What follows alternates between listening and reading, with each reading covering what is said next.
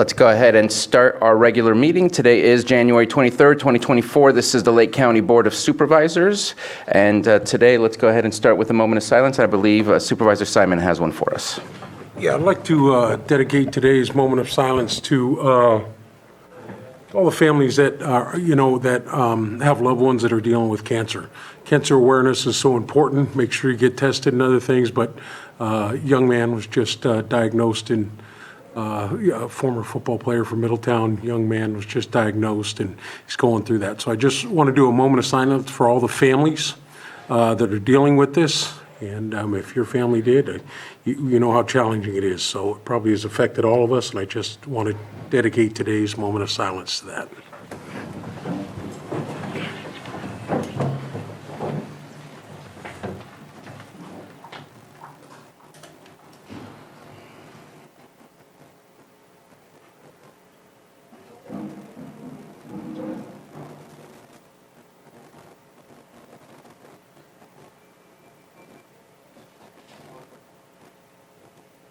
Supervisor Green, would you please lead us in the Pledge of Allegiance? I pledge allegiance to the flag of the United States of America and to the republic for which it stands, one nation, under God, indivisible, with liberty and justice for all.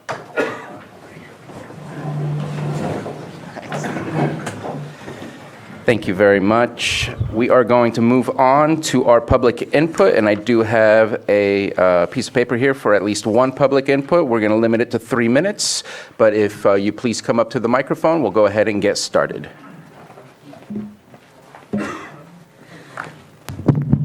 Good morning, supervisors, staff, and fellow Lake County residents. I'm Julia Carrera, and I'm here representing the Upper Lake Community Services District Formation Committee. As you all may be aware, we had a flood event in Upper Lake yesterday, and not just one.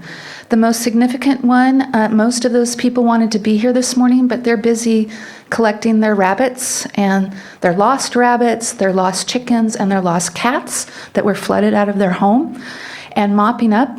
Several of the homes have water in them, the lowest points on Washington Street.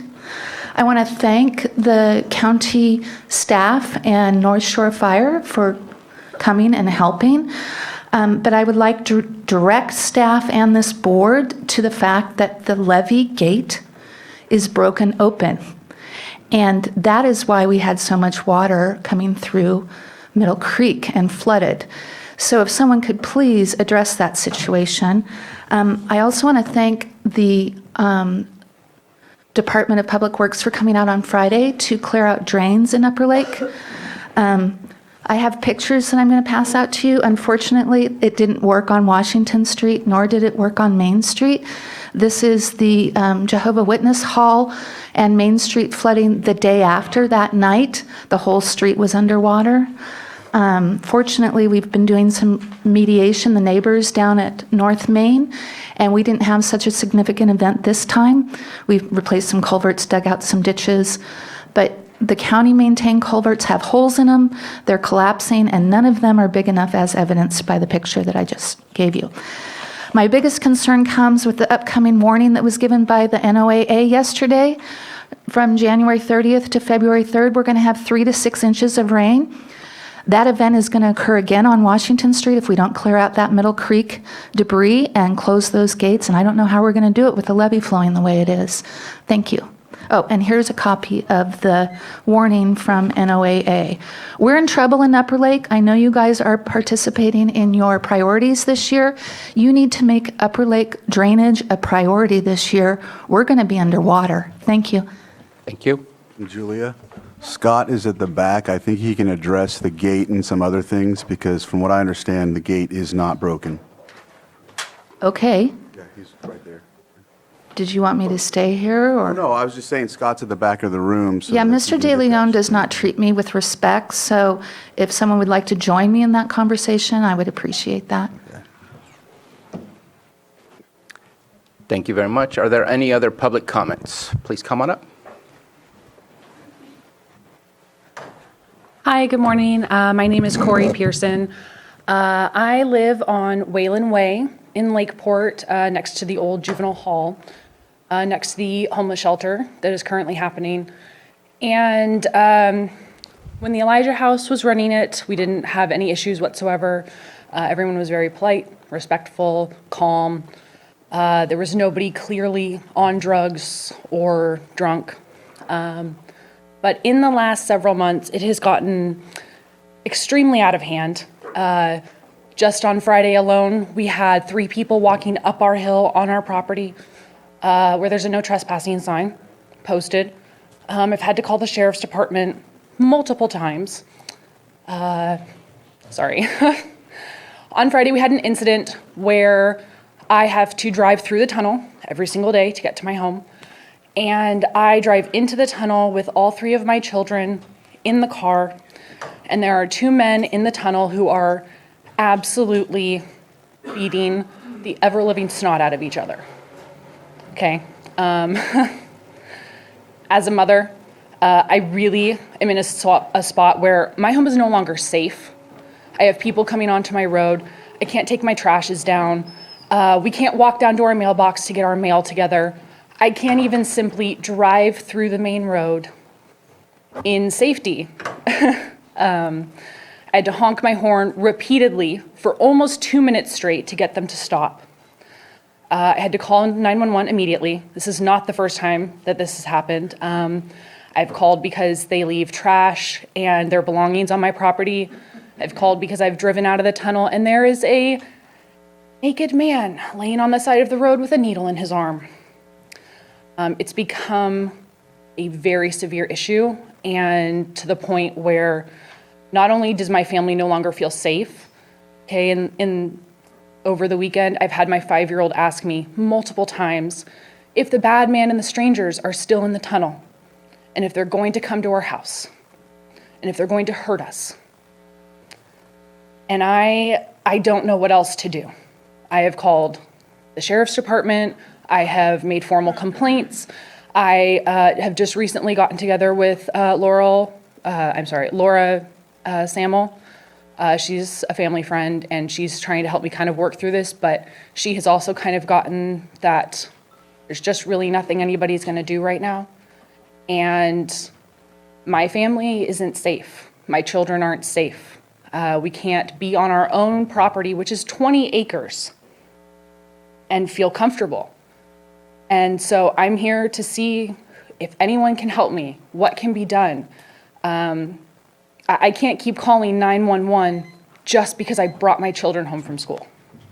Thank you for your comments. I will be speaking with Supervisor Green, and also we'll be in contact. Thank you. And if I can just add, well, we have not had the opportunity to speak. We do have business cards across admin. I would like to speak with you after this. Thank you. That would be great. I called your office like 3 times and I didn't get a response, but I do know that Laura had talked to you, so that would be wonderful. Thank you. Thank you.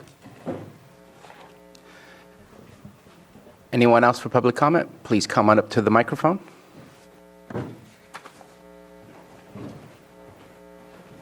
Good morning. My name is Mark Tonti.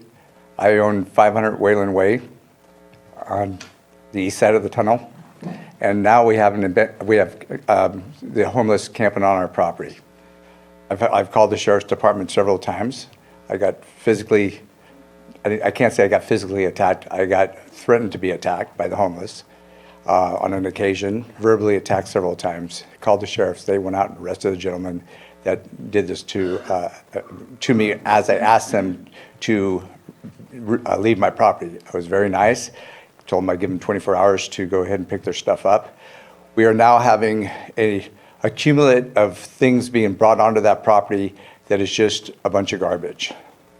They're doing things on that piece of property that is all the stuff they're doing, going to the restroom and everything else is ending up in the lake. Because all that water that drains from my property ends up into Clear Lake. So it's a problem, and it's only getting worse. I also live in North Lakeport, and every morning I get up, when I leave my home, what do I see? But a bunch of homeless people walking down the streets. It's becoming to the point where neighborhoods have become unsafe. And what I'm concerned about, if in fact we don't get control of it now, it's only going to get worse and worse. And then at that point, what do we do? So I'm here as well to help for your assistance. Thank you very much. Thank you. Any other public comment? And I'm not on Zoom. Do we have anyone on Zoom with their hands up? And there is no public comment there. All right. Okay. If we can let Travis speak.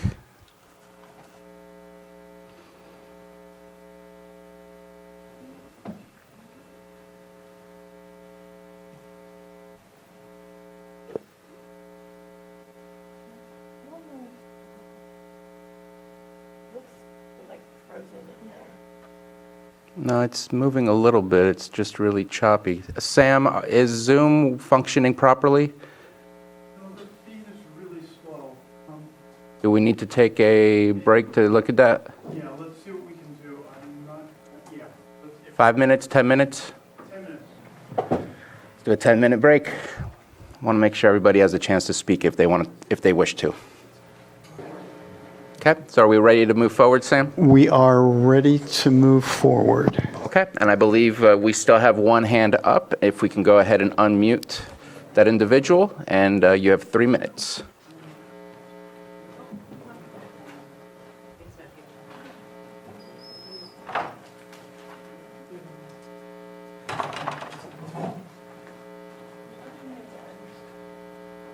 I'm seeing that we've allowed you to unmute. You're not unmuting.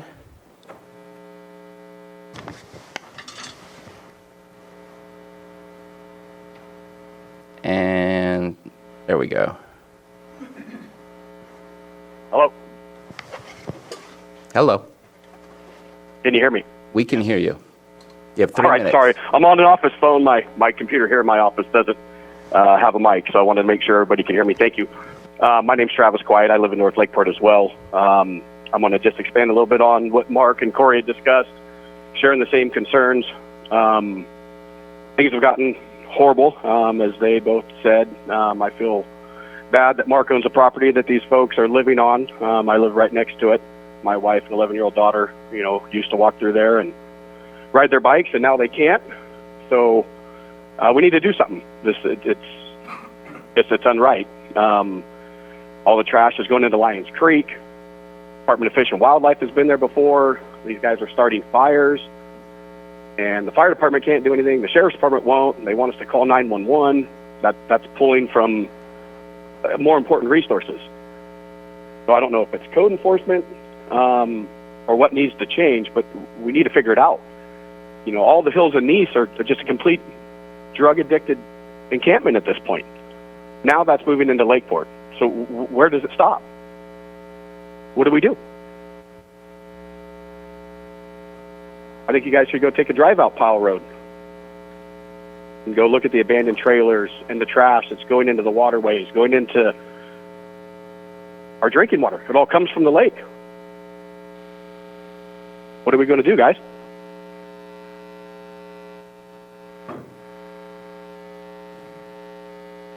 Are you finished with your public comment? Yep. Okay. And just to make sure everyone understands, in public comment, since it's not on the agenda, we're not allowed to respond or have a discussion about it. Please reach out to your supervisor and engage in that conversation. But at this moment in time here, since it's not on the agenda, we are not allowed to engage and discuss. So thank you for your comments. So we're going to move on to item number 5, Vision 2028 Overview, and Matthew Rothstein.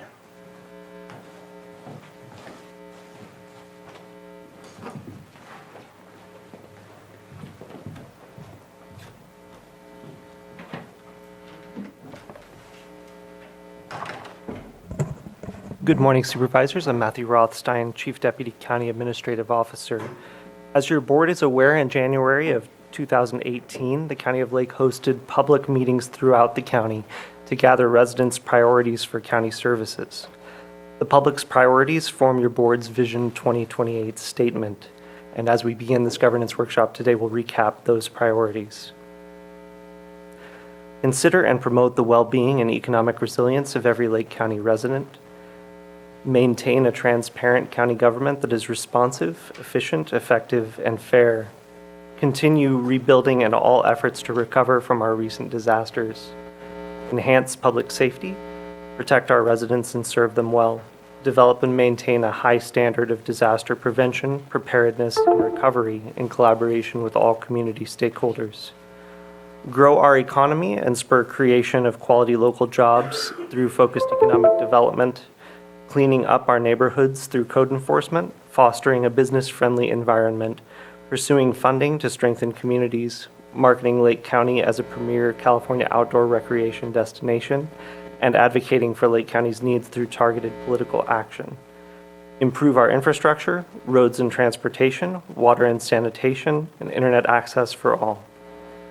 Support the county workforce through targeted training, retention, and recruitment initiatives. Collaborate with tribes, cities, and community groups to maximize opportunities. Care for our county's defining feature, Clear Lake. And finally, invest in Lake County's richest resource, our people. Provide pathways for our youth to bright futures living in Lake County. Encourage volunteerism, service, and action toward the common good, and recognize the wisdom and experience of senior citizens and serve them well. These community priorities collectively provide a sense of direction for the work of your board, administration, and county departments, and staff looks forward to your board's further priority setting discussion this afternoon. And now it's my privilege to introduce Casey Moreno, Deputy County Administrative Officer, who will offer a fiscal presentation. Thank you.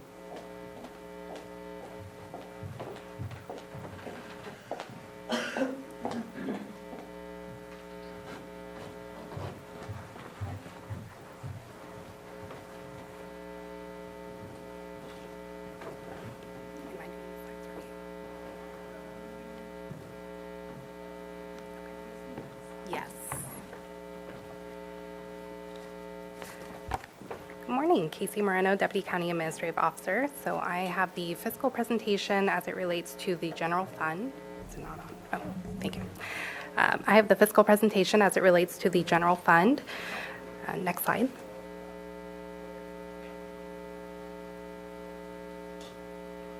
So first, we're going to go over the secured property and sales tax. Secured property tax is coming in where we're projecting it to be for the budgeted amount. As you can see, it's been steadily increasing. Last year, we saw a 6% increase. The sales tax is made up of Bradley Burns and Prop 172. And that is, actually, I have a correction to that. It is coming in as budgeted. So the projected annual final revenue is incorrect, so I do need to correct that. And we did see about a 3% increase from last year. This is the main discretionary revenue for the general fund. Next slide.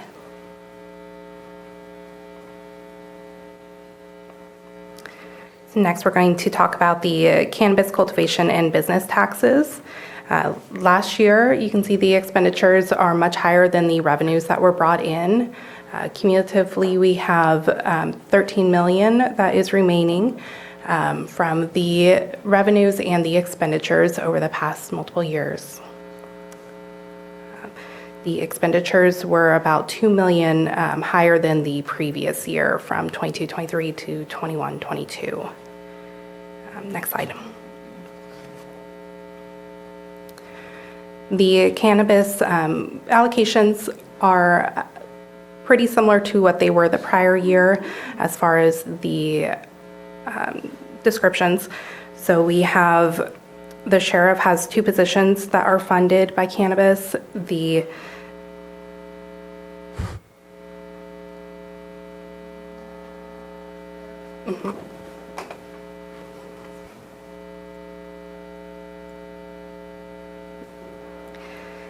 auto license plate readers and the armory, which is $610,815. Future years, we are budgeting it at $281,282, which will be for the 2 positions and the auto license plate readers. Library has staff for the MOU increases. Water resources, Lucerne dredging is still at $100,000. That was not spent last year, so that did carry over to this year. Future years, it is not currently budgeted. Water Resources has $800,000 for the Army Corps match, $135,000 for the, it's $100,000 a year plus rollovers, so there's $135,000 this year, and $100,000 for lake cleanup. Community Development has the MOU increases and staff time. Parks has the master plan and feasibility study. Building deferred maintenance started at $1 million, and $88,510 is remaining from that. Roadmap Task Force started at $1 million, and $757,804 is remaining. The Board of Supervisors discretionary is at $1,157,399, with $500,000 budgeted for subsequent years. Child support is also for the MOU increases. Hiring and retention incentives is that is for a county surveyor. And treasurer tax collector, $20,000 is for staff time. And then policy items not listed is for the RRA contribution and the cannabis JPA. So currently, less the reserve and the budgeted allocations, there's a balance of $2,160,267. And if we go with what is currently proposed for future years, there won't be much left unless there is significant revenues for the current year. Next slide. Thank you. Next is the LATCF, Local Assistance and Tribal Consistency Fund. So nothing has been spent from that so far, but I did want to note it because that is available. Next is ARPA, the American Rescue Plan Act. So this is the $10 million standard allowance. These allocations have been approved by your board, and so far we have been able to do some claiming. There's been a lot of departments that have been chipping away at the allocation. We do have until December 31st of 2024 to allocate these funds, but we do have until December 31st of 26 to actually spend them.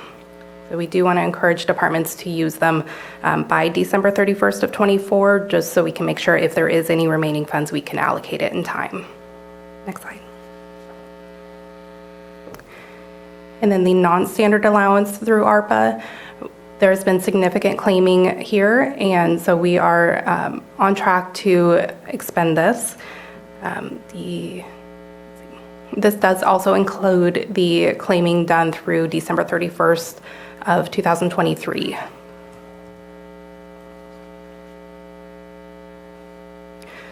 Some potential impacts to future budgeting include the MOU increases that will happen July 1st of 2024. There's also a class and compensation study that is underway. Any cannabis tax changes, like the 50% reduction that is currently in effect until December 31st of 2024. Housing market volatility, and spending trends of the population affect our sales tax, as well as property tax if they're buying homes. And that concludes my presentation. Thank you very much. Are there any questions or comments before we move on? I just had one. Please. I just wanted to note, when you mentioned the Lucerne Harbor dredging, that's on top of what's already been appropriated from past years. The project is still moving forward, so it's not as if that's been shorted. I just wanted to make sure that was emphasized for the folks listening. Thank you. Thank you. Supervisor Green? Yeah, and just a quick question. I think I heard the phrase cannabis JPA somewhere in there, but I was not aware what that was referring to. So that is the contribution that's allocated. To which JPA? I'm not sure. It's noted cannabis JPA. All right. Well, I'm pretty sure I tried to get one going, but I'm pretty sure that went down in flames. I can follow up with you later on that. Thank you. And I think we allocated it, unsure if it was going to come to fruition or not. I think I can safely confirm it's not. Yeah. So. Thank you for that. Any other questions or comments? Thank you very much. Thank you. Next, we're going to move on to our department head presentations. Actually, I'm going to make a pause before we make that big jump to the department heads. If I'm going to do public comment, not at every single one of the department heads that goes through. I'm thinking maybe on the hour, every hour, I'll open it up for public comments. That way you don't have to wait through the entire meeting before we get back to public comment. I want to be respectful of people's time. But I am going to pause here for if there is any public comment for what has been already provided and presented. And want to check on both Zoom and the board chambers. I see none in the chambers. And anything in Zoom?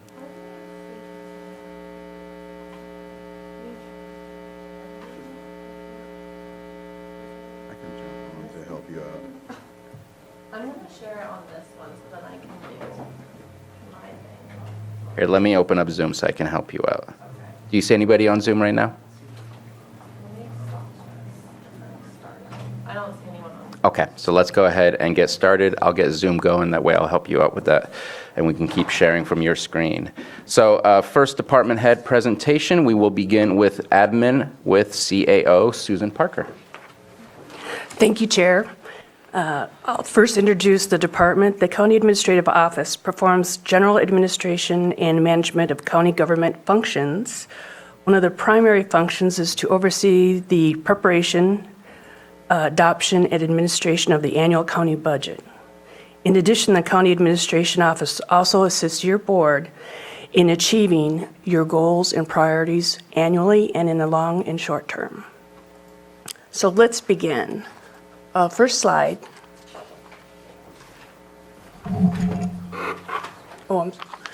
Just one moment.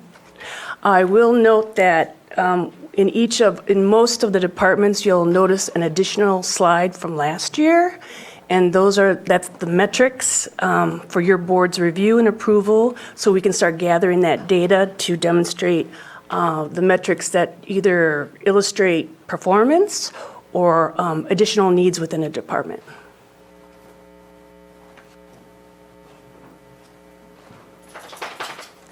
Are you ready? Yeah. Okay. So I'm not going to read these slides, but I would like to highlight a few items. Within our office, in the room today, we have Deputy County Administrative Officer Ben Rickelman, Deputy Administrative Officer Lisa Judds. I'm sorry, Matthew's already introduced himself, so I won't be doing that. Unfortunately, Terry Logsdon, I believe, is on Zoom, but is unavailable to be here in person today. So the reason I introduced the DCAOs is that we were very fortunate and able to actually start work on both the broadband strategic master plan, the housing strategic plan as far as the RFP. Both Ben and Lisa have prepared for your board's consideration the work plans for the next year. Let's see. We also, on behalf of Terry, I'll speak that we were able to finish and adopt the Community Wildfire Protection Plan. And we also completed the acquisition of the Kelseyville Senior Center in preparation for the renovation and additional uses that there may be. Let's see.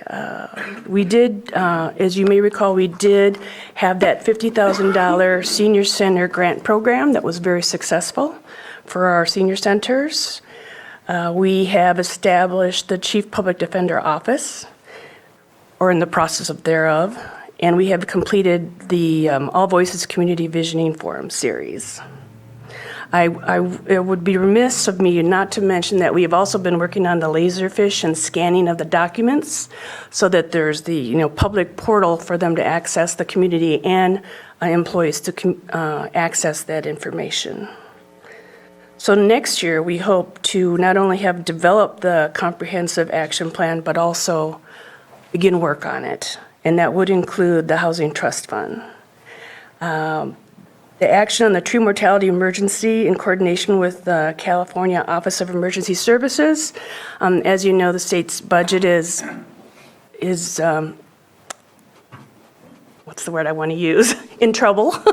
I'm trying to be nice. And that a lot of the grants that we were looking at have either been deferred or stalled or just placed on the back burner at the time being.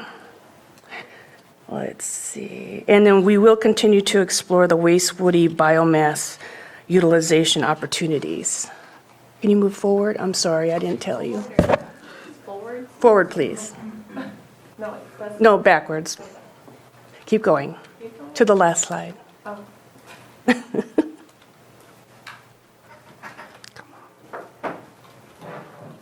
One more? Yeah, data points. Thank you very much. So, once we begin the work on the housing strategic plan, the broadband implementation plan, and the economic development plan, we'll be able to develop some metrics, such as linear feet, number of housing starts, number of loans. But right now, we're basically completing a lot of the items that I already mentioned. But again, once we start with these more, tangible projects, we'll be able to create data points for the board to consider. And that is all I have. Again, I do have Lisa and Ben here if you have any questions for them on their projects. Thank you very much for the presentation. Thank you. Supervisor Pyska. We can go. Yeah, thanks. Well, that was a big year. You did a lot, and I'm so grateful that we have this incredible staff now that we can start implementing these priorities that we've had for a long time. So the public relations and communications contractor, that is the newsletters that we talked about during budgeting, and what else will that entail? And actually, I'd like Matthew, is he here? I'd like him to speak to that, since that's he'll be managing that contract for us. So Supervisor Pyska and Board, Matthew Rothstein, Chief Deputy County Administrative Officer. The RFP was fairly broadly construed with the intent of being able to cover newsletters and also special projects.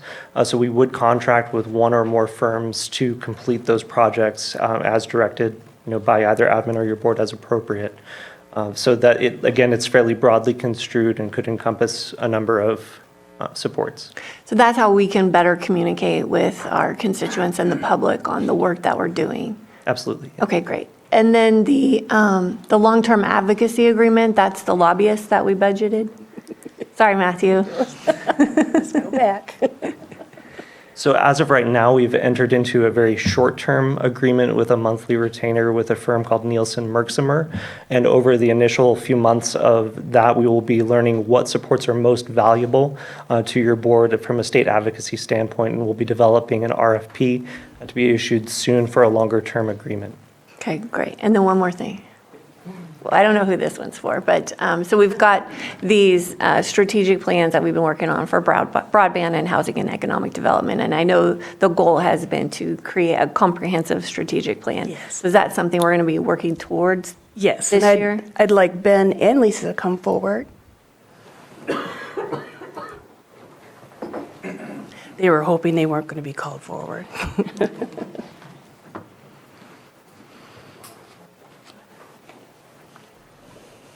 Good morning, Ben Rickelman, Deputy County Administrative Officer. Yes, economic development housing, but the idea of the strategic plan is to be countywide, so those would be two verticals of it. Okay, thank you. Thank you very much. Any other questions or comments from the board? I appreciate the conversation, and I was planning to dig a little bit deeper in the strategic plan concept during our legislative priorities, because I think it kind of matches as to what we're asking and what's our vision and what's our strategy on how to get there. As far as the data points and metrics, I feel like some of these things are not necessarily metric points. Like, I love the fact that you've been giving us a 5-year, 10-year view of what's our property taxes, what's our sales tax, Bradley Burns, all of those things. To me, those are important key components of understanding how our general fund, what's the comfort and security of our general fund for future use. I think that for our long-term advocacy is just knowing what we've asked and what's been delivered. I think that would be the metric that I would be looking for, because it's not necessarily a number, but just to better understand how it's working for us, how we're engaging, and what is the return on that investment. All the rest just seem to be more action items of things that staff just does, kind of like the reporting on the grants and things like that, that I would suspect just gets done, or else we don't get access to more grants. But for me, the metrics of better understanding the stability of our revenues, the trends of our revenues, and explanations of what's impacting those changes. I think that if we're successful in our strategic plan, whether it's broadband, whether it's economic development, whether it's housing, we should be seeing that impacting the sales tax, Bradley Burns, and property tax revenues. And so I think that that kind of paints the overall picture of how we're doing with our overall actions. So that's just my feedback on the metrics. That's all that I would be looking for as far as I'm concerned. Any other comments or questions? Thank you very much. We shall move. Oh, you're not done. One more statement, please. I would like to thank our staff, particularly Wendy and Carolyn and Matthew and everyone else. This was, hopefully this will be the last time we've had to do a heavy lift on this, and it'll be just updating the pictures and the fonts for the next few years. But I was remiss, I did not thank them. They did do a lot of work. Thank you, sir. Thank you. Oh, and thank you to the department heads for their timely responses. And I'll just finish up with the metrics part. I know that some of that will be new for some departments to keep track of certain things, and I don't want to ask for more than we should. I want to make sure they're easy to identify and easy to provide. So trying to limit it, I think, because I saw some lists are quite complicated and long, and I want to make sure that we're asking for what really is something that it impacts our decision making and our better understanding of how the county is doing. Thank you for that. Next, we have Agricultural Commissioner Catherine Vanderwall.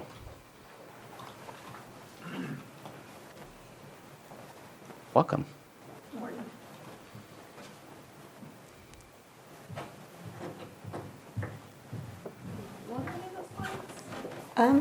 Sure.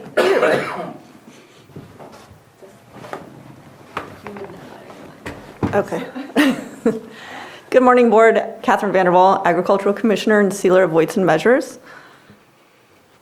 So some of our 2023 accomplishments for the department include we hosted a cannabis outreach event, and this was a educational event designed to educate the cannabis industry on pesticide safety, laws and regulations, and what they need to do to keep their operations in compliance and their workers safe.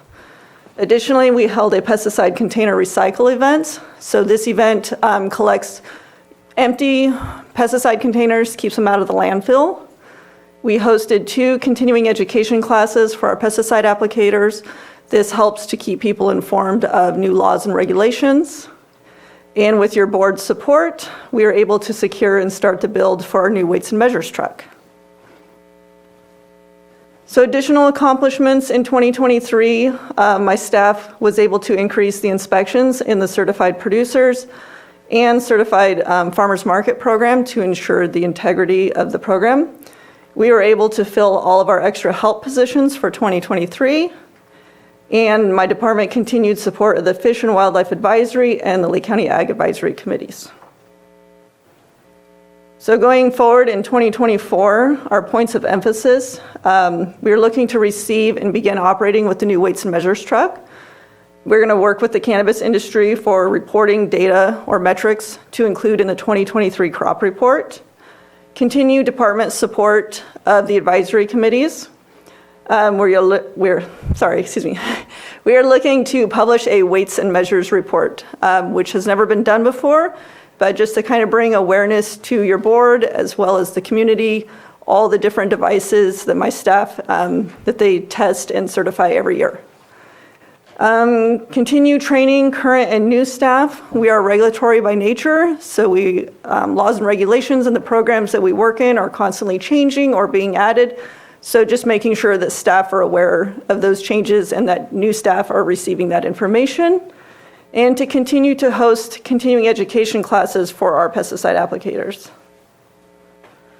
So some of our metrics for 2024 that we're going to track and be able to report to you would be the total number of our pesticide safety inspections, or the number of our certified producer inspections, and those are people who sell at farmers markets, as well as our number of certified farmers market inspections, the number of phytosanitary certificates issued. So those are the federal documents that go along with agricultural commodities to be exported out of the country. Total number of terminal parcel package inspections, the total number of nursery and other plant shipment inspections, our total number of weighing and measuring devices inspected and tested, the total number of our pest or exotic pest detection traps deployed, and our total number of public outreach efforts. Oops. Okay. Does your board have any questions? Thank you very much for your presentation. Also, I know you're not leading the Food Policy Council, but thank you very much for being a part of that. Our last meeting was very exciting, and I'm looking forward to continuing those conversations. Any comments or questions from the board? Supervisor Green. Yeah, just a quick thank you again. I've already thanked you, but I'll double down. Thank you for including cannabis in the crop reporting. Looking forward to further refinement of that and fully integrating our state licensed cannabis cultivators into our agricultural scene. Including also the cannabis outreach on the pesticide applications. That's important work.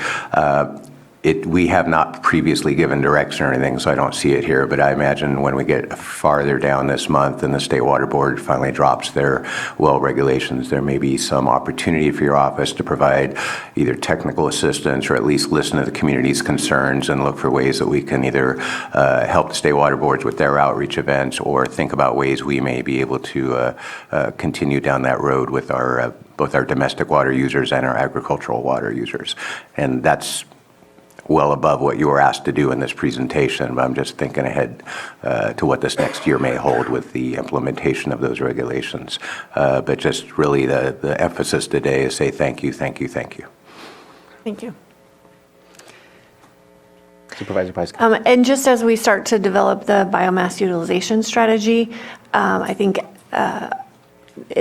your department's going to be important for kind of understanding what what needs the agriculture community will have when they do crop conversions and how we manage that biomass. So it's probably not a whole lot this year, but I just wanted to bring that up with the board that input is going to be really valuable as we put together that strategic plan. Okay. Any other comments or questions?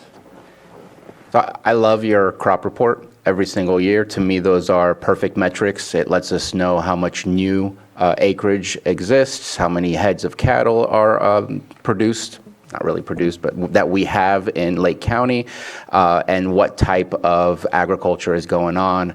To me, those are great metrics. That's all that I would ask for, but the addition of the weights and measures would be an interesting thing for me to find out of things I don't know about of what it is that you do with weights and measures. I see it all over the gas pumps, but I definitely do not know all the devices that you calibrate. So thank you for that. I look forward to that. Okay. And if there's no further questions, let's go ahead and move on. Thank you very much. Thanks. Next is air quality control. Doug Gearhart.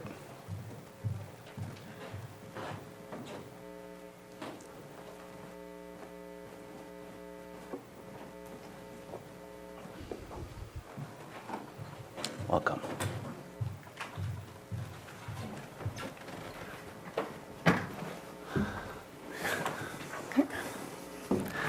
Good morning, board. Thank you for having us here. And I'll just kind of start out with, the Air Quality Management District. As you know, we are actually not County of Lake. We are an independent entity under state law. So we're kind of one of those weird things that we're almost a department, but not quite a department. And so we have a little different, take on things sometimes, and we try to do our best to work together. So our accomplishments for the year, we've maintained the clean air status for Lake County again. we still have a lot of data to process, but we are maintaining that. We do a lot of enforcement education. We run a lot of grant programs. With this, we've brought in over $800,000 in grants, and we have 2.8 staff at the moment. So there's a lot of work that goes into that, and grants is just a side benefit of some of the other work that we do. We funded a microbus, electric EV microbus in Middletown. They have it up and running. They're just finishing paperwork on it now so they can get reimbursement. So that should be done shortly. And our fee rule, of course, is still being worked on. It was an accomplishment, but it has continued because it's detailed. And it just takes a while. It hasn't been updated in 30 years, so it's taking a little bit longer than we expected. Now, as we move on, we've issued 80 notices of violation this year. I don't really see that as an accomplishment, other than to say that by doing violations, we are ensuring that the people that are complying with laws receive all the benefit of what they are doing. Catching people that aren't is preventing impacts to the community. So, that's the only reason that it's an accomplishment. We try not to issue violations to people, but you have to go forward. So, we've done upgrades to our monitoring stations. There's a lot of things that we could continue on with, but I know we don't want to go into a lot of detail. Points of emphasis for going forward, is to finish the updated fee rule. We have a lot of work that still has to go into that for the details. We're spending a lot of time with recruitment. We've started that process already. And this coming year, we are taking over the online burn permit program. The fire agencies have requested to transition out of issuing permits. There's a number of cost issues and things for them, and there's a lot of reporting. So we are taking that on. We're taking on the online burn permit program, the payment system, and that'll be coming soon. We would need to find more. We have another school bus we want to do. We're working on that, trying to get that application going and get those projects funded. And then we have a lot of grant programs that we still are looking for projects for. So the Moyer projects, we do have a fair amount of money that we do not want to send back to the state. So that is a goal for this year, point of emphasis that we're going to concentrate on, is getting that money into projects so that it does not end up being returned to the state. Because, with the budget issues, they are trying to pull every dollar back that they can. So then we have more monitoring equipment upgrades that will occur this year. And then we have our geyser air monitoring program, which is currently a consortium type program, and we're moving it into something that's maybe a JPA, maybe something more different than that, to enable it to have contracting ability and have a bank account and things on its own. We've had some issues with some of the entities that currently run those parts of the program, and they want to back out. So we have to do a transition, and that's going to be a big issue. It's going to involve a whole MOU rewrite, which will happen this year most likely as well. So. And then continue to pursue more grants. As soon as we have staffing, we'll keep going with grants. There are more grants that we could pursue, but we just need the staff to get there. So that's our goal for the year, is to get to that point. Now, metrics, we kind of put in a fairly big list of things that we do a lot of reporting to the state and federal government. So we do have a lot of metrics that we can use, and if there are ones that you specifically like or other things that we should add or change, we're happy to do so. But these are the ones that we typically see and typically are requested for. And that's number of staff, number of permitted facilities, number of burn permits, smoke plans issued, NESHAP inspections, serpentine dust plans, violations issued, complaints received, number of days in violation, how many grant programs we're running, and total grant dollars received. So those are all things that we do track just because we have to, and they're easy to track. But if there are other things you'd like to see, we're happy to add those to the list. So, thank you very much. Comment, questions?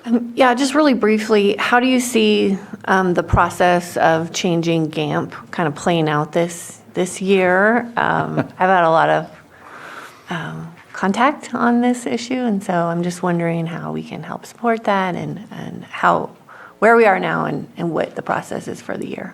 Well, currently, we've been working with admin to come up with ideas, Okay. and we've been working with county council and council for Sonoma County, northern Sonoma County, and trying to come up with a plan of where we can go with this and how we could set it up so that it could be, the JPA or small modified JPA type organization may be the most appropriate, but the details are still being finalized. So it is complex, and I'm happy to go over some of the issues in detail with you. whenever. Okay, great. Thank you. Yeah. Thank you. Any Supervisor Green? Just quickly, don't need to drill down in the weeds on this because we can't. You're just taking over burn permit issuance and all that. But we did speak about one property in particular this year that the owner thought we were being overly restrictive, and I was surprised in the converse. I thought, wow, I think we're being unusually permissive based on our ordinance as it was written 15, 18 years ago. Yeah. So I don't think we'd have enough data yet to kind of analyze, and of course we're in attainment, so that doesn't necessarily cry out for instant action.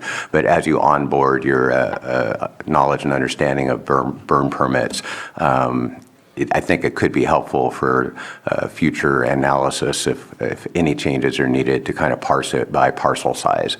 What mix of domestic and agricultural permits at 5, 10, 15 acres, something like that. Because it's the way it's written right now, I get it, and it seems to be working just fine, but obviously it's not perfect, and different people might have different ideas on whether it needs to change at all, and if so, in which direction. So I'm interested in seeing some drill down data on that as you come on board with that. Okay.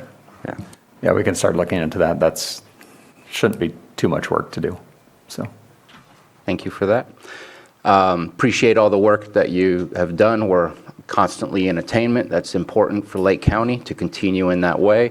I don't see that in the metrics because I know that there's a certain measurement that's obviously measured out in order for us to be fourth versus first. I don't know what that number specifically looks like, but there's a line that we should not cross, and it'd be nice to see where we are, if we're getting closer and closer every year, or if we flatline and we're staying parallel to the attainment line and staying below that. It would be nice to just see so that we can follow the trends and see what's going right, what's going wrong, and take action before things happen to cross that line. Appreciate the metrics on burn permits. I think it's important to better understand how individuals are helping us in fire mitigation. Yes, some of that could be in the middle of ag land where it's not necessarily a fire mitigation, but it's still at least dealing with biomass in some way, shape, or form.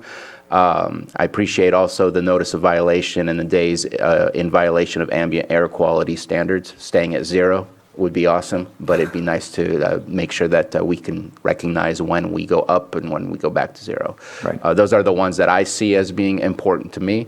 And I don't know how we are doing this, if we're looking for consensus as to what the metrics are, or if this is something that we bring back and during a closed session evaluation, we drill down and figure out those specifics and leave that list as is for today. We've kind of not skimmed over, but I didn't have this discussion for the previous departments that have already submitted and discussed their metrics. But I also, like I said at the beginning, I don't want to ask for more than what we actually need. Maybe you are collecting those, but it still takes time to be able to process that and provide it to us. The type of format that you submit it to the state may not be a very easily legible format for us as a board. And so that might take time to reformat and things like that. So I just want to make sure that we're asking just what it is that we're curious about and what is important to us to make sure that we have that information. I'll just add a little clarity on the issue of the clean air status and the ranking. The ranking is based on the American Lung Association ranking. That's where we're, top in the nation stuff, and that's based on a 3-year average, which includes natural disasters. The clean air status, you can exclude the natural disasters if you can show that they were beyond your reasonable control. So there's 2 metrics there. One is the what people actually breathe versus what you can actually reasonably control through regulation. So when we're clean air status is what we can reasonably control, but our status, our ranking in the nation is based on what people actually breathe. The clean air report from the ALA doesn't come out till April every year, so we won't have the current status. We could have the previous years, but we won't have the current year's data until after April. That sounds perfect. I care more about the metric that keeps us in attainment. Granted, it's always nice to be highlighted as having one of the cleanest air in America, but the attainment is what's important to our communities, our industries. There would be a different impact that we're not ready for at this moment in time if we push past that. Right. And we have not had significant natural disasters in a few years, so we are slowly, that data is falling off the ALA list in the next year or so, so we should start moving up the list again. Awesome. As long as we don't have another one. Keep knocking on wood. Yep. Any other comments or questions? And what do you guys think about the conversation of metrics? There's a lot today to go over, and wondering if that's something that we just kind of review and discuss today, but drill down and finalize in our evaluations. Yeah, I don't think we should be changing them on the spot today. Okay. I agree with that. I agree we shouldn't necessarily change them on the spot. I don't necessarily agree that taking them back in a closed session is part of an evaluation. I think if we have metrics we want to talk about, we should communicate that publicly. Okay. So at this moment, we're going to keep going as we have and discuss it openly and move on and see where we go. Thank you very much. Thank you. Thank you, Doug. Thank you, Doug. Thank you. Next is Animal Care and Control, Jonathan Armis. Good morning. And I did say I would take a public comment hour on the hour. Since we started at about 9:30-ish, I will take the hour on the hour starting at 11.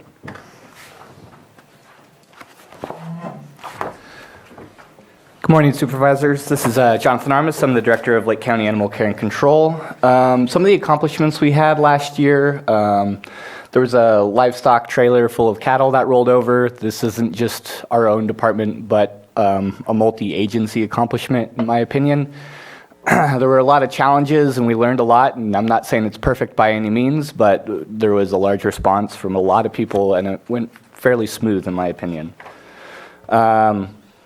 And we also, with public health, they had a simulated shelter disaster exercise that we also went out and went with.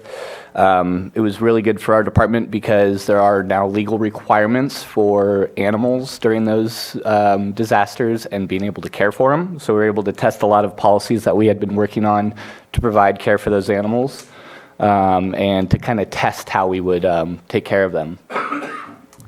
We hired a staff services analyst last year, a few months ago. It actually helped us a lot in with the livestock trailer, figuring out, sadly, we had to euthanize a lot of animals. There's a lot of complications when using barbiturates, so we were able to start producing a policy to find other avenues, which was big for us. And we've also started a foster program that's about to get up and running. That's going to help our department big time for animals that might be hard to place, get them out of the shelter, get them out of that environment. And so far, we probably have 80 to 100 pages that were created in that program, including training, an application that a foster gets to use that we can use and keep up on the animals, and then all sorts of onboarding. So for our emphasis, we want to get the foster program and then a volunteer program up and going, and utilize our community to help us for a lot of the needs and struggles that we're having. We want to strengthen our disaster response capabilities. There's more requirements coming down on the state. Like I said, it's going to get more difficult for our staff to be the only ones to respond to those. And then looking for outside assistance for spay and neuter services, medical type services, including low income and community cat program Speaking of the community cat program, I just want to make the board aware. I do know that it's been a large topic as of late, and I do plan on trying to get a presentation prepared for you in this next month about that, cats, veterinary services, and that type of issue. And then some emphasis, we're trying to look at revamping. Veterinarians are very, very hard to come by right now. We're trying to revamp the description of the allocation to better suit what it's actually required of someone to be in our facility. And hopefully with that, we'd be more in line with what other counties are doing for those types of allocations and be better in line and hopefully find someone willing to come while still looking for contract services. We found many leads, but no one's interested. Other opportunities that we're looking at for community cat programs and surgeries. For example, there's organizations out of our county that I've reached out to that we're actually beginning discussions. It is a point of emphasis. Hopefully we are able to find those resources to come in, do some type of large spay-neuter clinics or something to get some services in there. And then other points are LEAP, again, our disaster response, and then the foster program. For some of the metrics, complaints, calls of services, dispositions, what we've done, how we handled every situation, income, outcomes, live release rates, length of stay, all of those are things that we can come and get information easy for. Adoption events, vaccine clinics, that kind of just what we do daily. I have it easy, so whatever you'd like. Well, thank you. Any comments or questions, Supervisor Pyska? Yeah, I appreciate you and your department. You are working so hard right now, and all of your staff is just so kind and compassionate with a lot of the issues that the community is seeing with feral cats and the dogs.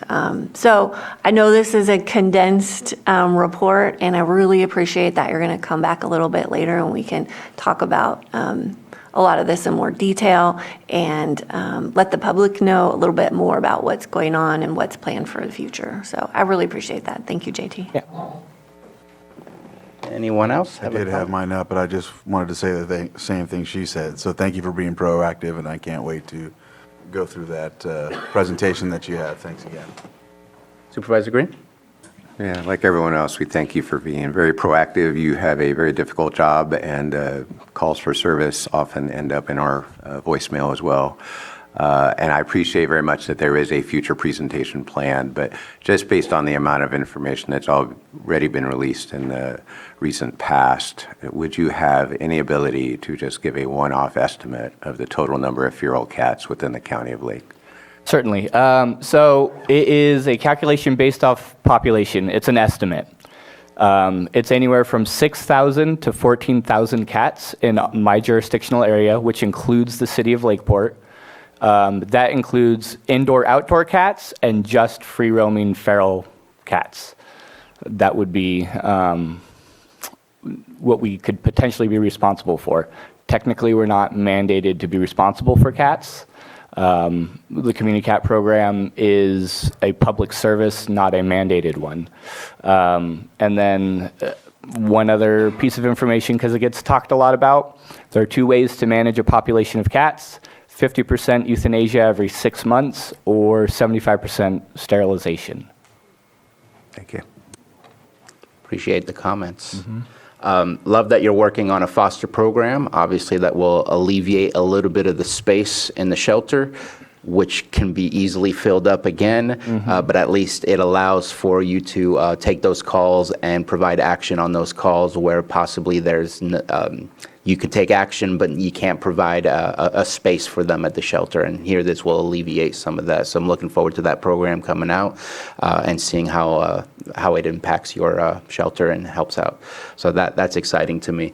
As far as the metrics, the spay neuter is my biggest interest, because to me, spay-neuter numbers speak highly of what direction we're going to go with any increase of population when it comes to dogs and cats.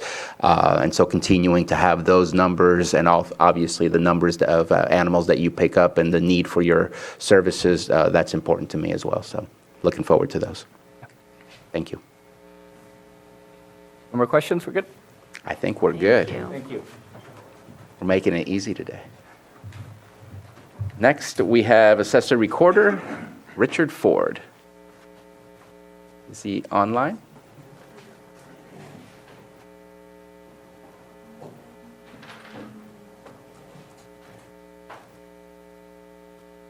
No Mr. Ford online?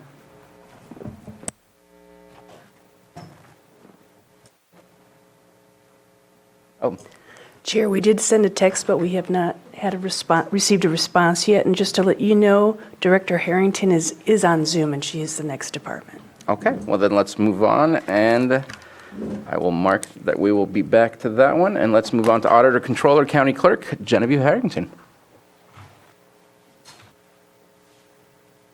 Good morning. Good morning. All right, I'm sure I can be heard. Well, thank you. I'll just jump right in. I'm presenting for Auditor Controller, County Clerk. And I'll starting with the 2023 accomplishments. One of the big ones, we hired a business software analyst. That was a new position we received during budget. So thank you very much for that, which is in preparation for the new finance system that we're looking into, as well as all the other opportunities for innovation in the office. Single audit that resulted in no findings, and I wanted to say that we're on track. I shouldn't actually for another month, but we're on track for the next year with no findings as well, which does mean that our county will be considered a low-risk county again. So we're very excited about that. We implemented a new accounts payable software. That was more, we were forced to because the one we had was sunsetting and they weren't providing support anymore. But that was a pretty big undertaking for us to do on the fly, and we did it, and it's all implemented now. I recently completed the RFQ for the needs assessment consultant to prepare for the new ERP, the Enterprise Resource Planning System. So that's our finance system. It can also be a human resource system as well.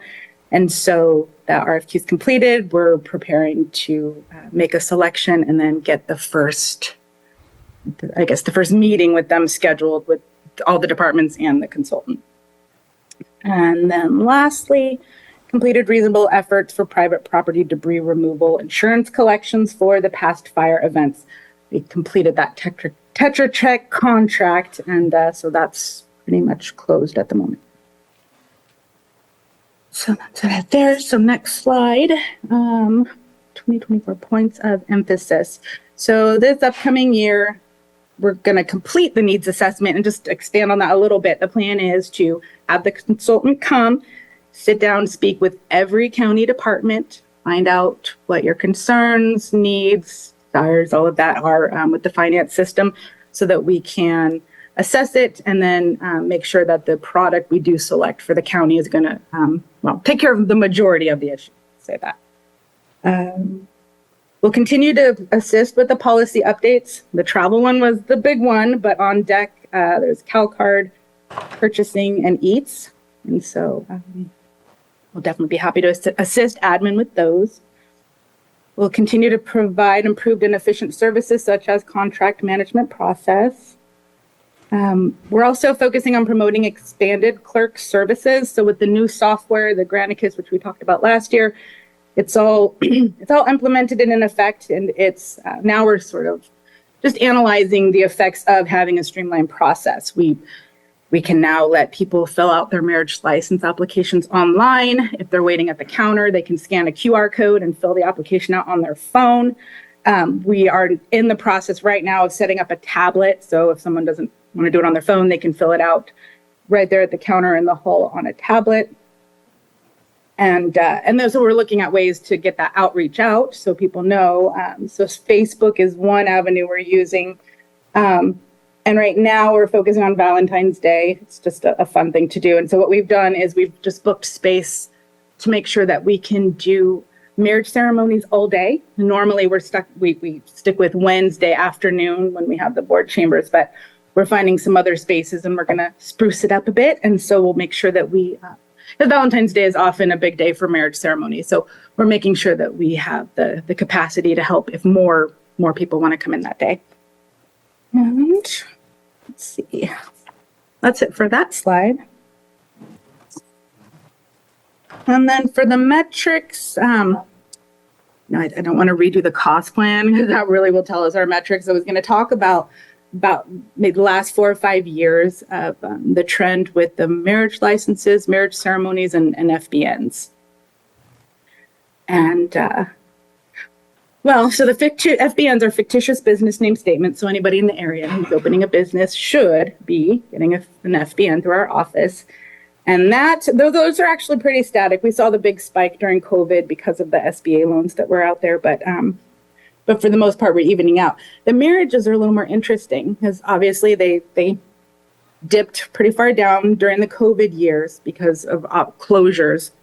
But the numbers we're seeing now are actually higher than pre-COVID. So I guess love is catching up. And so our numbers are actually higher than they were pre-COVID. So we thought that was pretty interesting. So I don't know if it has to do with our outreach or not, but that's what we're working on. And we're kind of trying to track that and see how that goes in the upcoming years.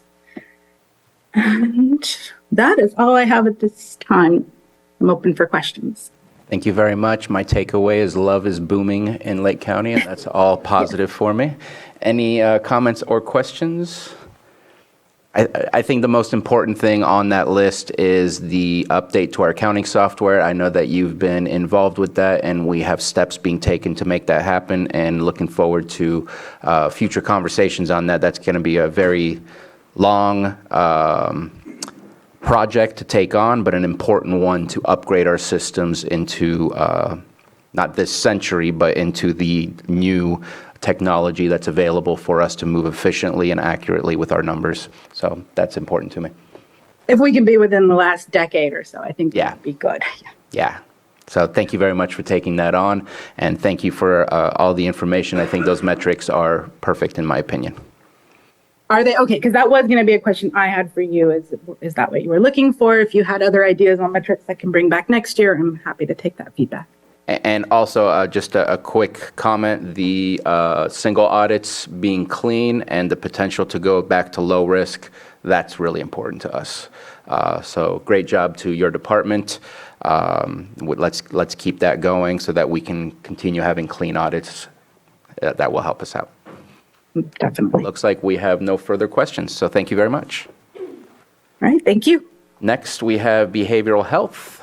Elise Jones. Good morning.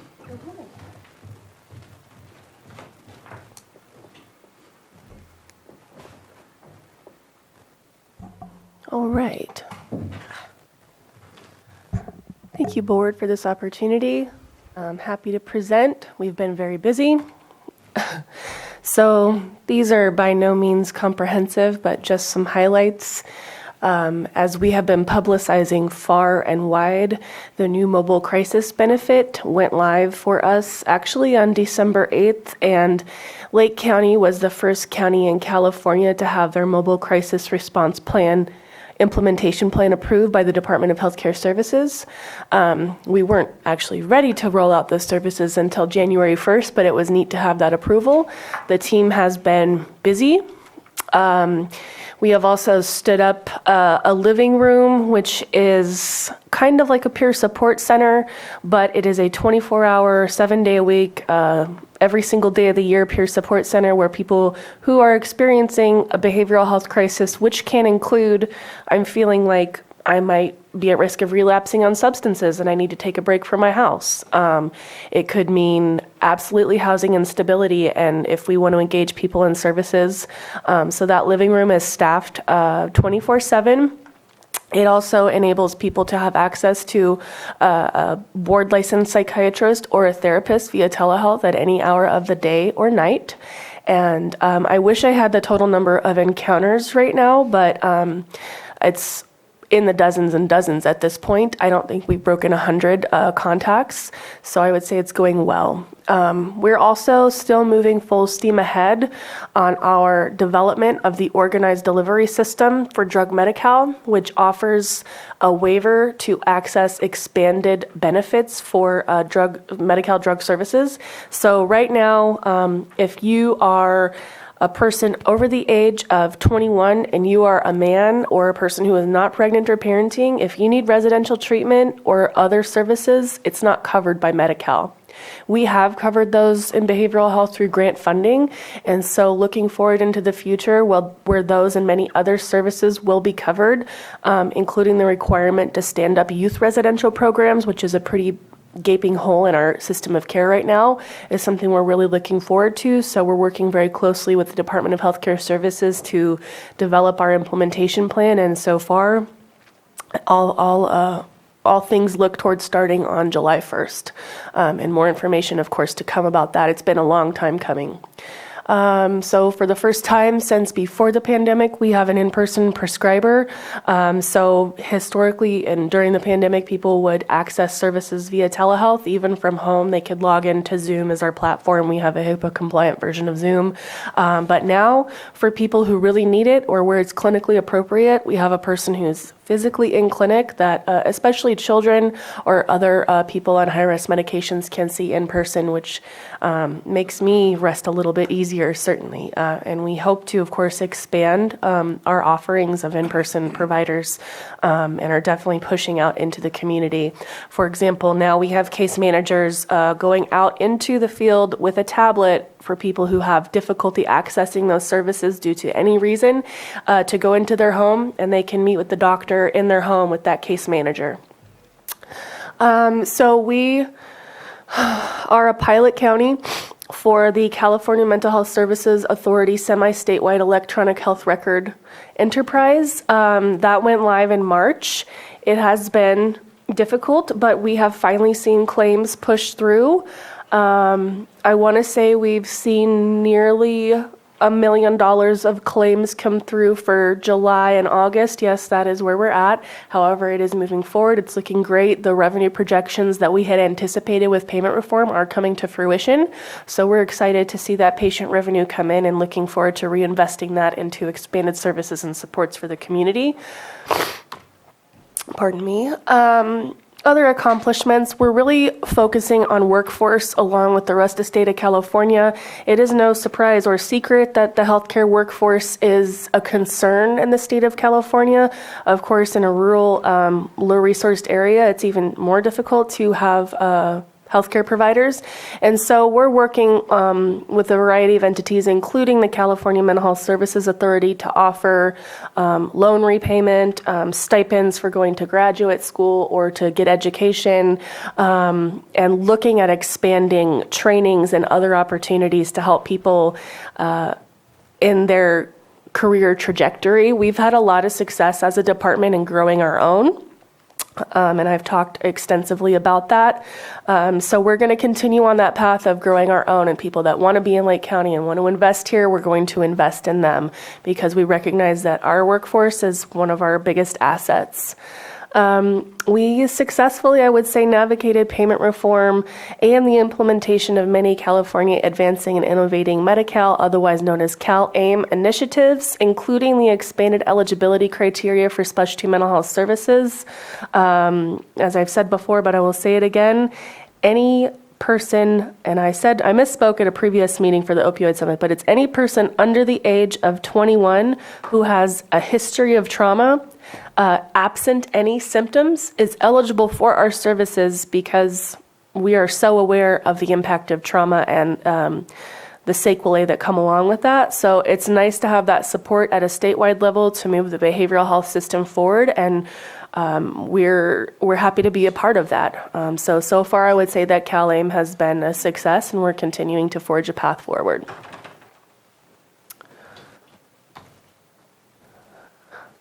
So again, this year, moving into continuing employee engagement and retention activities. What you don't see, and some of the soft work I like to say is, while we do publish a monthly public newsletter. We also do a bi-monthly or every 2 weeks internal staff newsletter where we just highlight and share gratitude for each other. I mean, we have Pet of the Week.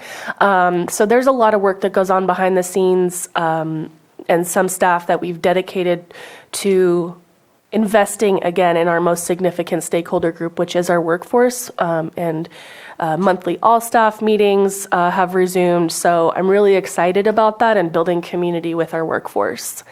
We're also always looking at making sure that our network of providers is adequate.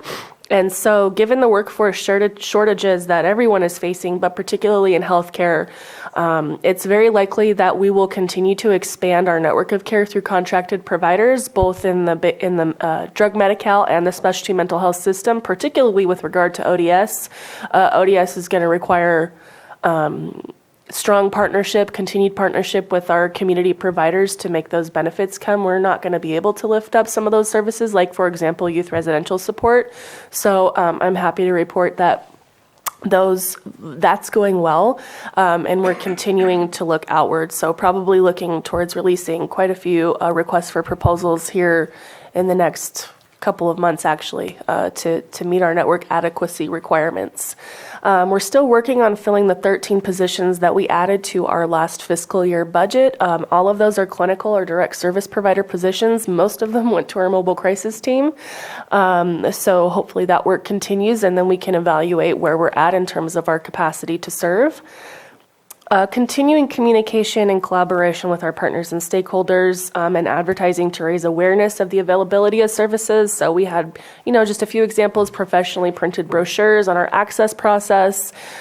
We specifically hired the position of community liaison to be out in the community attending any meeting that they can to spread the word about behavioral health services, because there are still a lot of people who don't know what we are, what we do, that services are available. And so it is imperative that we make the community aware of the services to which they're entitled, especially given the fact that Lake County has between 70 and 80%, I want to say, Medi-Cal eligible. So that's a lot of folks that we are particularly called to serve. So that's exciting work. So the data points and metrics that I've reported are the total amount of Medi-Cal specialty mental health services. Those have been reported. Also, we run a DUI program out of our department, so we have data on the DUI program, including completions, et cetera. We are audited regularly by the Department of Healthcare Services, and I'll soon be coming back to your board, I would say within the next month, finally, to report out on the External Quality Review Organization audit, which is a really nice snapshot of where we're at. Our Mental Health Services Act we're preparing for an audit right now, so our compliance team is constantly preparing for audits. It's just the nature of the business. We're heavily monitored. We also have a lot of great data on our Mental Health Services Act, or MHSA Full Service Partnership program. We pay roughly $60,000 of housing costs, including rents, for our beneficiaries every month. The program also shows significant reductions in recidivism with regard to incarceration and hospitalization. So overall, the Full Service Partnership has been a successful program in Lake County.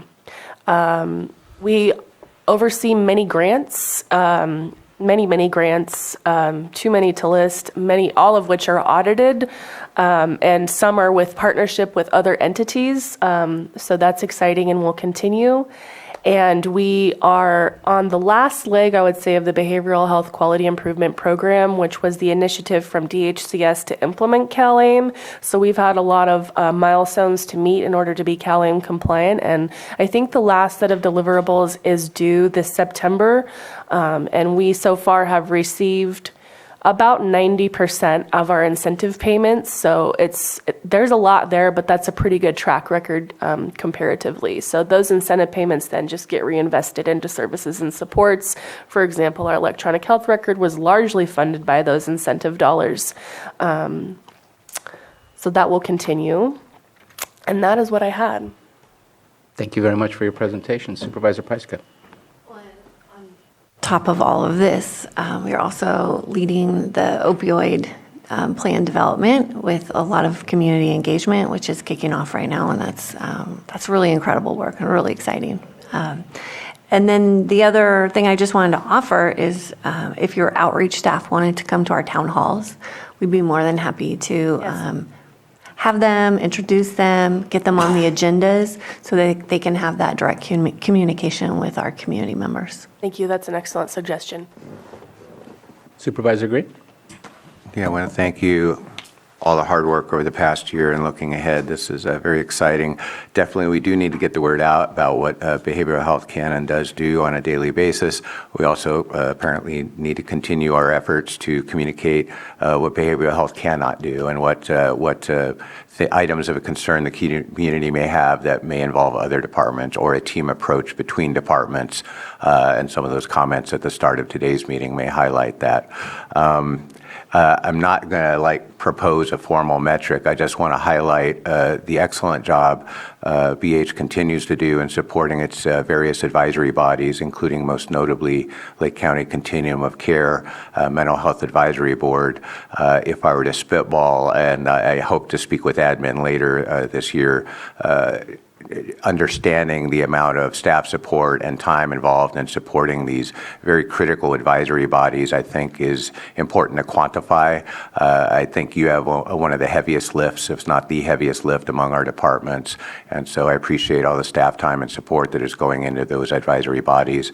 But I think having a metric to make sure that your department is adequately supported and our volunteers that serve on those commissions are adequately supported, that we have a better understanding of how we, between our departments, support our various advisory bodies, because it's literally kind of all over the map right now. And again, I hope people will feel free to outreach to you. Mobile crisis response team, I'm immediately thinking that you will get a mix of calls, people that are in actual crisis that you are authorized to respond to. You may get calls that may be more appropriate for a 911 call or something like that. And you may actually end up tag teaming, similar to like they do in the city of Lakeport on some of these calls with police response, sheriff response, I'm sorry. So the most complicated palette of programs and funding mechanisms and reimbursements that I could even conceive of listening to. You're rattling it off like it's all that, but I just want to, again, appreciate all the hard work you're doing on that. And as we move forward this year, I want to be able to support you, and I'm sure this board does too, in helping you do what you do best and also bring resources from other departments for the things that you aren't really authorized to work with. Thank you. Appreciate that. Any other comments or questions? So I appreciate seeing the ODS stuff being moving forward for July 1st, 2024. Definitely that to me could be I'm not going to say a game changer, but it expands the possibilities of the services available to our community members. So that's truly exciting. And kind of what Supervisor Green was saying, the COC is not on your list, but I know it's something that you put a lot of effort in and a lot of time into, and that's appreciated. And obviously, more conversations will be had about that, especially with the public comment that we received. But it's not easy, but necessary at the same time, and appreciate your staff's time on that. In looking at the metrics, I'm interested in, it's not listed on there, but what I'm interested is kind of like the unduplicated count of patients that are using our substance abuse programs and the unduplicated count that are using our mental health services programs to kind of get a concept of what those numbers look like. And it could be that some are in both rather than just in one box. And then my other interest is what percentage of each one of those duplicated counts are interacting with our jail. Because that is, you and I are both involved with the conversation with WellPath, and the numbers are staggering in our jail, which ones are not there because of substance abuse, but who are there and have substance abuse, and who are there and have mental health disorders. And so that to me is something that I would like to keep paying attention to, and a reduction in that percentage of those that are interacting with our jail, I think would be a absolute success in making sure that our jail can do the job that they've been educated and trained to do, because the needs of those with substance use disorder and mental health is a whole different requirement that your department is set for, but not necessarily our law enforcement and our correctional officers. Obviously, they have the assistance of WellPath and their staff, but looking at the numbers that have been provided to us, it's pretty staggering, the needs that are in our jail. So those would be the ones that I would be very interested in, as well as continuing to track the pick count numbers. I know those are readily available to us outside of that, but putting all that together in one package, I think would really help us out to see how we're impacting those numbers in our community. Thank you, Mr. Chair. And if I may add, I would like to specifically call out behavioral health jointly with the Sheriff's Office custody side was awarded a PATH Round 3 grant, and the amount, I want to say it was $850,000-ish. And so myself and Captain Polich are working closely together. We just corresponded yesterday regarding what that's going to look like. Essentially, the initiative around the jail is that people who are within 90 days of release, for one, get their Medi-Cal reinstated, which is a huge deal, and for two, that we capture those people effectively in services. We've had conversations with WellPath and jail staff about the need for us to stand up an assertive community treatment team, which is a really high level of care that you might see similarly offered to somebody in care court or other like those type of folks who really need like everyday kind of wraparound services. So that's happening, and I'm very excited, and I just want to give a shout out to Sheriff's Office and both the patrol and custody side for their partnership around that, and I'm looking forward to seeing how that plays out, hopefully to the benefit of, the carceral population. Absolutely. Thank you for that. Anything further? Thank you very much for your presentation. Move on to Child Support Services, Tammy Widener You're doing public comment? at 11.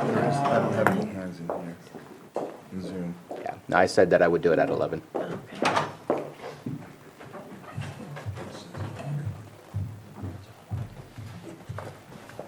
Good morning.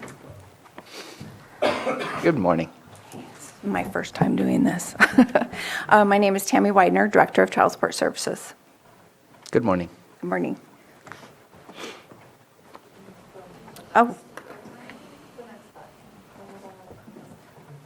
thank you. Thank you very much.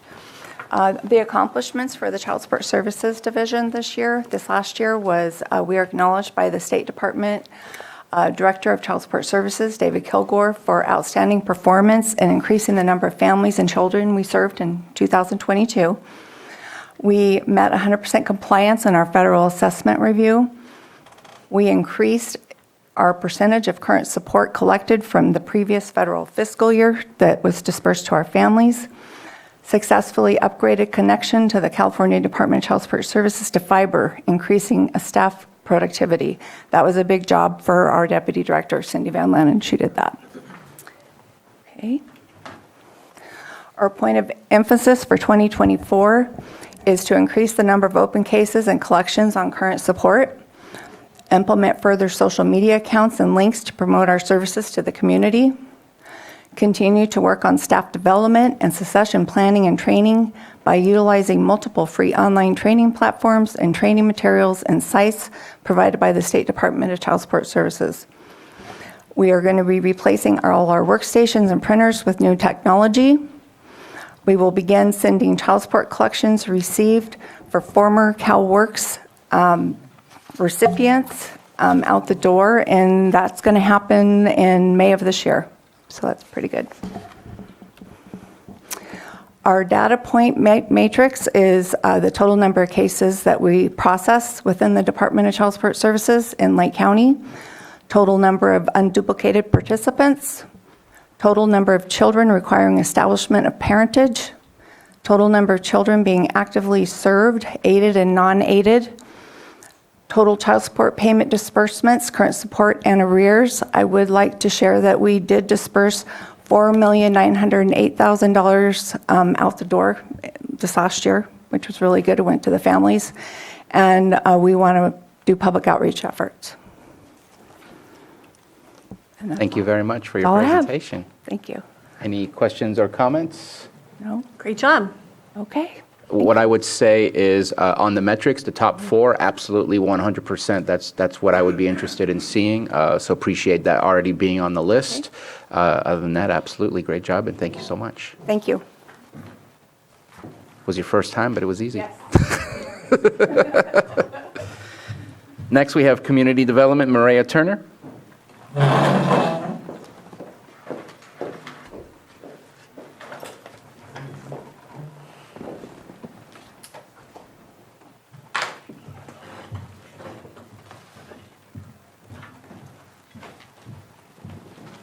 Good morning.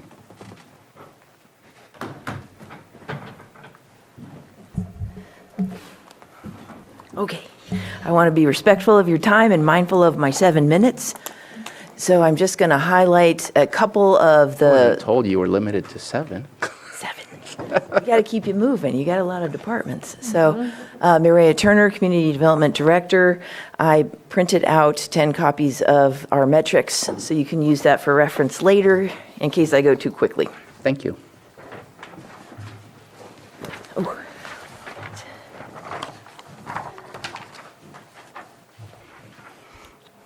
Okay.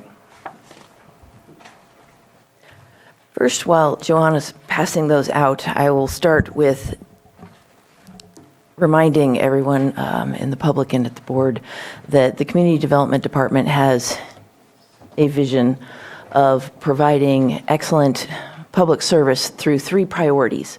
These priorities are staff recruitment and retention, staff professional development, and fiscal sustainability, particularly for the planning and code enforcement divisions. So you'll see as we go through a number of our accomplishments as well as points of emphasis that they relate to those 3 priorities. Do I push a button or do you push a button? This guy. Thank you.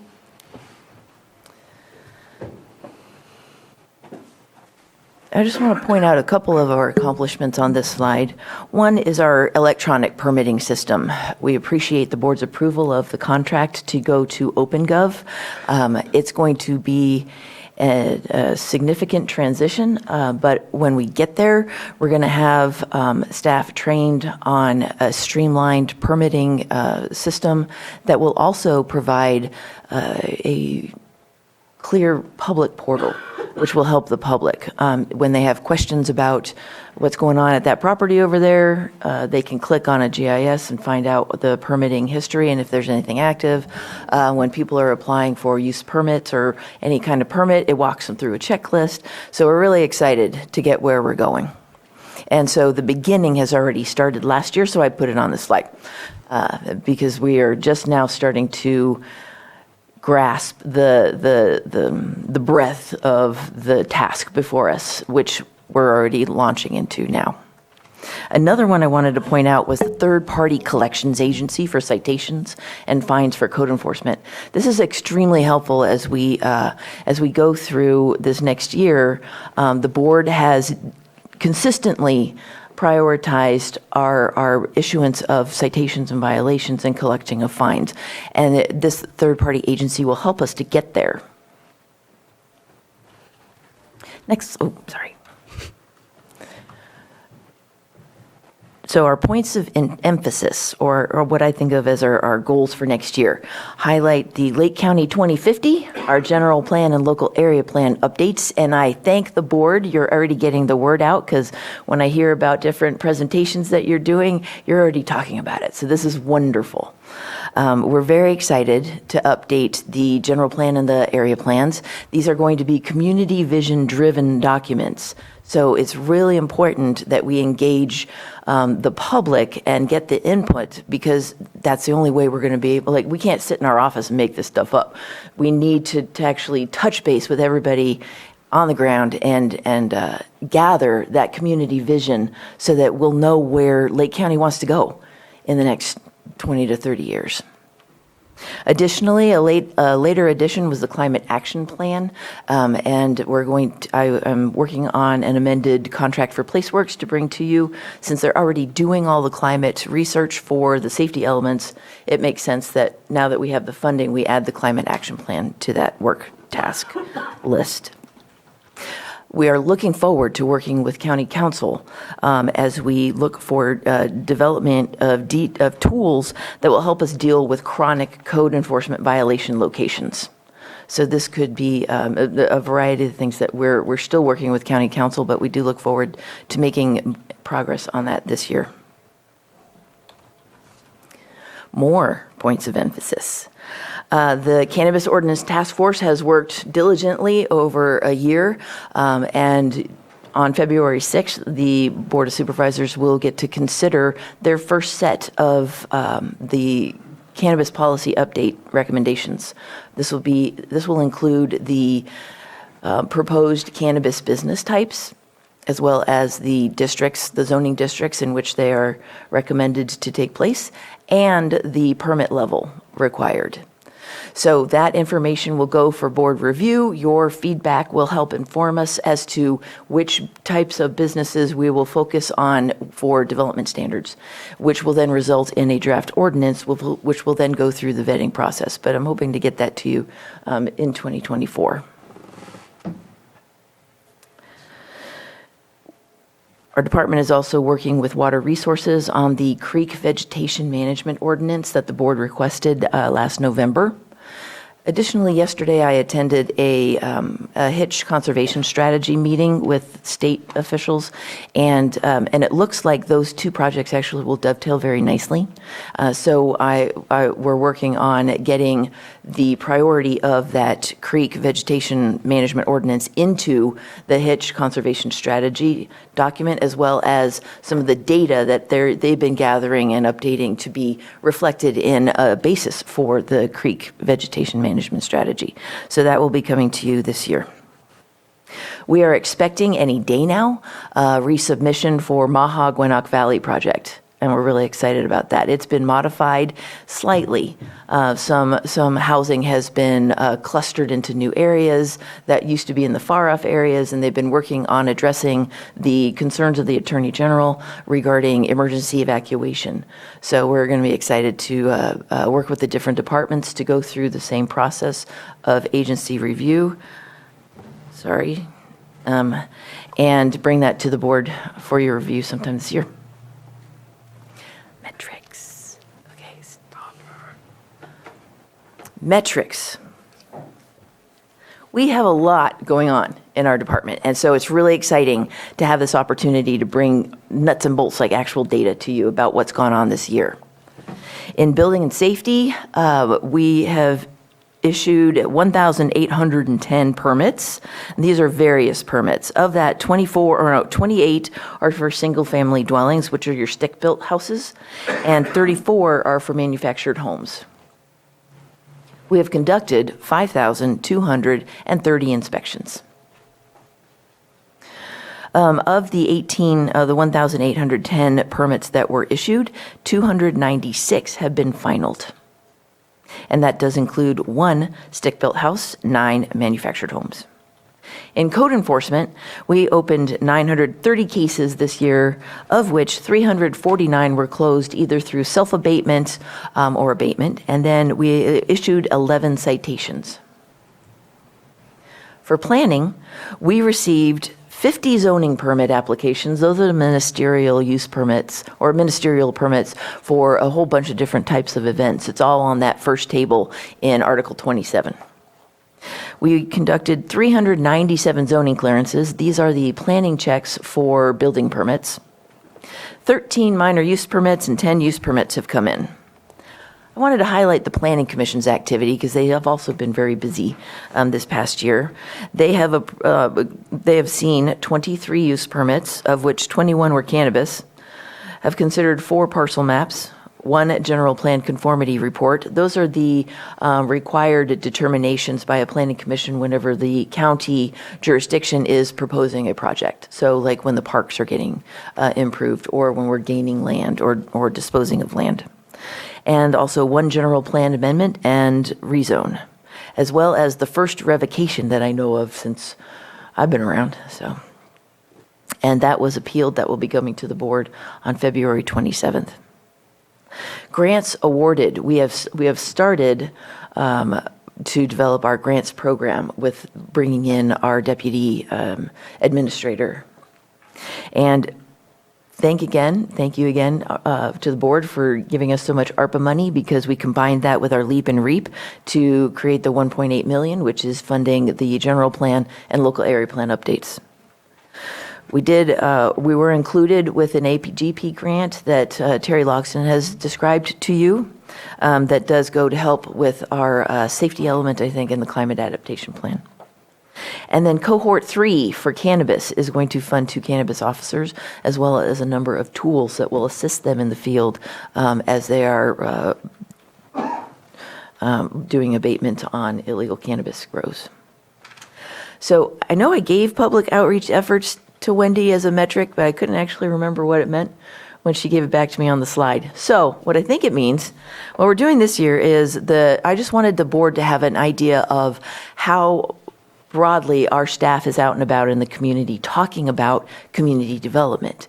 Because as with most governmental things, you don't really think about government going on until it really bothers you, and then you come and complain to the supervisors. So the more effort that we make, I feel, in community development to get the word out about what's going on, the better the public understands and can interface with us more successfully. So we have had staff attend the Kelseyville Business Association, all 3 town halls in District 3, Worth, Earth, and Surf, Math, the town hall down in Middletown, Lower Lake Community Action Agency, Judges Breakfast, Rotary in Kelseyville, LAFCO.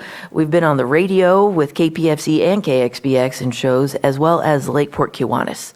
And we really look forward to the board continuing to extend invitations for us to join you at your town hall councils. We love every opportunity that we can get to talk about what's going on in your districts.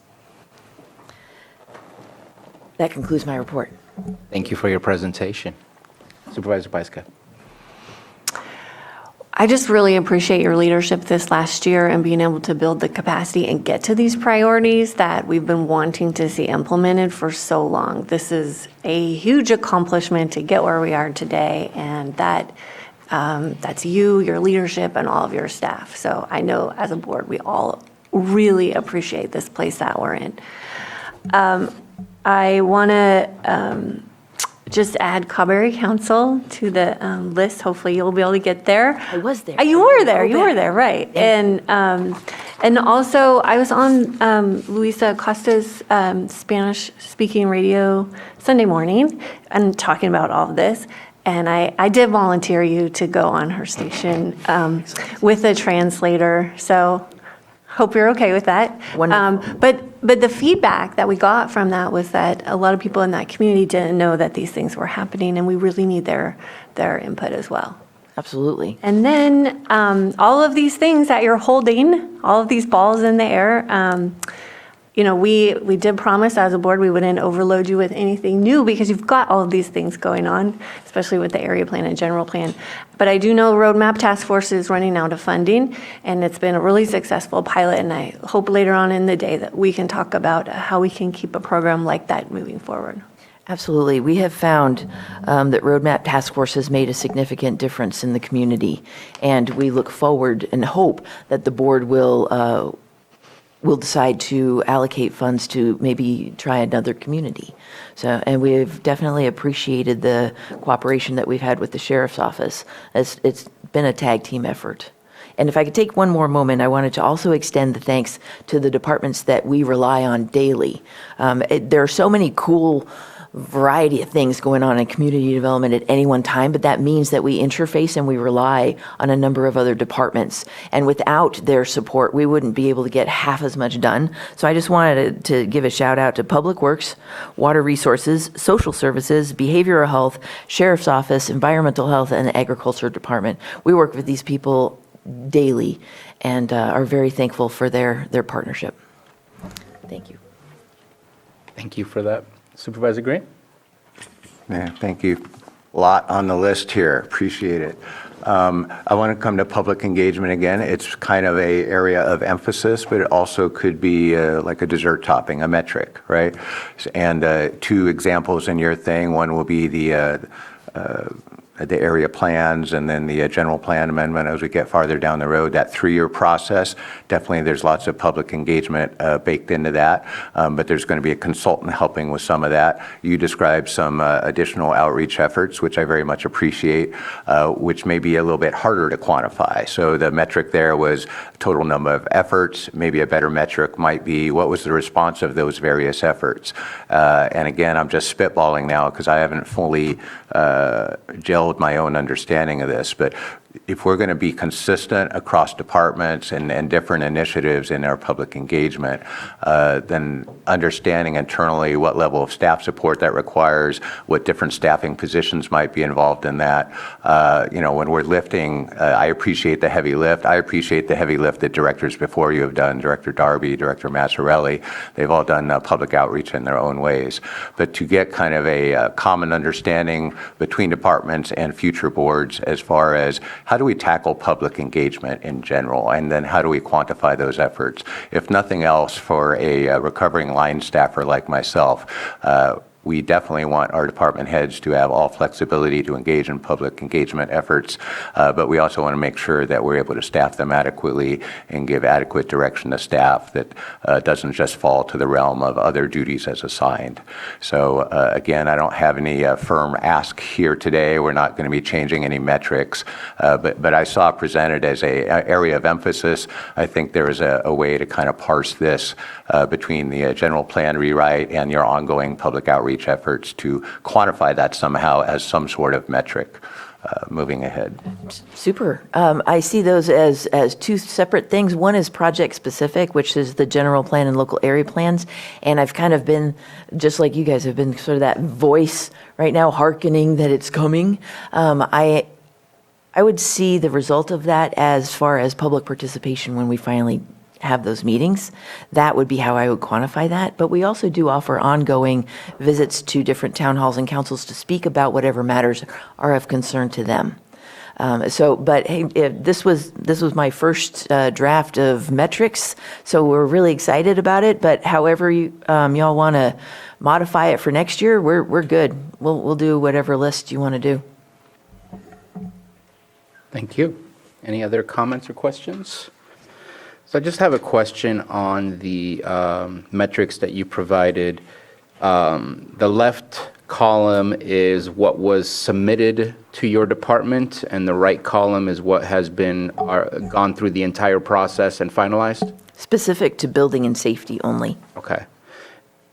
This was sort of my sketched notes that I just slapped a title on. So. No, and I think as we collect that information and again see it on a graph, we can envision the length of time that a process takes, and knowing that the intake is always going to be higher than the end result. Some get canceled, some just lay around incomplete because you never hear from applicants again, and then eventually you'll also see a spike in approvals. It's just a little bit behind. It doesn't happen within the same time frame. Right. Yeah, I think you would see that over this past year because I was mainly a bottleneck for the Planning Commission because I didn't have time to really do that review of all the staff reports. But now that we have a principal planner in line, it's starting to flow better. Yeah, no, I appreciate the metrics provided. Gives me a better idea of what is truly happening in the department. Having code enforcement continue to provide that information as well is important for us to recognize, are we making a change? And what's the impact to the community as well? And as far as Roadmap Task Force, to me, that's a budget conversation, and happy to have that conversation when we get to it. Awesome. Thank you very much for the happenings in your department. Thank you. Thank you. work with an awesome team. But one thing I forgot to point out also was professional development for our staff. This, you can just kind of see, is a list of in-house trainings that we have been doing on a weekly basis for planners. A variety of topics, anywhere from legally defensible CEQA documents to different processes like voluntary mergers, tips on making presentations to the Planning Commission and the board. And so we're teaching ourselves in-house. We're also, planning is also attending a number of different trainings for CEQA, for new laws, things like that. Our building division has ongoing trainings with the ICC and our, which I think is International Construction Council. And then code enforcement has ongoing trainings with Casio. Lastly, our planning commissions, they had a chance to go do a regional planning commission workshop that was put on by Institute for Local Government. So we're looking at all different opportunities to keep the learning going, and to keep also the networking going, so that our decision-making body, our planning commission, can learn from other planning commissioners too. So thank you. Thank you very much. Any further comments or questions? Thank you for your presentation. I'm going to open it up for public comments, see if there are any questions or comments from the public. I see none in the board chambers. And I see nothing in Zoom. So we're going to take a 5-minute break. Let's take a 10-minute break, and then we will come back and we will go back to our assessor recorder and then continue with county council. If we can please get all supervisors up to the dais. Supervisors to the dais.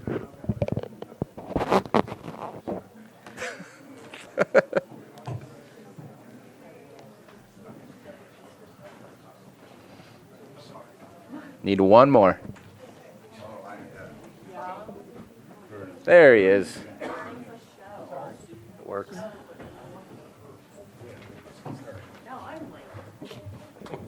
All right. Thank you very much for coming back. Let's go ahead and go back to our assessor recorder with Richard Ford for your presentation. Perfect. So we'll start off. Do I have a slide? I got a slide. Yeah, and you could just use arrow keys. There we go. Okay, so to start off with our accomplishments, when I first took office, we had 10,800 Prop 8s. To give you a little bit of history of Prop 8, Prop 8 is temporary reduction of value after the base year value, right? And so properties for a lot of years stayed pretty stable in Lake County, so there was not a lot of movement there. Since prices have come up a little bit, we've been able to actually start working that, and we're down to 2,500 on that number. We don't know, there is going to be a number that is a permanent Prop 8 number, which basically means and I'm just going to give an example. Somebody who lives, let's say, in the Bay Area, not very familiar with our housing prices, buy the property that is going to be too high from their base year value, somewhere in the past got enrolled. They are on permanent Prop 8, which means they probably will never come off that Prop 8. It will never get to a point where we actually take them off of it. We're not at that number yet. We're not quite sure where that is, because that would take a lot of time to analyze the 2,500, and honestly, we spend time working other properties. But that's a big accomplishment to get down to 2,500. That's pretty close to what we think is permanent Prop 8, which is considered our bottom. That will probably never get to zero, but that's a huge accomplishment operationally for us. You want to see that. It will always fluctuate historically. As recessions happen, values change, those Prop 8s will creep back up, and then they get worked back down as the values come back up. The next accomplishment is we had an additional staff receive the advanced appraiser certification from the state. That is a very big deal for us. You have to take state tests. You have to take 6 of them, week-long tests, a lot of calculations, pretty heady stuff, and that is a great thing for our office to build our bench strength. When I first showed up, we did not even have one advanced appraiser on staff at all. The only person we had was a retired person, Jim, who actually worked for us part-time, and he was an advanced appraiser, but nobody on staff was. We now have, I think at this point, we have 6, I think it is, including the retired person. So that's a huge accomplishment for building our bench strength and preparing for succession planning in the future. The next one is the Tyler recording system implementation. That's very important because how file our current recording system Basically, they've stopped doing business in California, and they basically are just holding pat for us. We are working with Tyler, and we hope, a little bit echo. Did somebody open up Zoom and not mute? Should I keep going? Okay. So the Tyler recording system implementation has started. We anticipate that going to be implemented in August of this year. That implementation, if everything goes well, will include e-recording. First time in Lake County, which will be a huge benefit. It's a lot of coming to that point. We also started the audit program. When I first showed up, they had not done audits on the assessor side for multiple years before I showed up. It has now been going about a year and a half. We've had multiple settlements due to that. The audit program is basically comparing what somebody, it's usually on the business side, what somebody actually submitted as far as information compared to their future submittals, and basically doing an audit of that, in some cases doing a physical audit of assets. We have done those audits. We were required by state to do that and was not in place for many, many years. Has now been restarted, and that's a huge accomplishment for us. That goes into kind of the advanced appraiser and auditor appraiser certifications that we've been achieving. We have to have an auditor appraiser to be handling those audits. Otherwise, it has to physically be the assessor recorder himself. It's the only other way the law will allow that. So that's huge accomplishments for those. As far as our points of emphasis, so biggest focus right now on the recording side is the recording system. That takes going through the data, cleaning data, double checking our data, everything to do. Good system implementations is not taking a trash amount of data and put it into a new system. It's cleaning the system. We've been cleaning it for years, but you will always find things you need to clean in a system implementation. So we are taking the time. We've already done some cleaning so far in some of our implementation. We will continue to do that data cleaning as we go through and implement the system as clean and as best as possible. We've already changed some of our codes. We are also reducing our land use codes. This is very large for Lake County. Reason for it is because approximately, it's actually a math calculation, but basically we have a bunch of combinations of items that go into making our codes. And so the way the combinations are set up right now, it produces about 1,600 different codes. Of those codes, most of the volume is in about 30 of them. The rest of them have one or two codes, or one or two properties within those codes. We will reduce it down to about 30 at the end of this, which will be at the end of the tax roll. As soon as we end it, we will implement new codes. That is very common to a lot of the more, I would say, progressive counties, Napa, Sonoma, when it comes to Megabyte, which is our property tax system. Mathematically, that should speed up Megabyte because every time it goes through a query or a question, it's going to ask 1,600 questions currently.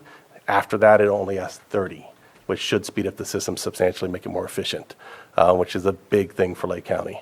We will continue to build staff knowledge through our training. As you guys know, we train every morning. We also train every night. Every morning is on general topics. As an example, we're going through new laws, all the new laws of the new year. We go through that usually in January. And then on the assessor side, we do the same. At night, we go over realistic items. So if something was, let's say, an error, we actually train on our staff on that error at night, as well as on all our state. Anything, honestly, we can grab at the state or across the state. We grab and we bring it in. We've set up our actual kitchen and different offices to basically handle our trainings because we don't have a conference room in our office. And we'll continue to add state certifications to our office. You guys have heard me say before, I think it's very important for succession planning to make sure that traditionally the assessor recorder comes out of the office, and the reason for it is for the training. It's a lot of knowledge that you have to have for a lot of the things that we do, and a lot of them are laws, and they continue to change. And so not having those certifications, not having that training, I think is you enter the office very behind. So I actually have all those trainings, all those certifications. I expect my staff to be working towards that same. As you can see, some of the improvements that we've done on our certifications. As far as key metrics, To be honest, I didn't want to give you guys a huge page of all our metrics because it is a lot. But our general metrics are, you just heard Prop 8, we went from 10,008 to 2,500. We basically have 67 new permits for SFDs. We have about 250 that are still outstanding out there. And that's our big focus this year, is to get the SFDs done. The remaining permits that we have to work most of them are either solar or small cabanas or some variation like that, but much smaller dollar amount. So our goal is to get the SFDs done this year. We did about 18,000 recordings this last year. That's a little bit on the lower side from our high. We were at about 20 to 22,000 on the high side of that. So that tells you what's going on with the market. And then we had about 4,800 deeds recorded. So those are kind of just the big bucket metrics. There are a lot of other metrics you could go through, but literally we could go through pages and pages of metrics. You see some of my previous pages. So I knew I only had 7 minutes. I knew I couldn't go through all those metrics, but that's it for me if you have any questions. Thank you very much for your presentation. No problem. Jessica. Yeah, I was just, Supervisor Pyska. so the permits, there was a significant backlog. Do we still have a backlog, or where are we with that? We still have the backlog on the 4,000. We've worked some already. We've Okay. improved on the SFDs, so we've improved on that, and we only have 250 that we're intending to work before, in this case, July 1, when we close the tax roll. So that'll clear all the SFDs, except for, of course, what The comes. 4,000? The 4,000, most of that is solar or cabanas. So Okay. solar has no valuation whatsoever. Right. When somebody comes in and puts a solar, it's a note for us. We just put in the system, note that a solar came on until it gets resold on the next sale of that property. So from looking at priorities, we're hitting high dollar amount in the things that would affect property owners in the community first, right? Which is an SFD. You don't want that out there too far with escapes. Cabana in most cases is 10,000 or less in most cases. So once we get the SFDs done, that will be a much further dollar amount down and much easier for us to process it. So the remodels and all of those? Yeah. So the remodels is going to be kind of in the SFD world. Okay. And so we're hoping to get the 250 done in the remodels. The only remodels that we probably won't have done by that time will be anything that is non-permitted, because that's a discovery. We have to figure out that they've not permitted, something, and that's always true. Okay. Well, we all get the calls about their tax bills, so we know you're working through a lot of backlogs. Trying our best. Any other questions? Supervisor Green. Yeah, we all do get the calls, and I got a couple in the last year too. So my question is, it's kind of a theme here today, but public engagement and public outreach and stuff like that. So whether it's in terms of area of emphasis or a future area, potential area of emphasis, or a metric that we could do, what should be done. And I'm only mentioning that because I had somebody really mad at another department head who really should have been mad at you, and it took a little while for me to navigate that particular situation. So it's not in your presentation right now as an area of emphasis or a metric, but can you briefly explain what public outreach activities or public engagement your office can and do, and is there room for improvement of that in the next year?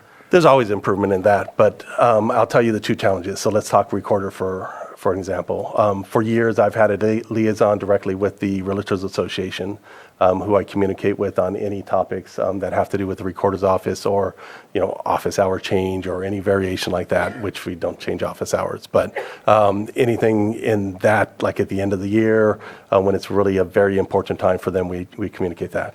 We do the same thing with the title companies. They're pretty much a phone call away for us, as well as we send them memos. And so we've got that outreach pretty well for most of our business on the recorder side, which the title companies are a big chunk of that business.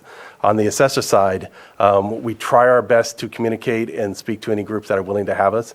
I'm just going to be honest, though. It's taxes. Not a lot of people like talking about their taxes until we get to the time of the tax bill. And so it's a little bit hard, and I've offered multiple times, and I've spoke multiple times to different groups, to go out and talk about, like, let's say, a topic about business, property, and the honest answer is some people go, this is going to be really dry, and could we put you on a future date? And so what we do the best we can is when we do set supplementals or get in letters, we do any updates on our website to communicate any differences or anything that would be unusual if possible. And then to be honest, it goes to a lot of our training. We try our best to navigate the phone calls the best way possible. So we kind of have a system where it's going to go through a staff, take a note, take an appointment. It's going to go to a specific staff that's been trained on that topic. And then if that staff can't answer, it's going to go up the change. And then if need be, it's going to be a meeting with me. But we try our best to give them efficient answers from the get-go. And we would love to improve on that to go out and speak to people. Honest answer is it's taxes. And it's kind of one of those topics. It's not very glamorous. It's kind of dry. People kind of fall asleep when I'm talking about it in a lot of detail. But we would love to, say more about it. And so, yes, there always can be improvement on that for sure. Thank you on that. Appreciate the work that you've done on Prop 8s. I know when I first started, you showed me the stack, and it was quite an arduous project to take on, but thank you for making that happen.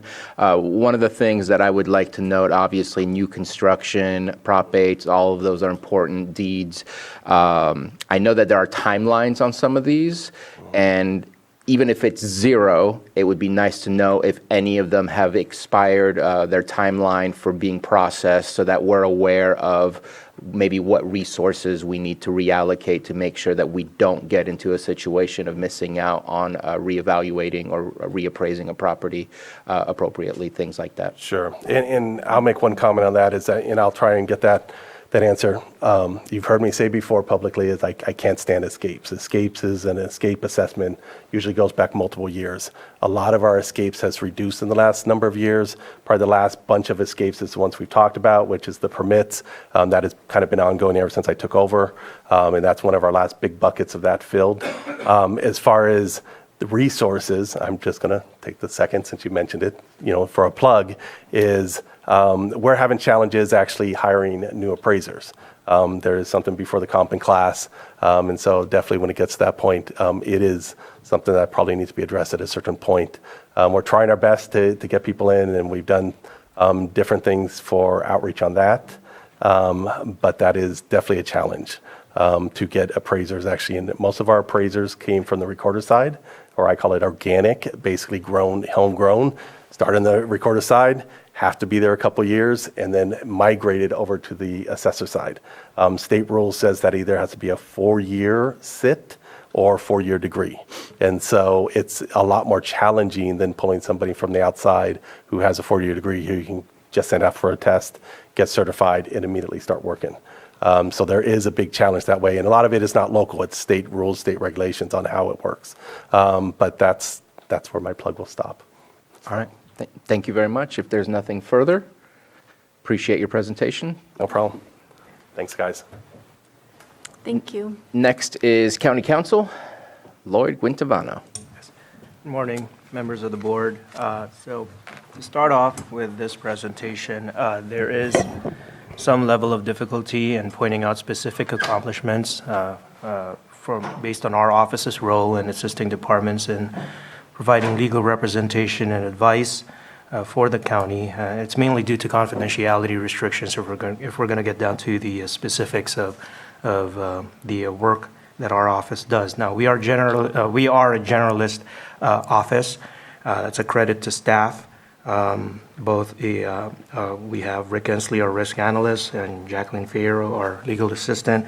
We have 3 deputies in our office, and we are all interchangeable when it comes to the type of work that needs to be covered in our office. But in general terms, our office reviews approximately, in 2023, about 792 documents for county departments. And that these documents consist of contracts, resolutions, memoranda, ordinance drafts, and other types of documents. On an ongoing basis, our office handles about 93 juvenile dependency cases.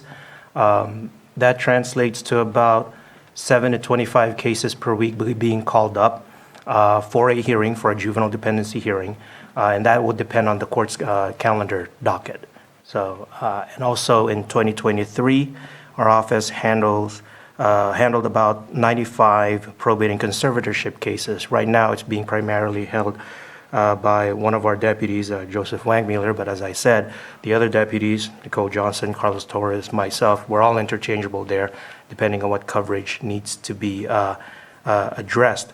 That number for probate and conservatorship cases, it ranges from 3 to 12 cases per week, again, depending on the court's calendar docket and depending on the type of hearing that's being called up for that specific week.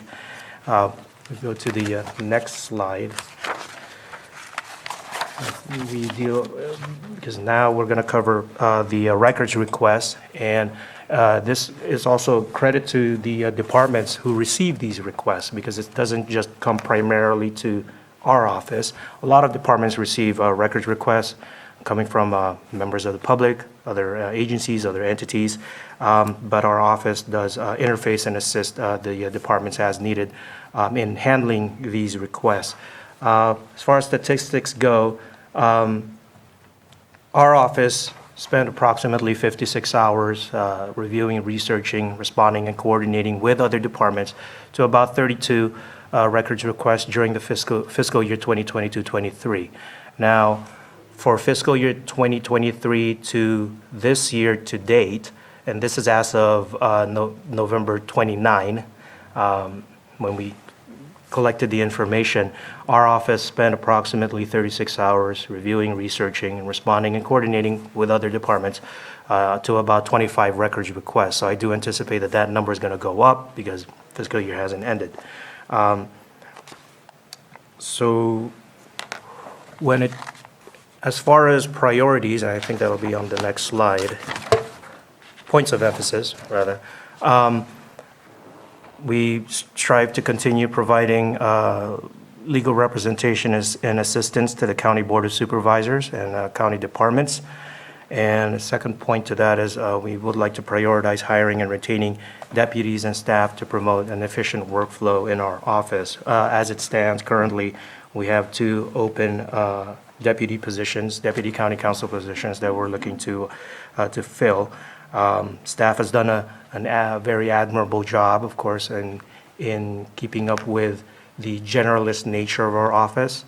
So huge credit goes to them because we do cover for a lot of these cases for each other when coverage is needed.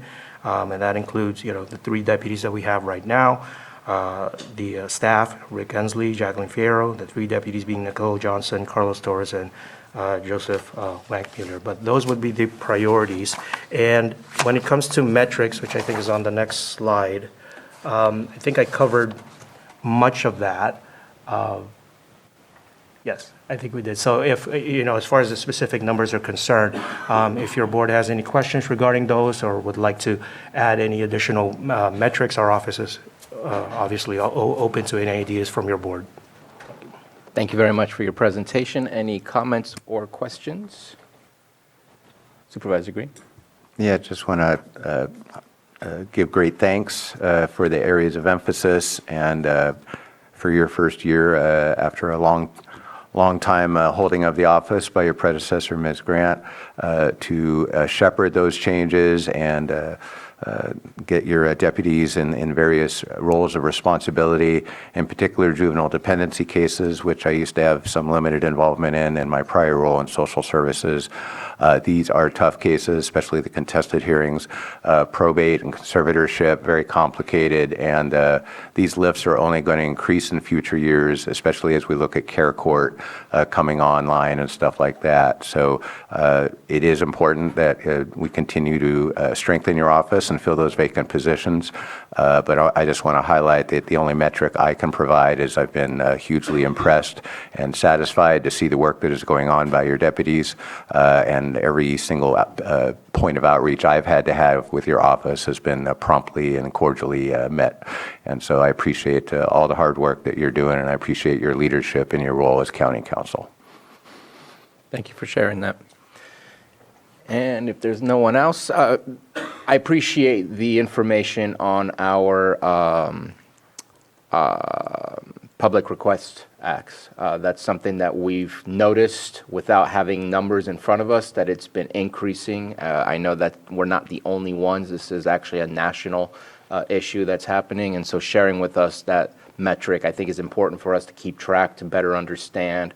I know there's been conversations about potential email policies to help with efficiencies in going through the Public Requests Acts, and just to make sure that we're always focused on what are we missing that can help make this a much more efficient process while still meeting the request and requirements of the Public Request Act as well. So to me, the metrics are great, and you absolutely have an impact on every single department.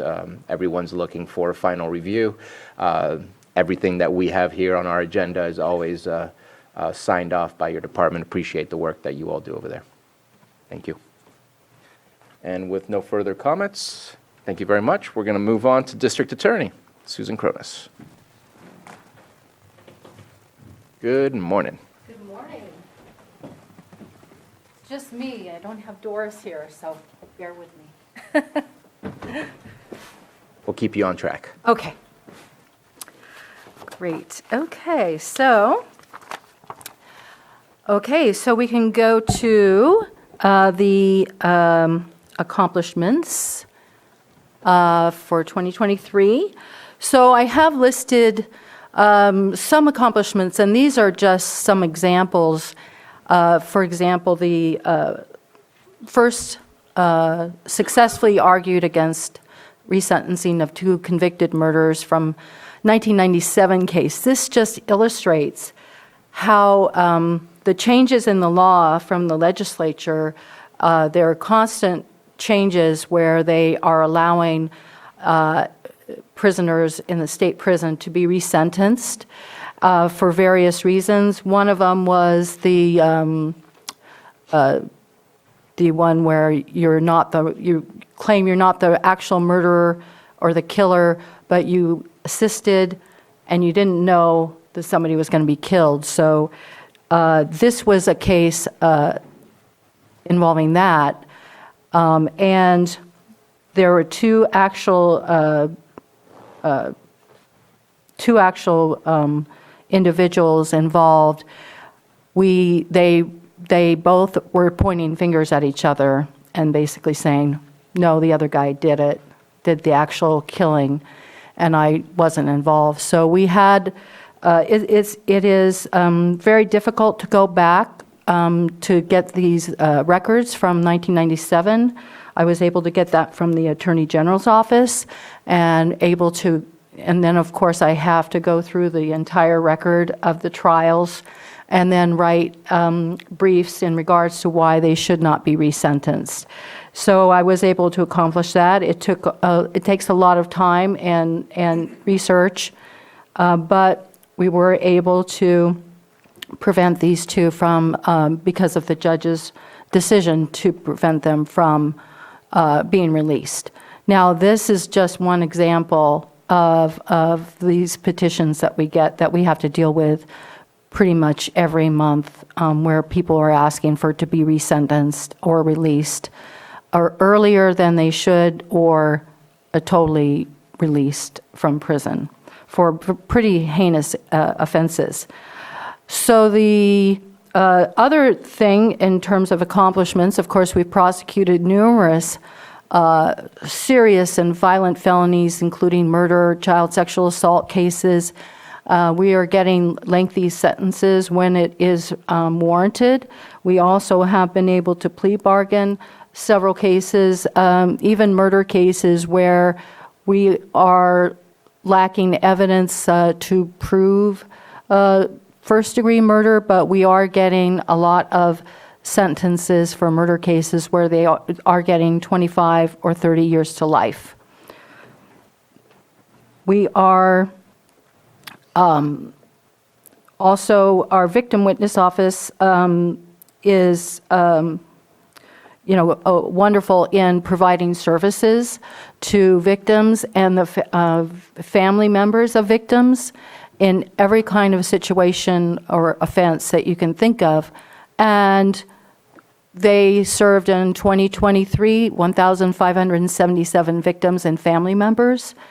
And also, they do a lot of outreach to the community, including, we all know, hopefully you all know about at Christmas time, the law enforcement and the victim witness office get together and we provide gifts, Christmas gifts, bikes and everything to every family that they served during that year. And that's a tremendous thing because it makes that connection again, even if the victim witness had, dealt with the family at the beginning of the year, then they come back and make that connection with them at the end of the year. So that's very important. We also have conducted 52 interviews, 2023 forensic interviews of children at our child-friendly interview center, the Hope House. And those are very important to have those interviews done in a certain way with a trained forensic interviewer. And I would say that when I see those numbers go down, I think last year was more 53 or 54. When I see those numbers go down, that's a good thing. Hopefully, that that means that there's not as many children being abused or molested. But I have not seen any year where we've had, fewer than, 30, 40. So unfortunately. So, and I also just want to mention, it's not on there, but we are participating in a mental health court with the courts, and we are trying to make sure that we keep track of it so that the mental health individuals who are put in a mental health program, that they follow through with their program and that they do what they say they're going to do. And if they don't, we will request termination of mental health court so that we can prosecute them criminally. So in terms of the goals, that's the next slide. So one of my goals is to establish a certified law clerk, and that position, so that could be an interim position, it could be a summer position, it could be a year-long position, but a certified law clerk would be someone who is in law school, not yet have their bar exam and bar license. But if we can get a certified law clerk in our office, they can see how our office runs. Hopefully, this will not only help our attorneys by them being able to appear in court and handling cases, but also they would hopefully consider staying on once they get their bar license. So that's recruitment and a certified law clerk, I think, are to obviously expand our recruitment efforts because we are short-staffed like everybody else. But I just lost my chief deputy, he's retired, and I lost another attorney in the office. So I'm trying to recruit, but I'm losing more than I'm being able to hire. So part of the effort to expand recruitment efforts is basically going to local law, not local, but the local law school, Empire is the closest one, and maybe some other schools in person, and talk to the students there. And prepare and implement the Racial Justice Act race-blind charging procedures. So this is a state law that was passed, and starting in January 1st, 2025, every DA's office is going to be required to comply with this law. So it's not necessarily a goal, but I want to be able to comply with the law. This requires for us to basically go through every case that's every sheriff's office or criminal report that's sent to us in most cases, except if it's in custody, we were required to take out the name, the race, and other identifying information in regards to the suspect. That has to be done by some kind of procedure through some kind of computer program or blacking it out in the report. And then it's reviewed by an attorney to see if it would be charged. And then once the charging decision is made, then it has to be reviewed again to decide if having the information back in would have changed the outcome of charging or not charging. I think that there have been pilot projects in other counties where they have been comparing the before and after, and they have shown that it makes no difference in terms of charging or not charging in terms of race or any other personal information factors. But unfortunately, the state is requiring this of us. So this is going to be a challenge because it's going to take a lot of extra work. So I'm going to have to figure out how to implement this with the least amount of extra time, of staff time. And then lastly, work with a state and local government to reduce theft, crimes, drug addiction, and homelessness. And the reason why I say work with state and local governments is that this is basically a proposed proposition for the November ballot that the California District Attorneys Association is supporting and other legislatures are supporting, where it would change the laws into it's threefold. It basically changes the laws in regards to drug possession. It used to be before Prop 47 that if you had drug possession could be a felony if you had, several prior misdemeanor convictions. So that changed. So now any drug possession case is a misdemeanor, no matter how many times. There is a diversion available, drug treatment available for anybody who is charged and convicted of drug possession. But since Prop 47 passed, very, very few people are taking advantage of that because their sentence is going to be maybe a couple days in jail and they don't have to do anything else. Same with petty theft. Theft now is, it's petty theft if it's $950 or less. And somebody could go into a store or whatever, take $900 worth of stuff. If they're caught, then we can only charge them with a misdemeanor, no matter how many times they go in and steal. We can't add it on the next day and the next day and the next day. So this new law proposal would change that so that if a person had 2 prior petty thefts, then the third one could be a felony. Doesn't have to be a felony, but it could be. We could charge a felony.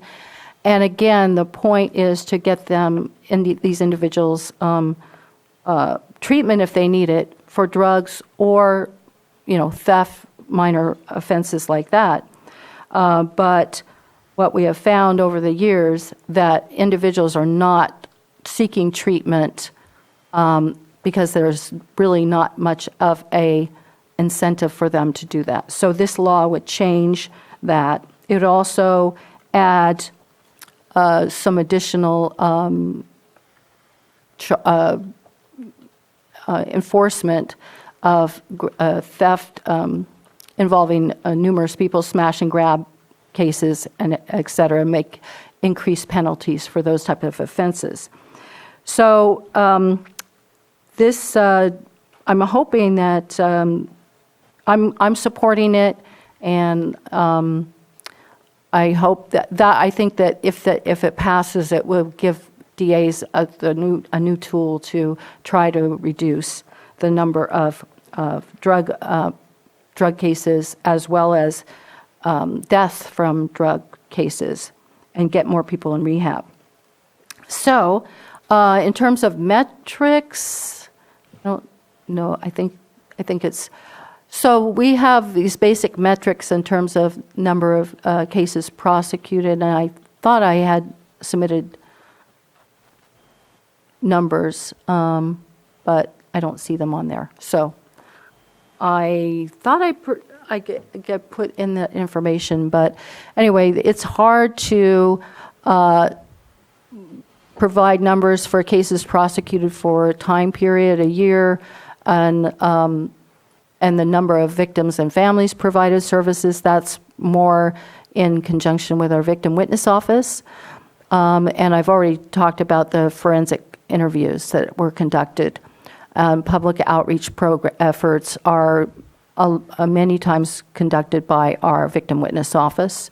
But in terms of cases prosecuted, we do get cases in that we file, and then once they go to court, it could take 6 months, even some cases to a year, to get that concluded, either a plea or trial, and then the sentencing. So it is a process that could take a couple of years if it's a felony, especially a serious nonviolent felony.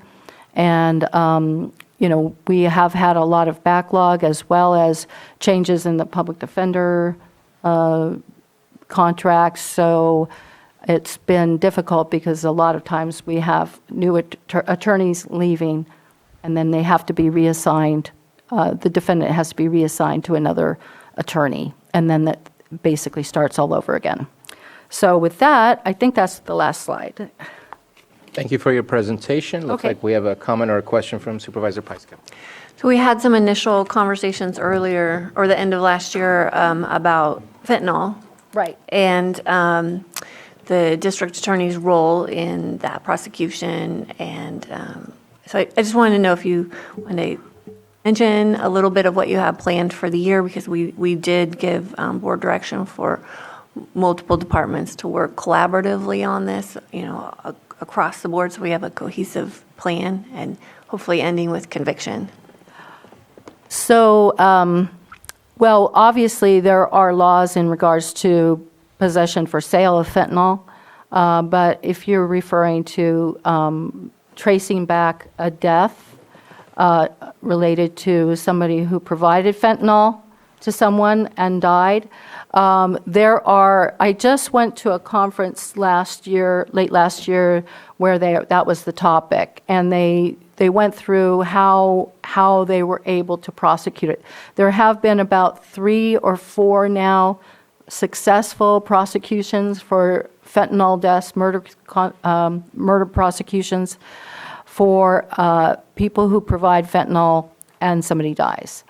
They're very, very hard to prove unless for example, you would need to be able to connect the person that gave them the fentanyl, and a lot of times it's not somebody in the community. They could get something online, or they could get something from out of county and bring it up here. So it is difficult to prove, but if we have a case that we can prove it, we would prosecute it. This training that I went to as well talked about the different things that law enforcement can do. So I will talk to the sheriff in terms of the investigation of fentanyl deaths, because there are things that need to be done at the time that they find the person who has died from fentanyl overdose. It needs to be treated as a crime scene, and a lot of times it's just treated as basically a overdose, accidental death. So, but in this coming year, I'll continue to do that, work with law enforcement in regards to trying to have any case that is a possibility for prosecution. Now, along with that, there's a lot of things that can be done to make people aware in the public. And I also want to work on that to put out public service announcements and information in regards to the that crisis. Thank you. Yeah. Thank you for the question. Supervisor Green? Yeah, thank you. Appreciate the presentation. Yeah, I'd be interested to see the numbers at the end of the metrics if they become available, but just wanted to highlight a couple things. Just because we're going to hear later from our new Chief Public Defender, so there's obviously been talk about our justice system as a whole, and some of the same things that we would ask of that office might be we'd ask of you, not just raw case numbers, but caseloads per attorney, and I know that's hard to slice and dice, versus a felony attorney that's going to be in trials all the time versus a misdemeanor attorney catching dozens or hundreds of cases at a time. But I just wanted to share that because of our interest in the Public Defender's Office, I've been doing a fair amount of court watching over the last several weeks, and I've been impressed. Definitely these courts are impacted, and it's a huge caseload on both sides of the aisle there. But you're taking everything that's coming their way. The prosecutors that I see are competent, are handling business, and are advocating for the safety of the general public, from everything from bail, setting bail to, I was pleased, believe it or not, to see a cannabis prosecution with a felony attached for environmental crimes. And I haven't been able to follow all these cases from beginning to end, but it looks familiar. It looks like a well-run court system as far as the DA's office is going. And I also want to give a shout out to Victim Services, just because there was an acquaintance from my neighborhood that went through a DV case, and again, the case is complicated, and they track months at a time, and maybe the disposition was not everything that she had hoped for, but she's always felt very well supported, both by the prosecutor assigned and by Victim Witness Services. Moving ahead, you did mention a proposed ballot measure that would kind of mitigate some of the weirdness of Prop 47. I do hope we can hear from your office and other offices as we get closer to adopting a position. I'm sure CSAC will help inform us on that as well. But Prop 64 kind of gives us a model. We don't charge felonies for every cultivation case, but if you go 3 strikes, you're out, or if you're doing really bad stuff with the environment, there are ways we can upgrade to a felony. So I'd be interested to see how that ballot measure comes forward.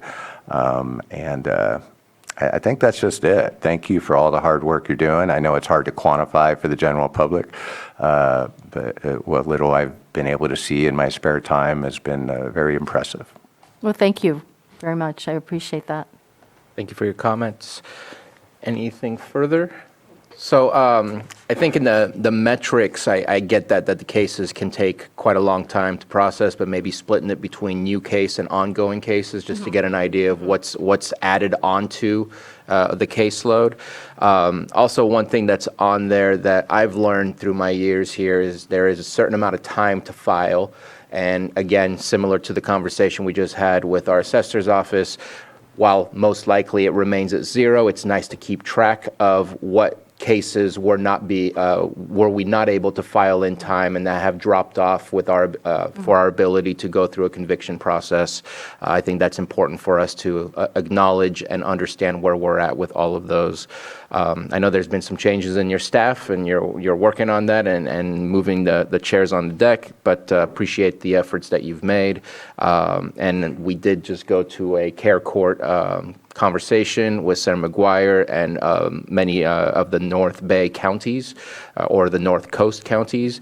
There definitely will be some things coming up that deals with our county council or district office and our district office and so many other things. So, district attorney's office. But thank you very much for what you do. Thank you. We're going to open up for public comment since it's 12 o'clock. See if anyone has any comments or questions regarding what's been discussed. I see no hands either in the chamber or on Zoom. So we shall move on to Health Services with our Interim Director, Susan Parker. Thank you, Chair. Just briefly, many probably do not know the full extent of the services that the Health Services Department provides. We have, in addition to public health, we have environmental health, veteran services. We also oversee jail medical. We also have a tobacco education program, and First Five Lake, under the direction of Samantha Bond, is also under this department. I don't need my glasses to see that. So in addition to accomplishments, we did provide over 959 vaccinations throughout various mediums. We did trainings on Narcan and distributed over 1,600 Narcan kits. In addition, we've been actually, because we had some recent, not because of the TB, recent TB out, and it's not an outbreak, but some cases, we have staff following and tracking all the respiratory infections, STDs, hepatitis, and other diseases within our department. Next slide, please. We did complete the 2022 California Environmental Protection Agency evaluation of the hazardous materials program. The First Five funded 10 programs that served a total of 5,464 individuals. I see Samantha just arrived, so I'll let her come up with Kim and Rainey in a little bit once we get through the slides to give you some additional updates. They adapted the veteran services to post-COVID environment, expanding the use of electronic tools that enhance access to veterans. Next slide, please.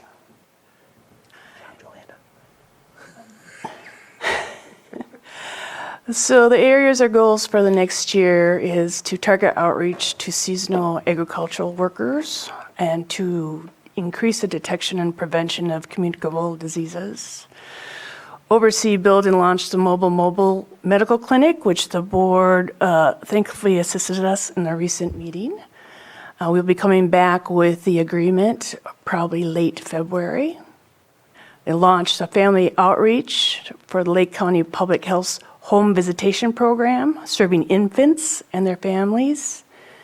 And they've just begun and hope to complete, cross your fingers, the document scanning and public portal access to archive documents. And that's especially important for environmental health, given all the permitting process and permits that they process on paper now. So whenever they get a public records request, it takes a significant amount of staff time and takes them away from the front desk. So with that ado, Samantha, Rainey, and Kim, if you could come forward, please.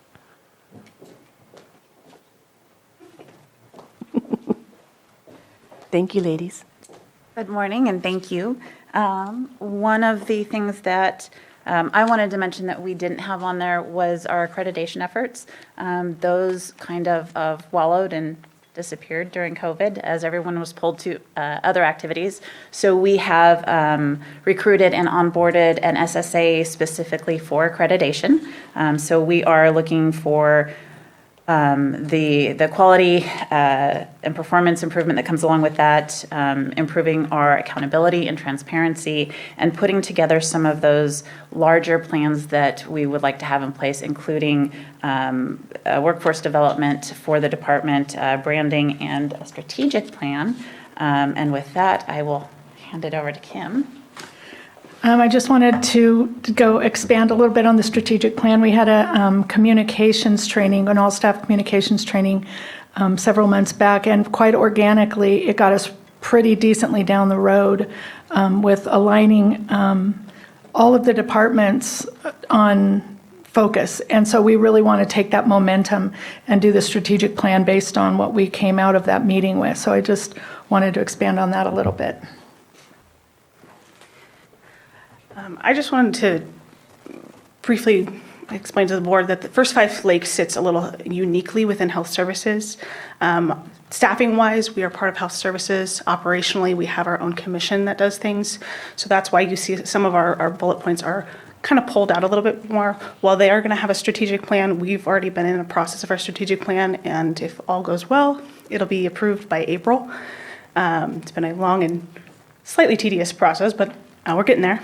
And then in terms of what we've accomplished over this last year, I really highly recommend checking out our annual report. So each year we do an annual report of a local evaluation and a state evaluation that we have to submit to the state. Tomorrow we'll be going over our audit, which, spoiler alerts, we have no findings, so woohoo. And we're going to continue to work with health services as well as other agencies to really build and uplift and try to reduce the health disparities. So that's what we're doing with the home visiting program, the Smart Start Eligibility Wizard. That's all connecting together. And eventually, the plan will actually look less piecemealed and all combined together to serve our 0 to 5ers here in Lake County. Thank you all. With your permission, may I make one more comment? Yes. So I noticed Trevor was in the back there. He is the new PIO for Health Services, and he is actually working on a communications strategic plan, which was another element of our all-day communication session that almost every group wanted to improve our messaging to the community, our engagement with the community, and Trevor's going to help us do that. Thank you. Do we have any metrics? Yes. I knew you weren't done.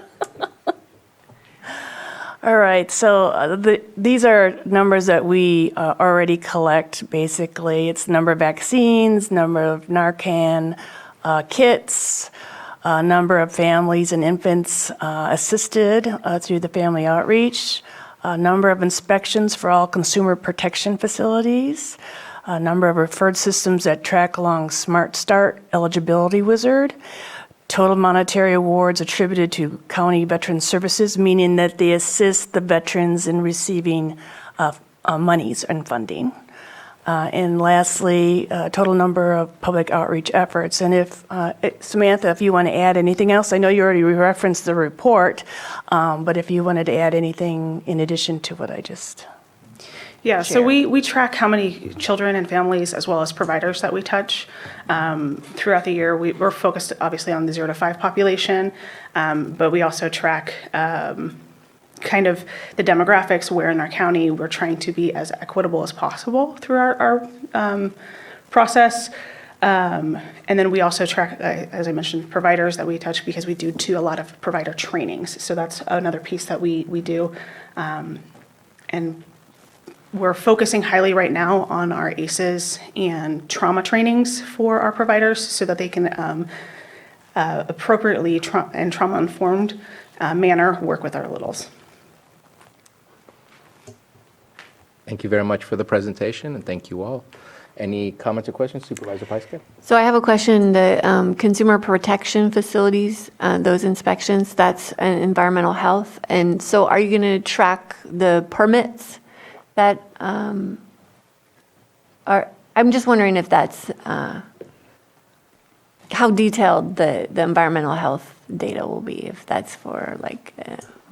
Well, unfortunately, Mr. Weatherby couldn't be with us today. However, they are in the midst of implementing new software, which will allow for greater detail. I don't mean to speak on his behalf, but I think we can get into more detail. And I'll check in with him, and then I'll have him respond to you directly. Perfect, thank you. Supervisor Green?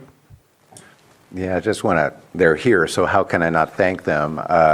Health Services does have quite a wide portfolio, and First Five Commission is one of those, but it is a separate entity, and it's funded differently, and I'm thankful that I'm on the First Five Commission to listen into some of this. But it's been a learning curve for me as the rookie supervisor. I assume whoever's going to replace me will be learning some of that stuff too. Rainey has stepped in, and I want to thank her. She's tried to tackle my emergency medical care committee as best we could over the past year. We're still swinging at it. But it's a weird committee. It's a statutory committee, but it has a very distinct purpose. And eventually, when we get it up and running and full steam again, we're going to be bringing some reports to this board so we can really give the full board and the community a real snapshot of how our various emergency medical services are functioning together. These are complicated things. Mr. Weatherby is not here. Environmental health will have, I believe, an important role as the State Water Board regs roll out as a applied to wells and well completion logs or lack thereof. So it's hard to follow the bouncing ball. As a member of the general community, it's been challenging for me as a sitting supervisor, but I can reliably report that thanks to CAO Parker and the interim director of health services, we appear to be well on course. We're meeting our metrics, whatever they may be. And I would like to highlight that specifically CAO Parker was able to do this and be a cheesehead at the Packers game, and we have all survived. So thank you for all your service. Go Niners. Wow. All right. Thank you very much for that. Appreciate the presentation and the metrics. There are some that I'm curious about. I know you track this, but constantly being told of where we stand for infectious diseases.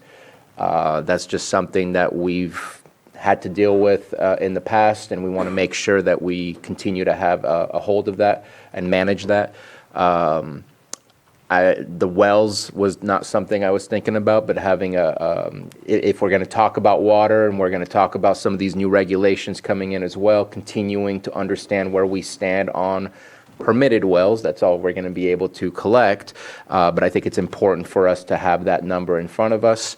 I'd love to know how many veterans go through our veterans services, unduplicated count. That would be useful for us to continue to make sure that people are accessing it and not dropping off and not utilizing the services that are available. And also for the consumer protection facilities, I'm mostly interested in the violations. How many violations have we had and how many violations have been remedied?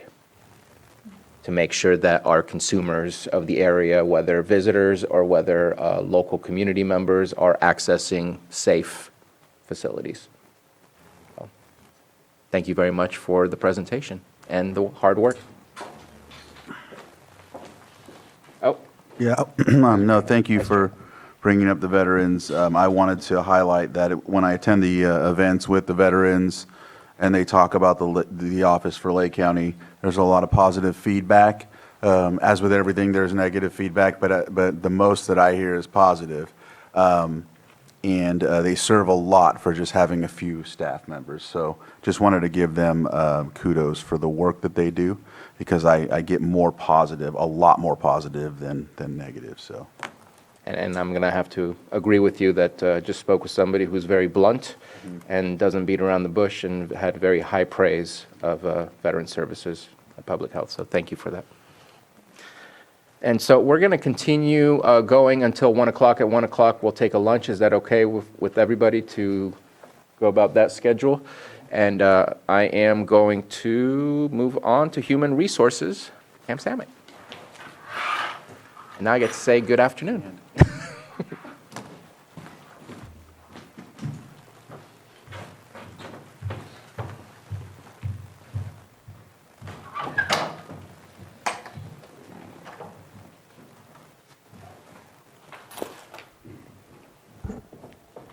Good afternoon, Pam Samek, HR Director.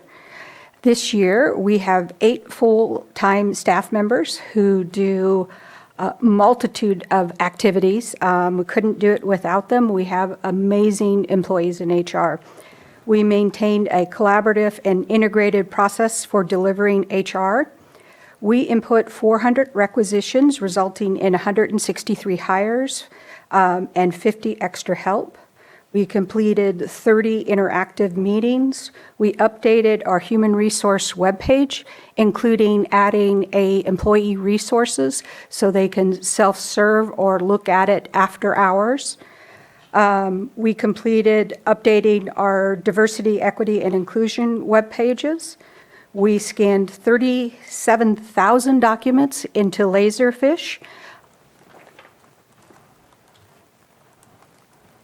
And we completed county-wide diversity training. Some of the other activities, we were involved with coordinating district attorney training event and the health services all-day training events.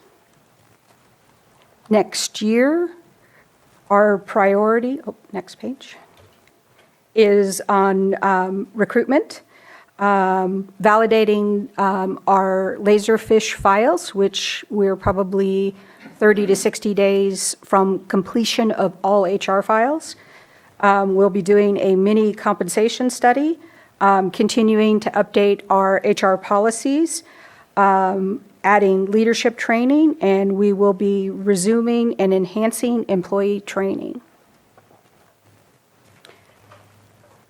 As far as our metrics, we will be looking at hiring. So as I said, we did 400 requisitions, resulting in 163 permanent hires and 50 extra help. Terminations, our turnover rate last year was 15.23%, and government last year was around 20%. So our turnover rate has reduced. Last year, we had 143 full-time permanent terminations with 33 extra help. And our first-year termination rate went down last year, was 19%. Previous year was 46%. 46% of our new hires left within the first year. So that is quite an improvement. We also included the termination reasons. I won't go over that. And included the boards that we are currently advertising, which I believe has really helped improve our recruitments and improve our diversity hiring. I've included in this page our diversity hiring and our department diversity rates. I won't go over each one of those because that's a lot of time, but have included those for your review. Any questions? Thank you very much, and thank you for being brief. Any questions or comments? Supervisor Green. Yeah, I appreciate the metrics, the DEI in particular. And one reason I mention that as we capture that and we have the chance to review it is we can do course corrections if we need. So I'm assuming gender is going to be one of them data points in there. So, it's hard to even raise the issue without getting very department specific or division specific. But we do have some gender disparity issues among some of our departments where we're kind of overrepresented in some respects. I don't know, I'm not asking you to respond to that right now, but I'm just saying I've seen it both as line staff and now in my current role as supervisor. So obviously we have work to do. We can have emphasize DEI-friendly work policies and all that. But at the end of the day, when it comes time to make a hiring decision, I feel for any department head that has to do that. You're going to have to fill the seats how best you can. So how do we balance that need to staff up while also being sensitive to DEI issues and how we can legally apply those to the limited extent we can? Right. And I did include gender by department and diversity by department in the presentation that I sent to you. It's also updated on a semi-annual basis on our webpage. Right now, as of 1/3, we're 57% female and 43% male. So overall in our gender. And varies greatly depending on which department we're looking at. Thank you. True. Any other comments or questions? Appreciate the DEI. I know you and I have already discussed and looked at those numbers maybe 6 months ago, 3 months ago, something along those lines. It's definitely something to keep aware. One of the things that I'm feeling is something that we should take a look at is maybe if it's possible, again, I'm not looking for something that's complicated. I know this, you have the information, and it was just about getting the query. But is it possible to get that level of information when it comes to management or leadership roles within the county?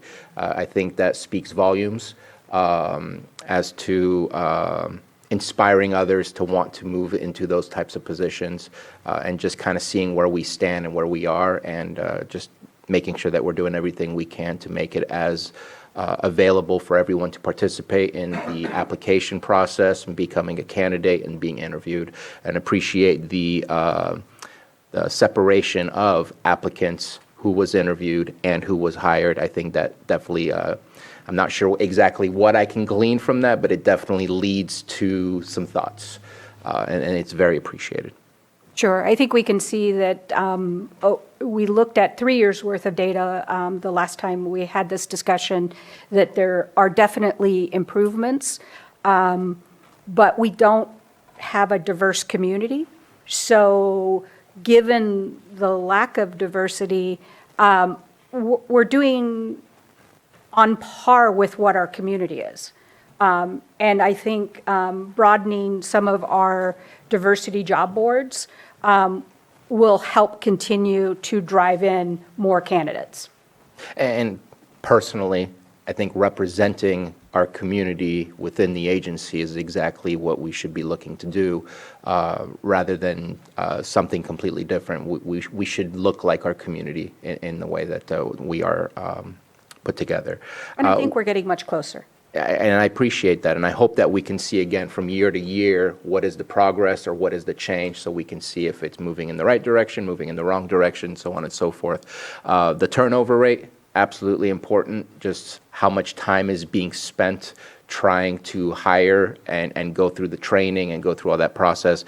So keeping track of those things, and again, year to year, I think is really important, so I appreciate seeing that. Yeah, I really love seeing the fact that we're not losing 46% of our new hires in the first year, because that's just for every department that is disheartening to lose that and do training and then start it all over again, and takes up a lot of time in all of our departments and in HR. I mean, we employ probably 4 full-time people that do nothing but new hires and terminations.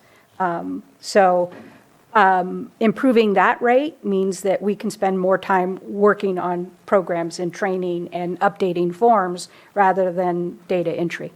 Yeah. Appreciate it. No further questions. Thank you very much.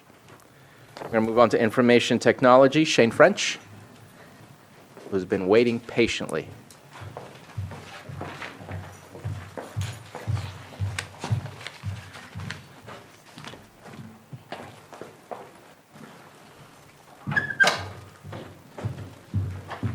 Good afternoon. Good afternoon. And while I made a sly comment to Ms. Samick about being brief, want to be mindful of time as we move forward into the next presentations, since we do have a lunch that we're going to take, as well as trying to get out of here on time for staff's sake. All right.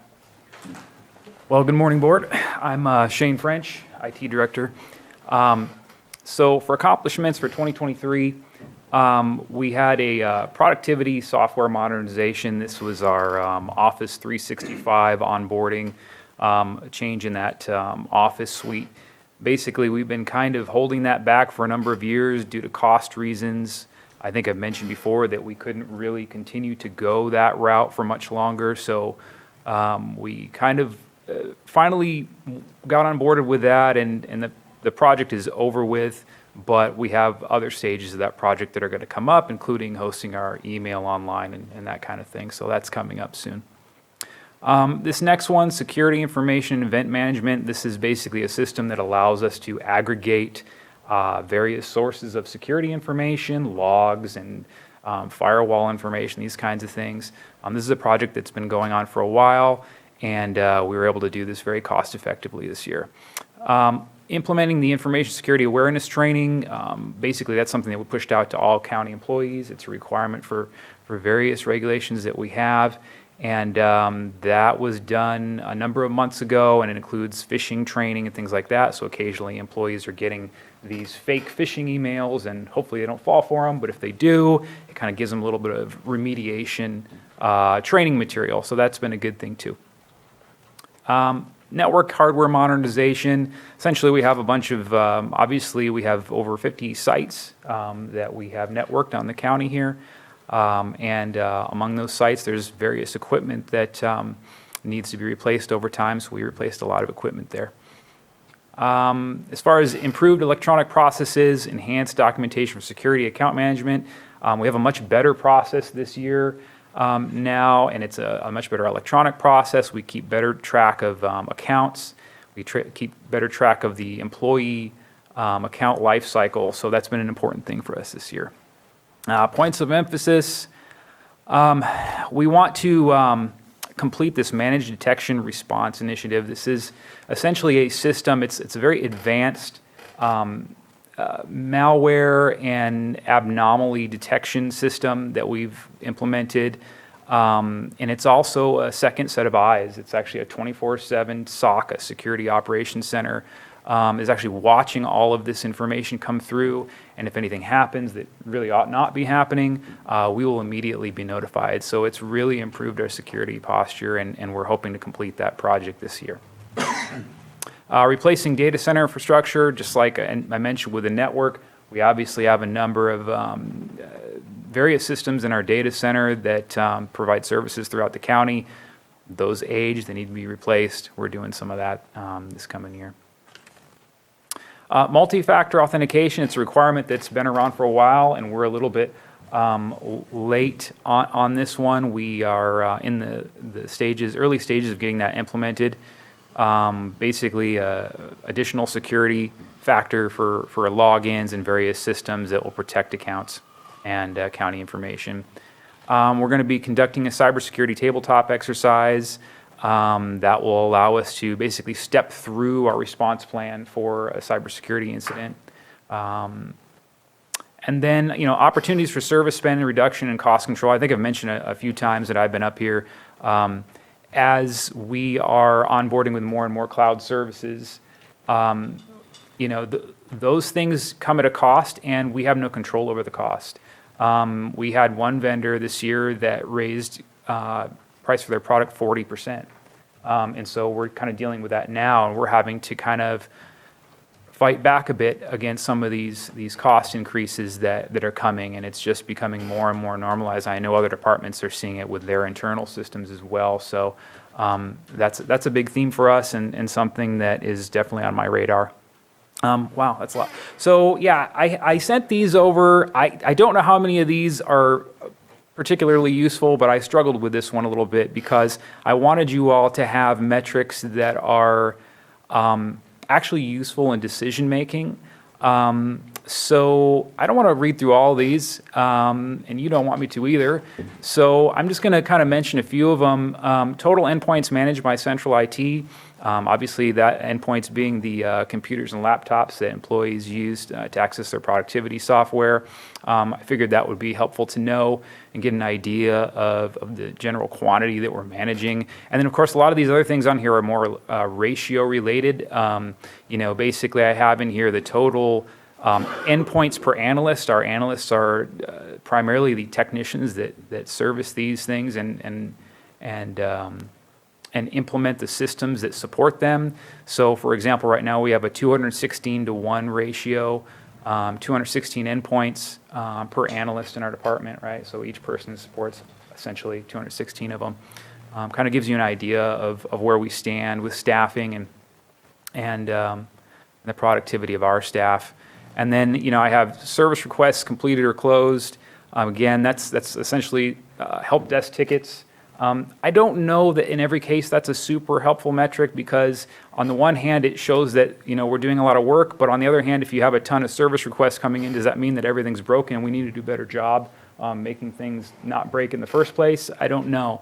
That's something that could be kind of analyzed. And then total yearly per user productivity services software costs. Essentially, again, that's a ratio of how much are we spending on these cloud services, for example, per end user. I think that can kind of give you an idea of how much it costs to support one individual's productivity, general productivity. Again, this doesn't account for the costs that are happening. Every department has their own productivity softwares and tools that they use for their own department. So, but it kind of gives you a general idea of what our spend is for supporting one employee. That's pretty much it for me. Thank you very much. Any questions or comments? Supervisor Green. Just real quick on multi-factor authorization, that we've probably spoken before about the proliferation, if not close to sole reliance on personal devices for our employees who interface with the required platforms on their jobs. So, but I'm still not aware that we have a master policy that would address that. I'm also still aware we have two main flavors of IT, most of which you cover, but a certain subset in social services that may fall under a different mix of state and federal policies and what have you. So there's just two trends I see. Like you said, if it's going to be all cloud all the time, what local instances or backups are being made that insulate us from massive cloud failures across these various platforms. And again, going back to two-factor authorization,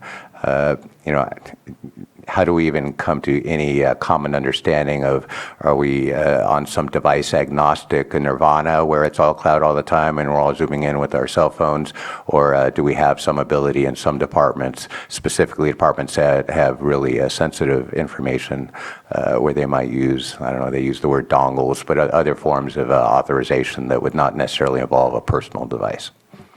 Yep. So our technology governance committee is actually working on that right now.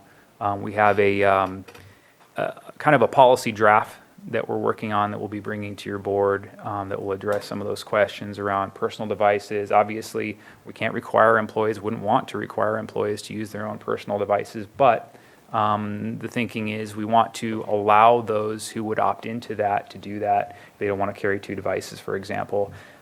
So we want to make it as convenient for staff as possible and make it as fair as possible. Yeah. Appreciate that.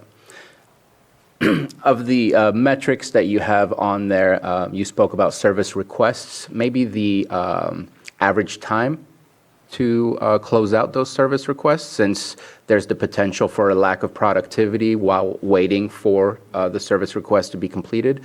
Maybe that can help us to understand the needs of your department and also the impacts of the service request on other departments. Love the total end users and also the analyst to user ratio. I think is an important one for us to know where you are. 216 to 1 is a large number depending on the impacts. What I would also like to know is, I know that every single day there are attacks on our network. You've provided enough of a shield that those attacks don't get through, but getting an idea of the number of attacks and what has come through, whether it's somebody that clicked on a phishing email or anything like that, that would be a good one for us also to keep track, so that if we see that there's a continuous trend of increase, that there's another issue that we need to also deal with. To me, your department is all about continuous productivity and safety of our equipment and our network that we have, and so that's what I would be looking for. Any other questions or comments?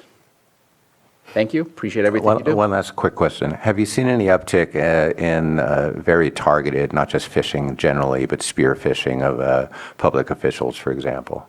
Yeah, there's kind of a ton of that, really. I mean, I would say every week there's something like that. Yeah. I get some weird stuff sometimes. Thank you very much. We're going to move on to our librarian, Christopher Veach.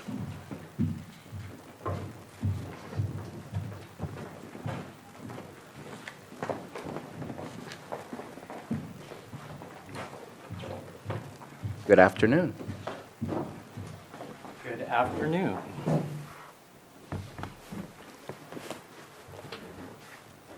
So thank you. I'm Christopher Veach, and here's our 2023 accomplishments. So for the entire year of 2023, there were 224,983 print and digital checkouts, which is an increase of 6% from the year before. And digital checkouts were 29% of total checkouts, which is 2% more than the year before, showing that digital keeps increasing. We connected residents to online information, as demonstrated by 18,744 public computer sessions, and the checkout of 1,232 Wi-Fi hotspots and Chromebook devices. And there probably would be a lot more checkouts of hotspots and Chromebook devices, but that's the amount of devices we're able to provide, so that's the bottleneck there. We also conducted 313 programs for adults and 548 programs for children, with a combined attendance of 11,294. And part of those programs was our successful community-wide reading event, which was sponsored by the National Endowment for the Arts Big Read Grant.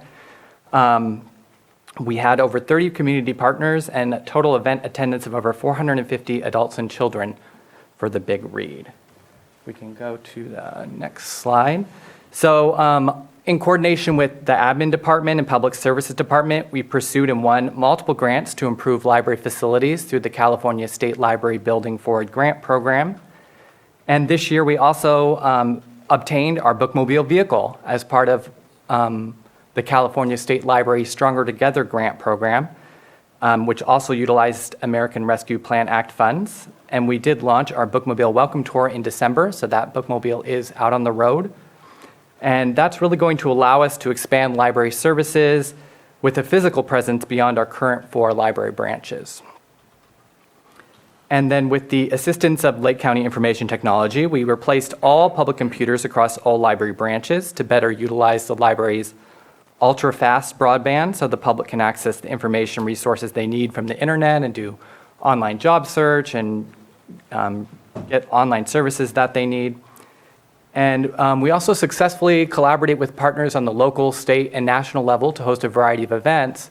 And as an example of that, I wanted to highlight some events we did in the summer, which was story time at the state park. That was the library and the Lake State Park in Kelseyville partnered to host a family literacy story time every Wednesday throughout the summer. And that coincided with efforts at the state level to promote the resources at our state park and ensure there's equitable access. We also provide park passes that people can check out so that they can visit the park without having to pay. And we, of course, also collaborate with local schools for school visits and field trips, community organizations like Blue Zones Lake County, and national organizations like StarNet for our programming we did for the solar eclipse this year. We also launched new library digital resources, one of them being Mango Languages. And Mango Languages is an app and website that allow residents to improve their language skills in English or in another language on their own through their own device. And that's funded in part through our adult literacy program, which has launched an English as a second language component with the help of a state grant. And this year we were able to hire an extra help ESL coordinator to provide adult literacy services to our Spanish-speaking population, and that's something that we're still growing. So we're going to continue the Building Forward grant program to work on the different activities that we're doing at the buildings and the facilities to make sure that they continue to meet the needs of the community. We're going to continue to improve our library collection, both digital and physical. And because we want to make sure that the resources available for our community continue to be relevant, and that's an ongoing project that all libraries engage in. We also want to make sure the resources available for our community continue to be relevant and support lifelong learning. And one way we want to do that is supporting and promoting our ongoing interspace clubs at the library. So the library is a hub of community activity featuring programs, meetings, and more from different organizations from around the county. And residents can do things like attend a cooking class, learn to knit, get tech help, learn about fire safety or about the lake. And this is always something going on at the library. And just like our parks and other public spaces, the library is a third place in our community where people can meet without needing to purchase or pay for anything. So providing residents with opportunities to connect with others who share similar interests is one way we're fostering a supportive and enriching local environment for Lake County. And then we also want to continue to improve access to and visibility of the library. One of the primary focuses this year will be getting the bookmobile out there, making sure it's serving the needs of the communities it stops in. And of course, we want to continue to provide excellent library service to the public. The everyday interactions we have at the library might not be as flashy as something like the launch of a new bookmobile, but are really the foundation of what we're doing to serve the public. And then so the metrics that I already reported some of these metrics to you, and so why I'm choosing these metrics in specific when there's lots of different things I can report are that these are the ones that I have already recorded for other reports, primarily to the state library, and these are also the metrics I've historically reported in the past during the budget process. Of course, no statistics can perfectly capture the impact of the library, but these do tell the story of how people are using the library and how the library is fulfilling our mission of promoting reading, literacy, and lifelong learning in our community. Did you have any questions? Thank you so much for your presentation. Any comments or questions? Just know Supervisor how Green? much I love the libraries. I think it's been very made publicly known how much you appreciate that. Just real quick, appreciate the presentation. On the data point specifically, services I get, but maybe just basic library cards issued and all that. I know that by itself, that's maybe a raw number that's not super helpful, but it is related to those other things because some of your library card holders may utilize certain services frequently and others may be less involved. Difference between print and digital assets among user groups. So do you have a metric just for library cards in general that are issued? Yes, I track that monthly, how many library cards are issued, and I could add that to these data points if it'd be useful for your board. I just think they're related somehow. If you can see patterns that way. So you can see the patterns there, but what's our core user base and how are we engaging with them versus how are we engaging in this broader community, including the bookmobile where you may have less frequent flyers, if you will, of library services. And one metric you could do is what can you do to get those rare library patrons into more regular library patrons, if that makes sense. Yeah. Right. Appreciate the comment. I could only speak specific to the Redbud Library. I appreciate all the work that you do, your staff at that specific library. I am absolutely impressed with their interaction with the public. I feel like they're not necessarily running a library, they're running a community center in the sense that they want to bring in youth and activities outdoors as well as inside the library, and I couldn't appreciate that any more than I already do. So kudos to you and your staff on that. I'd love to see a numbers that separates the interaction with the bookmobile versus the actual library itself. Kind of like there's that separation between digital and hard copy stuff. That would be nice to see just the increase of the use of the bookmobile in comparison. And appreciate also that we've been doing a lot to provide funding so that you can get new books and new mediums and things like that. I'd love to know how many new books you have gotten over the course of the year so that we can see how many new items are coming into your library system. A quick question for you that I'm not aware of. I've experienced this in other communities in the past where you have more books than you need and you have some that don't get used and eventually you have to get rid of some books. What is your process of getting rid of books? So we do have a process to remove books from the library collection. As you state, most often we're looking at the books that aren't being used or that are worn or no longer suitable for circulation. Our process for that is we remove them from the library collection. They go to our friends at the Lake County Library group first, who tries to sell them locally on book sales, and then that money does eventually come back to the library to purchase even more new materials or to support events. We also, in order to try our best to get books reused instead of recycling them, we also work with a company called Better World Books that tries to sell them on the internet or gives them to people in need around the world. Okay. Thank you. If there's nothing further, appreciate your presentation. Thank you so much. Thank you. Oh, well. Wendy's already ready to go. Next, we have probation, Wendy Monfrance. The library is a tough act to follow, and I always admit that. Do you have a mobile? I will. It is getting wrapped this week. So Wendy Monfrance, Chief Probation Officer. Thank you for having us here today. I'm just going to highlight a few of the things and not just read to you what's up there.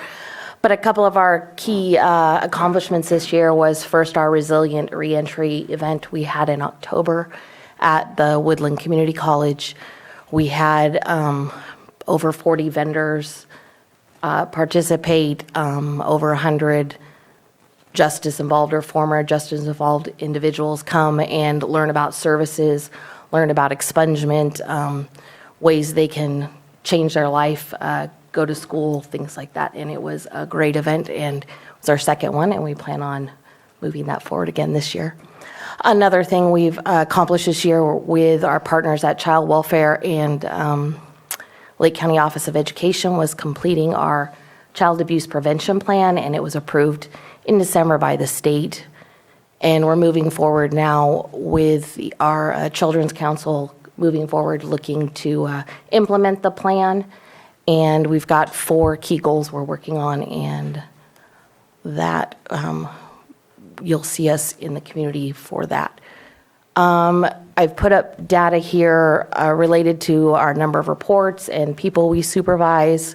A key data point for us is in the last year and a half, we started our pretrial supervision program, which the court refers people who are don't have to stay in custody while they're going through the court process, and we supervise in any way that the court asks us to, including electronic monitoring, testing for blood or alcohol or drug use, making sure they stay where they're supposed to stay, things like that. And of those 66 individuals we supervised last year, only 3 committed new crimes while they were going through the court process. So we're pretty happy with that statistic. This next year, one of the things that we're working on is creating housing for justice involved. Often when someone is going through or has gone through the system, they're unable to access certain types of housing. And that is a real barrier for the individuals that we deal with every day. So we have an RFP that's been drafted to move forward with building housing that would serve our population, starting with about 20 units, and then hopefully growing from there. So you should see that RFP coming out shortly. Our mobile services unit is being wrapped this week, and then next month the interior of it will be completed. So it should be on the road by April and going to areas where people that are justice involved but may not be housed, going to their communities and getting them the services, helping them access court right from our van. And so then it maybe decrease the amount of times they're failing to appear in court, and then helping them comply with the terms that the judges have put on them. We are starting classes next month at the jail. We do classes currently out of custody for people on probation or parole at Woodland College and on Zoom. And so these will start now at the jail so that the people who are coming out can start their classes to get them on track before they leave custody. And then they can just complete the classes when they are out of custody at our other locations. Let's see, what else are we working on?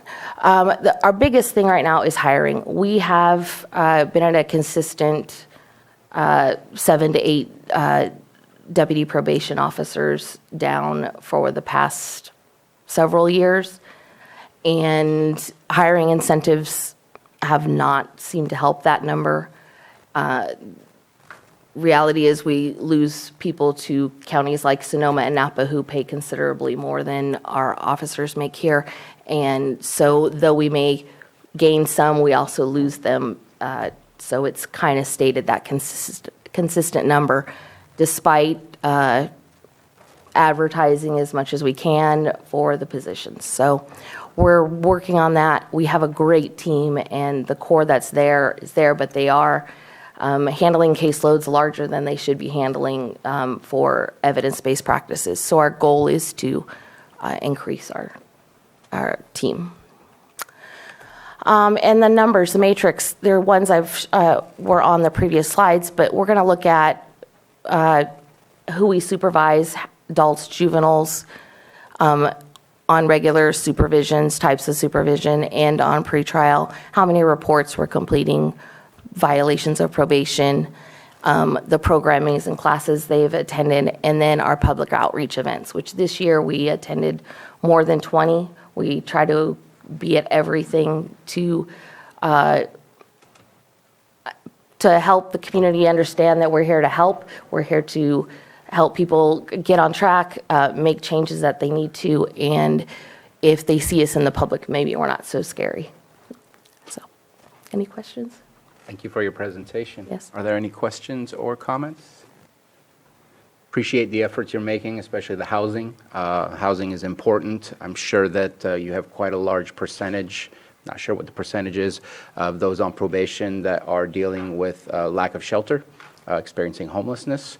And so that's helpful to give them that stability to be able to actually overcome the hurdle of being incarcerated and trying to put their lives back together.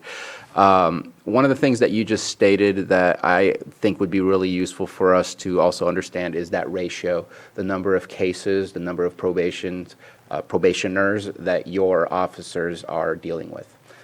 That would be good for us to know, to kind of figure out where's that sweet spot, and are we aiming towards it? Are we trending away from it?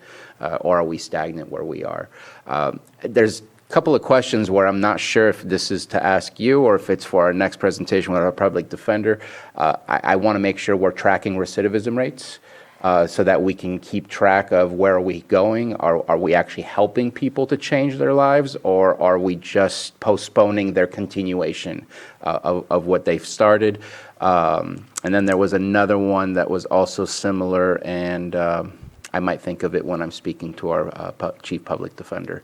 But there's similarities because of the interaction with the courts. Obviously, we can't have the courts, we could, but they're not coming before us here for these conversations. So it's possibly easier to come from your department or public defender department. So, And I can answer your question on caseloads for the primary caseload that's important are the high-risk caseloads. We assess every person that has any contact with us, and the ones that are high, the evidence shows that you have to give them more services and more contact.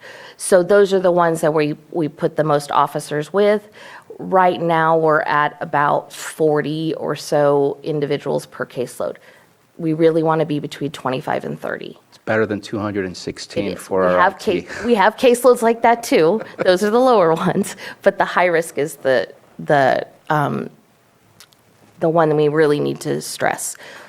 As far as recidivism, the problem with recidivism is the definition. There is no standard definition. So I think it would be good for all of our agencies to maybe have a group definition as what we're going to use, and then we can give you the same kind of information. I love it, having a standardized understanding of what that means so that we know where the numbers are coming from. And I did remember the other one was the pre-trial, because about 70%, if not more, of our jail inmates are pre-trial. There's a whole lot that don't go into our incarceration and just have to show up to court. I know that number's increased quite a bit as well, and I'd love to understand what percentage end up not showing up to court, just so that we can again figure out how do we ensure that those individuals don't keep getting deeper into a hole and actually end up following through with their process and again trying to change lives rather than continuing the process that they've already gotten stuck in. Yeah, and I can get you those numbers with the caveat, I can only give you the numbers of the ones that are referred to us. So the ones that the court releases without restrictions or without our supervision, I would not have knowledge. And that's where I wasn't sure Yeah. which department would be the best to provide that. So appreciate your presentation. Oh, we do have another one. Yeah, just apologize, this is kind of late entry, but I do want to highlight, I do appreciate the public engagement and outreach. It is so visible, at least in my community, my district, Lakeport. But it also kind of highlights to me again that depending on the department, it's hard to quantify that stuff, much less budget for it, right? So I don't know if it falls under other duties as assigned. I know in particular I've seen your officers and staff at night events, weekend events, which may be easier to do within your normal staffing schedule than other departments. So it's I do want to highlight, I see it as an excellent job. I don't know for a fact whether it falls under other duties as assigned or if it's something we can really quantify, because the better we can get our heads around about what that actually means and what we're getting back from that, we can really more reliably staff these events and make sure that we're getting the bang for the buck, number one, but also that the people in your department really understand the importance of it and are kind of all in on it, not just because Wendy said so, but because it is part of an ongoing public outreach and engagement strategy that other departments actually could support, including the sheriff or other local law enforcement agencies. So you have been super, super visible. But again, how do we quantify that? How do we sustain that over multiple budget cycles is one of my questions. And I do have a meeting with you hopefully this Thursday. I apologize for missing last week. That's fine. And couldn't agree more. Your department is very visible. It's appreciated to see them out there trying to provide any kind of guidance and advice and just help to get people back on their feet. So appreciate that. It is 1 o'clock, and I'm going to take public input, and then we're going to go to lunch. I know that Mr. Buenaventura was ready to come up, but I'd like to make sure that we take that time and get our lunch and come back at 2 o'clock. Okay, come back at 2. So let me take public comment. I see none in the Zoom room, and I see none in the chamber. Again, thank you very much for all the presentations. We will be back at 2 p.m. to continue with Public Defender. Welcome back. We will continue from where we left off, and we will start with our Public Defender, Ray Buenaventura. Good afternoon. Good afternoon. Thank you, Mr. Chair, and good afternoon to all the board members. Thank you for having me here today. It really is an honor to appear in front of you and talk about some of the things my office has done in the first 90 days. I thought it'd be important to start on the governing principles that I'm operating under. And essentially, it comes down to two basic principles. One is the Sixth Amendment report. I'm mindful of some of the criticisms and some of the recommendations that report outlines. The second is this holistic approach model to indigent criminal defense. It's a model that we have all talked about, and I've shared with you my vision for it. And it's a model that I think we can absolutely implement here in Lake County. It is a model that I think will address the issue of recidivism, as the chair pointed out.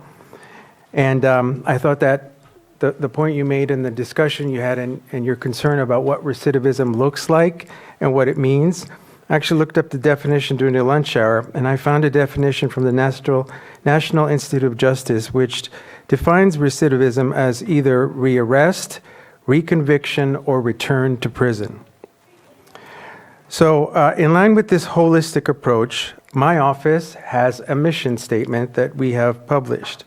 Among the several sentences in the mission statement, it does say, to provide a more holistic approach to representation, one that focuses on programs to help clients succeed well beyond the disposition of their criminal case.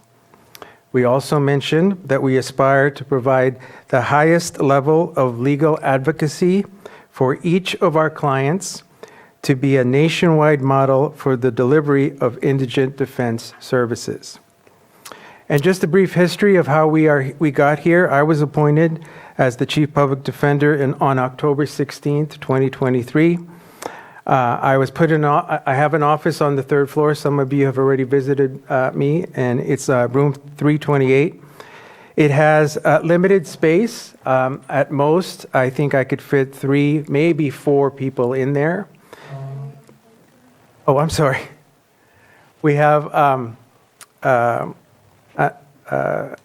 some computer system there. We have some laptops. We have a printer, scanner, and copier.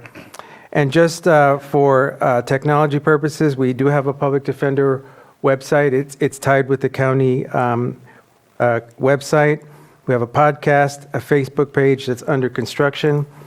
And so that's basically what the office looks like. We are here, we're on the third floor, and I'm the only one in it for now. One of the things that I talked about when I started was the need to, in the beginning, to outreach to the community. I talked about how I would be going on a listening tour and visiting with folks one-on-one, individually, and as a group. I can tell you that I have met with all the lit attorneys. I have met with all the judges, both individually and collectively. I met with District Attorney Susan Crones, and we had, I thought was a very productive and good meeting. There are some things that I think we are closely aligned on and that we can work together. I also met with the law enforcement personnel from Sheriff Howe to the chiefs of police. That also was a very good discussion. One of the things that they outlined and complained about, which is exactly what the Sixth Amendment report said, was that the attorneys not being prepared and some of the things that they wish would happen. For example, they talked about the issue of preliminary hearings. If hearings don't go, they would like to get a heads up so that they don't waste officers' time in coming to court. That's wasting resources and also impacts public safety. So if the attorneys, and this is coming from them, were better prepared, perhaps we would be more efficient and we would have a system that allows for some inefficiencies to be cured. I also met with the Director of Social Services, Crystal Markian, Elise Jones, Behavioral Health, Patrick Sullivan, the Treasurer, Brock Falkenberg, the Superintendent of the Schools, and actually I was at a meeting where 6 of his superintendents were there, and I made a presentation, and that was also well received. Also, I've been going to these group meetings. I went to the Judges' Breakfast, I went to the Middletown Town Hall, I went to Supervisor Crandall's Town Hall, I've been a guest speaker at the Democratic Central Committee, I've done public service announcements, I wrote an editorial to the paper. I'm scheduled to be interviewed by Joyce Adams on February 2nd. I did an interview with Olga Steele. I'm meeting with the grand jury this Thursday, the 25th. I met with the Dean of Empire College, and that was actually a discussion that I'd like to tell you a little bit about. They were very receptive, Empire College of Law, to the idea of developing a pipeline and doing an internship program here in Lake County.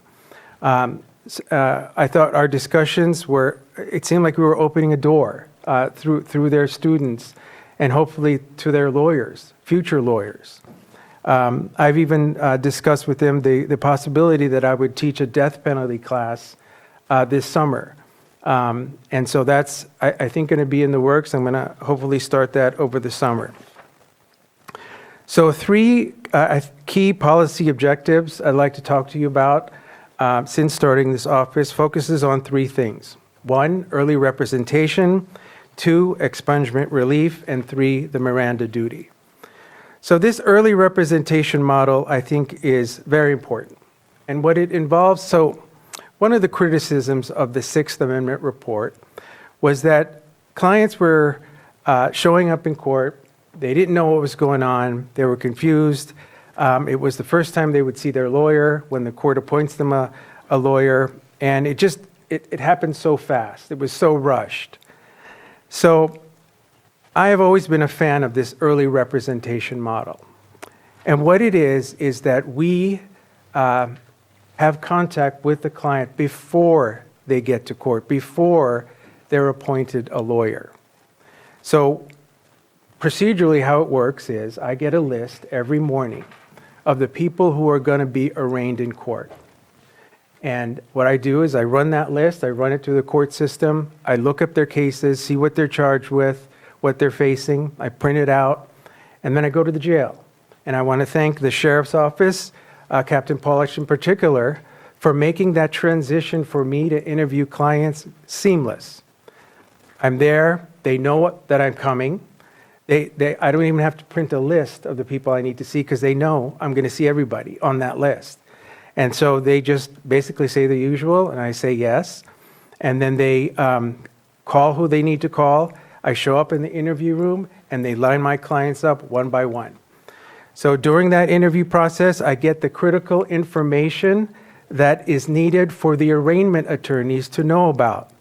One of the things that is always addressed in the arraignment is the custody status, and whether or not they should be released on their own recognizance, or whether or not some bail should be posted. Key to that decision is their income, their financial ability under the Humphreys case, some other circumstances, and including if their failures to appear record. One of the benefits of this early representation is we can tell the lawyers, look, this guy failed to appear because his car broke down, he didn't have a phone, he tried to hitchhike. Giving that information to the judge is critical in the judge deciding whether or not to release someone and whether or not it is a reasonable excuse. Also during this time, during this initial interview, mind you, I haven't been appointed yet, no attorneys have been appointed yet, but we're getting the information to give to the arraignment attorneys about this person, their job, their family, their employer, their history, what programs they've been doing, and even getting their side of the story about what happened in their criminal case. Because things like discovery, a video camera or a video of the incident could be there. And if you don't get that sometimes within 60 to 90 days, it's gone. So early investigation can be done. There's a lot to be done in the beginning stage, not only to prepare the case for the next attorney, but to also establish that relationship with the client so that when the client knows or goes into court, he knows something.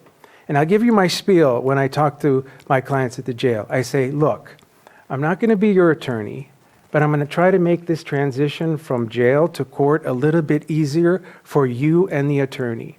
So I'm just going to ask some preliminary information from you so I can tell them what's going on with you, what's going on with your life, who they can contact in your family, some good information about your history, things like that. And so I think that model and studies have shown if you get to people early, if you try to make a difference in the collateral consequences they may face, you do have an effect on the recidivism rate. So that's one of the goals that we're trying to do, and we're getting ramped up to do even more. Because later, what I foresee is a model that doesn't just involve the attorney. It involves law clerks, paralegals, social workers, navigators, and investigators. By the way, I've been doing a lot of this public outreach, as I've said. Because of the public outreach has been positive, I have a volunteer, former Lake County probation officer, who's going to be coming on my staff as a volunteer to do these interviews. And I'm going to thank the sheriff and their staff for helping me coordinate. They're going to, fingerprint, background checker, and everything. But this is the kind of community holistic approach that I think is available and ripe here in Lake County. Mr. Buenaventura, Yeah. I am absolutely engaged in the conversation that we're having here, but I want to be mindful of the time that we have left for all the other departments. Okay. And if we can go through the rest of the All right. presentation, please. Let me just go to the expungement relief. So expungement relief, maybe you've heard some of the PSAs that I've had on the radio. Just the other day, I got 20 calls asking for expungement help. 20 calls. I have 20 new clients that I'm filing petitions for expungement because of the PSAs, the public service announcement, and the letting people know what to do. And by the way, you can also do that online at the Public Defender's website. There's a link you can click, and it'll take you to the intake form that we have to get people's public records expunged. Miranda duty, that's the third option. So there has never been a Miranda duty attorney in Lake County. Never. And that's not lawful, especially when it comes to juvenile offenders. You cannot even question a juvenile offender unless there's a lawyer there. And also, in talking to the law enforcement, there are times when a person will assert their Miranda rights. And if they assert it, all questioning is actually stopped, and they don't get an attorney to come in because there isn't one available. But sometimes the case can be resolved if there was just an attorney there in helping, assisting. Sometimes maybe the case is dismissed or they don't pursue prosecution if there was an attorney there. You now have a full-time Miranda duty attorney on call, and it's me. The other thing I want to talk about is developing a case management system. So we are in the process of developing one. There's a lot of statistics and a lot of data that I'm gathering in that system, which includes the caseloads, the outcomes, the jury trials, the motions filed, the dismissals, investigation conducted, immigration consequences, interpreters used, sentencing outcomes, diversionary programs, complaints, jail visits, fail to appear, conflicts check, and prior recidivism. Just a bit also on the LID program. The LID program, I established, I think in the first 2 weeks, a complaint system for the LID program. If an attorney gets a complaint, I'm notified about it immediately. They send me a log, they send me the name of the case, the attorney, and any action that's being taken.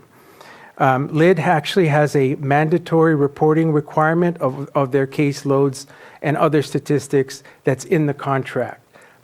They've never complied in terms of giving that information, and now I've opened that discussion with them, and they send me monthly reports of their caseloads.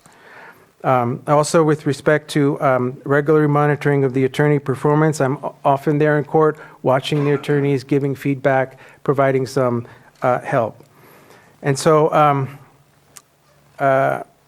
that's hopefully I said everything I needed to say, but you're welcome to ask me any questions. Are there any questions or comments? Supervisor Green. No, just very excited. We are in this particular mode of doing our governance workshop, but we look forward very much to longer presentations along the way as we expect as your office develops. The early involvement just speaks volumes, only just because I've been doing a little court watching, and arraignment can get kind of bumpy. It's like this group effort, like, okay, we're just talking custody status now, please don't plead your whole case. Early involvement and having somebody coach them through what's going to happen at arraignment and what's going to happen later down the road is just critical, and it's really going to certainly help those clients and receive adequate defense services, but it's also helpful for prosecutors and judges that are dealing with this workflow. So very excited to hear all this stuff. We'll get through the metrics later, but I'm just very pleased about the vision that you've had, the engagement with the community, and the first baby steps you've taken. They're very exciting. Thank you. Anyone else have comments or questions? Appreciate the work you've done thus far. Oh, you just don't have a pen yet. Do we have a date for when you're going to be bringing your work plan back to the board? Yes, February 6th, I believe. Okay, thank you. I appreciate everything you've done thus far. The idea of building that data collection, whether it's a database that you're building, that someone else is building for us, or we're able to find the software that communicates with the courts, leads me to believe that we'll be able to access all kinds of data as long as we are able to build a query for it. So I'm excited that that's happening, because that means the data will be available in some way, shape, or form, and then eventually we'll see it as we need over the course of years to see the differences that we're making in comparison to where we're starting from. So appreciate your presentation today. And I don't know if there'll be any public comments, but again, on the hour, every hour, I will open it up for public comment. Sounds good. Thank you. Thank you. Next is Public Services, Lars Ewing.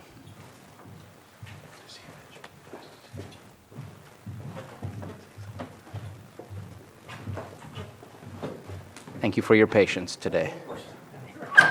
All right, I will be brief.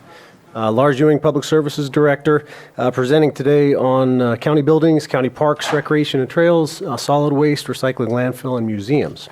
And I think I have control of this. There you go. So accomplishments from 2023, just a few highlights. Maintenance, repairs, and improvements at a variety of county-owned infrastructure, plus operations at the landfill and museum. So that kind of highlights the ongoing efforts. Project delivery is the second bullet point there. That ranges from routine work orders, like a toilet being down, to projects that multi-million-dollar projects. So it's project delivery is the emphasis there. We do have some staff changes that are going to require and have required going more towards a contract staff, contract management approach to augment our staff. So that's underway. Third bullet point there emphasizes some of the grants that we have either secured ourselves or are working with other departments. Really, I want to applaud the other departments for the facilities-specific grants, libraries, behavioral health, EOC, and museums for that matter, which is internal to my department, but to just applaud those other departments for those grants. They have done a wonderful job. Museums and parks also have been successful with grants, so pretty happy that we're getting money from outside coming in. Last bullet point there is from an accomplishment is the first ever capital improvement plan for facilities. Really just sets the foundation for our focus of project delivery. Looking ahead, or at least we are already in 2024, some points of emphasis for parks, recreation, and trails. First bullet point there is the master plan implementation. That's going to be wrapping up here in the next probably 4 to 6 months. Some examples that we're going to see out of that, just an emphasis on recreation and park activation. Building on the bookmobile example, there's a recommendation for a possible a recmobile, that we go to the different parks or different areas to bring recreation to the public. We can provide parks, but it's something else to provide recreation programs. A few parks that I wanted to highlight there that are new parks coming up potentially. John T. Klaus Park was a trust that was provided to the county, and so we're working on that. Cobb Park, the acquisition for that will be coming to the board here in the next few weeks. So we're moving ahead there. Moving ahead to facilities, pursuing facilities grants. I referenced earlier that a lot of the other departments have been successful with that. Facilities grants are oftentimes hard to come by, and so it's helpful to continue to pursue those. Maintenance and repair being a top priority. That needs to be our top priority. Otherwise, we're letting our infrastructure fail. A few highlights of capital projects: courthouse parking lot solar design build that is underway. The board just approved that within the last few weeks. The Armory to Sheriff's Office, it says design and build. We are in the kind of the preliminary design phase, and so we're looking forward to moving ahead on that. Funding is going to be an issue with that, so that's that just it's not a shocker to anyone, but make sure that we're stating that. Kelseyville Senior Center, making sure that we fast track that. ARPA funds there that we want to be underway before the end of the year. Courthouse, that is a misprint. It's not Havoc. I hope it's not a Havoc project. It's Courthouse HVAC. So looking at the heating and air conditioning system-wide for this building. And then last on there is the behavioral health expansion. We're nearing the end of design for that, working with behavioral health. And again, Elise has been, and her staff have been successful at securing funding so far, and looks optimistic for future funding for construction.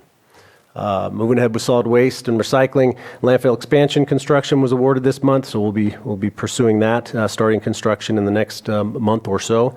We'll be pursuing a gas to energy project, looking at not just flaring the methane, but potentially turning it back into energy. It's not a new technology, but it will be new to us if the numbers are right. And then lastly, beverage container pilot program. That's really a local solution to a statewide and state problem. So we're stepping in with, along with Mendocino County, partnering with them on a program to provide beverage container locations around, or beverage container recycling locations around the county.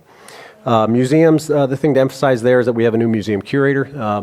Clark Maccabee retired at the end of the calendar year, and so we have Carolyn Barilli as the new curator, so she'll be stepping in and leading that. Really, activation of museums is a big thing, similar to parks and recreation, but how do we use our museums? And they already do this quite a bit, but how can we do it more?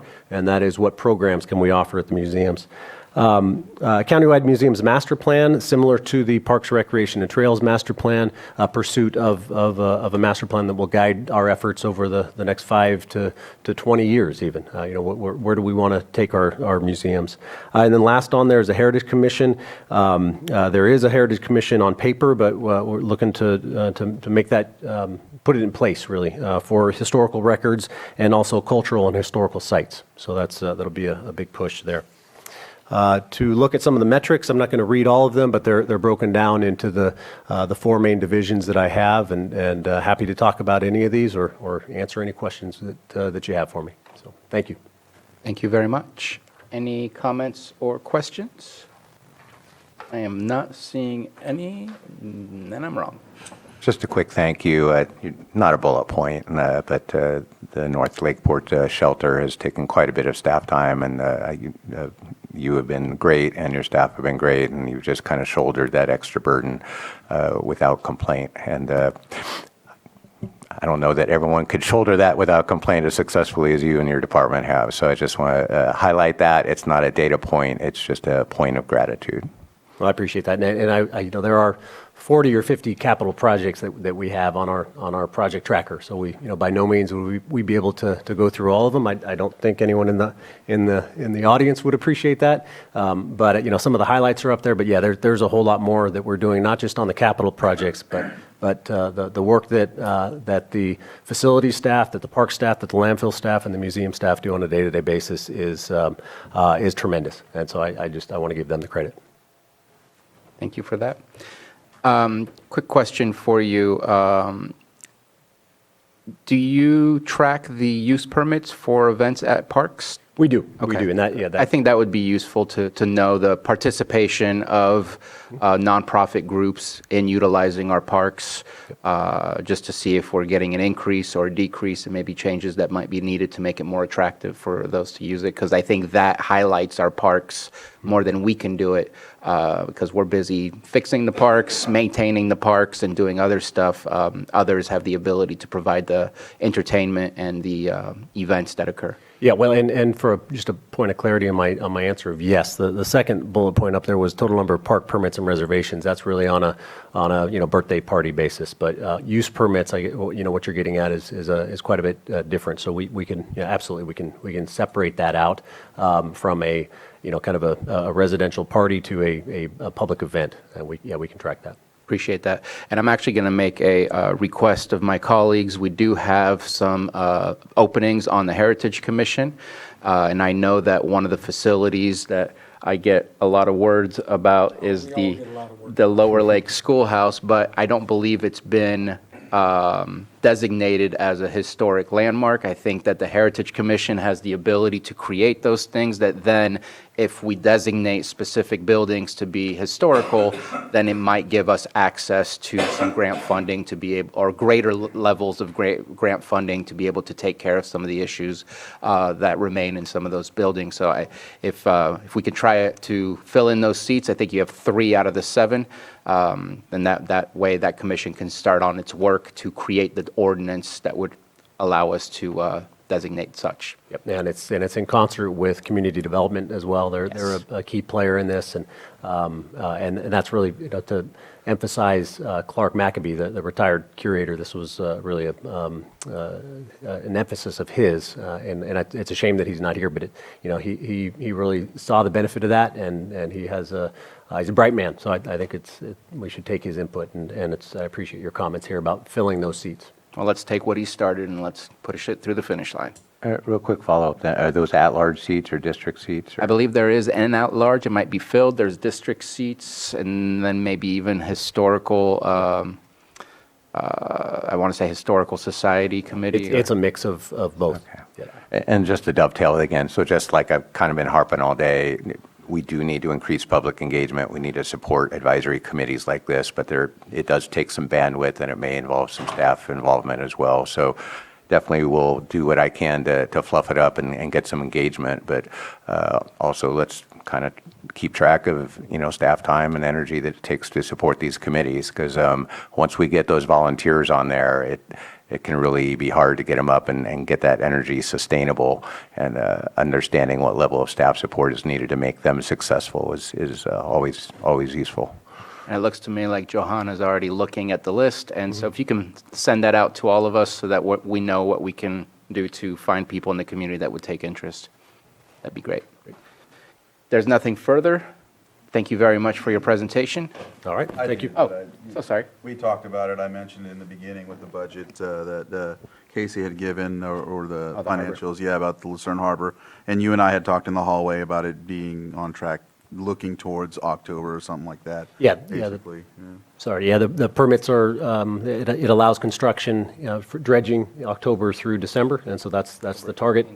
We can pursue an alternative for well, there is an alternative, but it would likely would not come into play until about that time anyway. So yeah, we're going to be putting that out to bid with anticipation of fall to winter construction. Thank you, Lars. Thank you very much. All right, thank you. Next, we have Public Works/Water Resources, Scott DeLeon.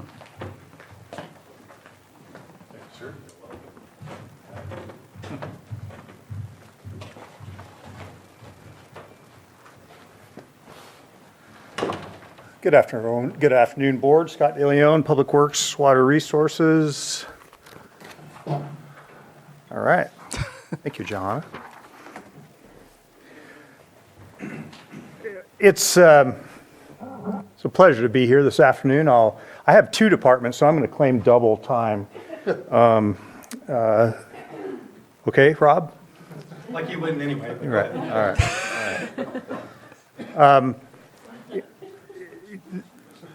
Frankly, this is a little unfair to my departments, the breadth of things that we do, and try to summarize it all into some bullet points is really, really challenging. I appreciate this board understands the types of things that we do, and so we'll try to summarize, a year of accomplishments and next year's goals as quickly as we can. First bullet right there, 2,100 requests for service. That was largely the result of the winter storms we had last year. We had obviously thousands of requests for service with unusually challenging winter, and give kudos to our staff for all the hard work and dealing with some pretty dangerous conditions, and they do excellent work. We completed 14 miles of pavement rehab with county forces this year in the Lakeport area. We awarded 2 bridge replacement projects. They will start construction later this spring, the Chalk Mountain Bridge in Spring Valley and the Bartlett Springs Road Bridge. We completed construction of a bridge on Witter Springs Road. And I added a note here, it's not on your table there, because I heard several departments talk about vehicles they purchased. The library got their new bookmobile, and others. Our staff assisted those departments in the procurement of those vehicles and helping them specify them, and helped many departments with purchases of vehicles. We commenced construction of the Middletown multi-use path. It's nearing completion. Kind of broke my own rule of starting a paving project at the end of the year, and let that be a lesson to us. Don't do paving in December, but we are closing in on completing that project. We started the design work on the hangar development project, a project that your board funded. Really appreciate that. It is ongoing. They've completed quite a bit of the environmental work and some of the preliminary design work on that project, along with the East parking area pavement rehab project. If you recall, we completed a pavement rehab on the airport's runway and taxiway a couple summers ago. This is the partner project to that, where we'll completely redo the pavement in the parking area and the tarmac area to the east of the taxiway and runway. Very excited to say we commenced the design of the year 1 pavement rehabilitation project on Cobb. This is part of the 10-year plan that I prepared for the board with the help of NCE as our consultant. That project is in design. We will be going out to bid, I hope, next month for construction this summer. It has the potential, based on some of the list of roads that I've seen and the type of pavement rehabilitation that they're proposing, it has the potential to be one of the largest capital improvement projects ever taken on by Public Works. So we're pretty excited about that.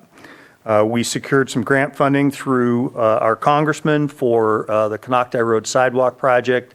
And I came to this board and explained some of the challenges that we have hiring professional folks, and your board supported the hiring of Coastland Engineering to provide staff augmentation services for our department, specifically engineering and inspection. They're helping us already with a number of projects, and we really appreciate their support. So for Public Works, some points of emphasis. I mentioned the 2 bridge projects. We're going to get back under construction of those this spring, and so those projects should be completed by the end of the year. Some projects that we have queued up and ready to put out to bid include that pavement rehab project on Cobb, slide repairs on Socrates Mine Road, the Lakeside Heights slide repair, Canocti Road sidewalk improvement, I mentioned that, and some sidewalk improvement or crosswalk improvement projects at various locations, as well as we need to get started on some storm damage repair projects from last year. Some other points of emphasis for the year: to complete the right-of-way acquisition for the South Main Street Soda Bay Road project, commence design work for year 2 of our pavement rehabilitation, 10-year pavement rehabilitation plan, continue to maintain county vehicle fleet and road department equipment with a plan to increase the number of hybrid or alternative fuel vehicles and complying with state mandated heavy equipment emissions requirements. We spend a lot of money every year trying to comply with CARB requirements and other things, and it's going to get real challenging here with the state's mandates to go zero emissions in not too far in the future. So we're really struggling trying to figure out how to do that. And then finally, enhance roadside vegetation management through the use of our newly acquired FECON units. You all have seen some of the work that has been done with those machines, and it is incredible what they can accomplish. So we purchased one through a grant this year, and we have 2 more that were part of our budget, and they are actually down at the equipment installer, and we will have them back this week. So looking forward to getting those machines back and get put to use. So let's talk a little bit about water resources. Again, an extremely busy department. What I consider our highest priority program is our quagga mussel prevention program. We maintained a presence at multiple public boat ramps to ensure compliance with our local quagga mussel prevention program, to provide boater education and really try to encourage people to recognize that they're the problem, they're the vector for this animal, and we really need to keep it out of Clear Lake. So very proud of the work that's being done, largely through grants. We get a state grant annually, and we're going to talk about that here in a second, but we do a lot of the work through grants. We continued acquisition of parcels for the Middle Creek Flood Damage and Ecosystem Restoration Project, collaborated with local tribes on hitch-related projects, including the release of flows from Adobe Creek Reservoir earlier this summer, or last summer, to facilitate some fish rescue efforts. And we utilized multiple agencies for vegetation removal projects throughout the county. Was really impressed with staff's ability to think outside the box, find all sorts of resources and different programs that were being offered through state and federal agencies for debris cleanup and vegetation management. They're actually in the county today and still working on various projects. So they're doing a really nice job, and again, thinking outside the box and using outside resources to accomplish accomplish things that, we don't have the funding or the resources to do. I mentioned grants. There's just a couple of them there that highlighted on that list that we managed to get this last year. Invasive weed abatement program, stormwater management plan, the quagga zebra mussel prevention. That's the state grant that we get every year. And again, it goes largely to fund our quagga mussel program, our local program. And then vessel and lake bed structure abatement of $100,000. We performed abatement of structures in Clear Lake, provided the atmospheric river storm response as a department, completed the recertification through FEMA for our NFIP community rating system, which provides a 15% discount for flood insurance policies in Lake County. And then through another grant, completed a rapid response and containment plan for Clear Lake should there ever be an invasive species introduction into Clear Lake. So again, the use of grant funds to complete that report. Some points of emphasis for water resources. Again, personally, I believe that's our most important program, is to continue the quagga and zebra mussel prevention program. And then continue to seek state and federal funding for projects such as the quagga zebra mussel prevention, TMDL, water quality management, groundwater management, tributary flow monitoring, and water rights monitoring. What water rights monitoring is referring to is the various water rights that we have. The Kelsey Creek Detention Structure has a water right. Highland Springs Reservoir has a water right. And there's reporting requirements with the state for those water rights, and they are becoming more and more onerous. And it's something that we're really going to have to ramp up our efforts in 2024. And then, of course, implement components of the Big Valley Groundwater Sustainability Plan.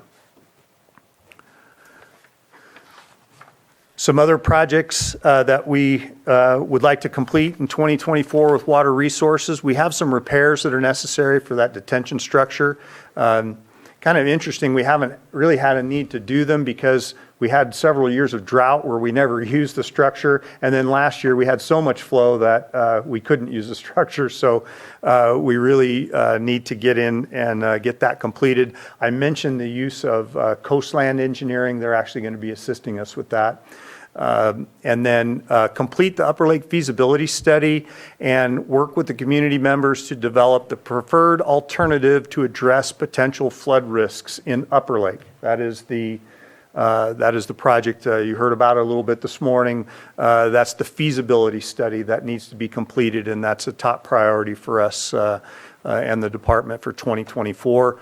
We're currently just for your information, we're currently working on scheduling the next public meeting for that project, which is going to happen next month. Continue to work with these multiple agencies and the outside resources on the removal of vegetation within creek channels. And I'll make a little side note that, again, is not on the point there, but and it did get brought up, I think, earlier by CDD when Maria Turner was doing her presentation about an ordinance for vegetation removal from creeks. We have ordinances for fire prevention and we have vegetation in creeks that are creating equally damaging problems. And an example of that was the flood that we had in Upper Lake yesterday, that there's just too much vegetation in that creek channel for that channel to flow. And so that stuff's got to come out of there. So part of that will be an ordinance to help with creating the framework for getting that done. And again, that's something that we started work with community development on, and we need to continue to do that and get that completed. enhanced maintenance efforts on all watershed protection district facilities. That's our levee maintenance and all the other types of maintenance that we do within the watershed. Continue to maintain lake bed structures to ensure safe boating environment on Clear Lake. We're responsible for all of the warning lights and all the things, the navigation aids and things that you see on the lake. And we'll continue to do that to, again, maintain a safe environment on the lake. And then the last one is the department receives lease payments on behalf of the state for properties that have encroachments on the lake. And we have struggled, frankly, making sure that everybody's paying their bill. And we need to ramp that up, and we intend to ramp that up and bring a little more equality and equal adherence to the rules for that. Just make sure that everybody's paying their bill. And then finally, some data points and metrics. I'd like to see that total number of requests for service go down, but the reality is it's weather dependent. And of course, we have 600 miles of roads to maintain, and we're going to get calls for service on those. But it is a good number to know. The total number of miles of pavement preservation, total number of miles of paved roads or non-paved roads that get graded. We have a grading program for non-paved roads, fall and spring grading. Again, that's somewhat weather dependent, but we try to get all of those roads paved twice a year. For water resources, number of lake bed permits issued. That's going to give you an indication of how much development, how much maintenance is being done on our lake bed structures.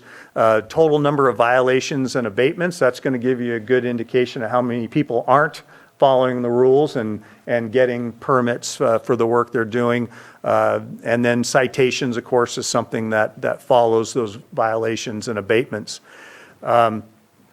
Back to the point that I made about the lake bed lease payments, the percentage of those payments that are received. And then these are pretty easy numbers, resident and non-resident quagga stickers that are sold. And then this is kind of new, but the total number of hitch-related activities and projects that we do throughout the year. And then, of course, there's been a lot of talk about public outreach. Our water resources staff does a lot of public outreach. You see them frequently and with printed media, on the radio, at various meetings. So we do a lot of public outreach. I think that's it. I did have a couple things I wanted to add for both departments, and you all know this, but I think a critical thing for us in 2024 is to navigate new directors for the two departments. And then finally, I'm going to take a moment to make a public comment. I didn't make it during your assessor, auditor, controller's office review, and that is I'd really like to see an effort made to develop the ability for all departments to utilize electronic payment for fees and things. That's something that the third floor desperately needs between community development and public works. We need the ability to take a credit card payment for fees and permits. And I'd like to see that countywide effort made. And again, that was something I had an opportunity to talk about during the public comment, and I didn't. So I saved it for now. So with that, I'll be happy to try to answer any questions. And thank you again for the opportunity. Thank you for the presentation. We're going to start with, I'm not sure who was first, but we're going to start with Vice Chair Crandall. Okay. So Scott, thank you for giving us that. I wanted to cover some of what you gave out, and I wanted to kind of add to it just because it was brought up this morning. The Clover Creek channel was the actual channel that flooded, correct? Or was it? It was the old Right. Original Clover Creek channel that comes through the town of Upper Lake was what flooded. Okay, yes, because I mean, I went there and I seen that Middle Creek diversion was not. So I just wanted to emphasize that was the channel because That's it was correct. stated. Yep. And then the gate is not broken.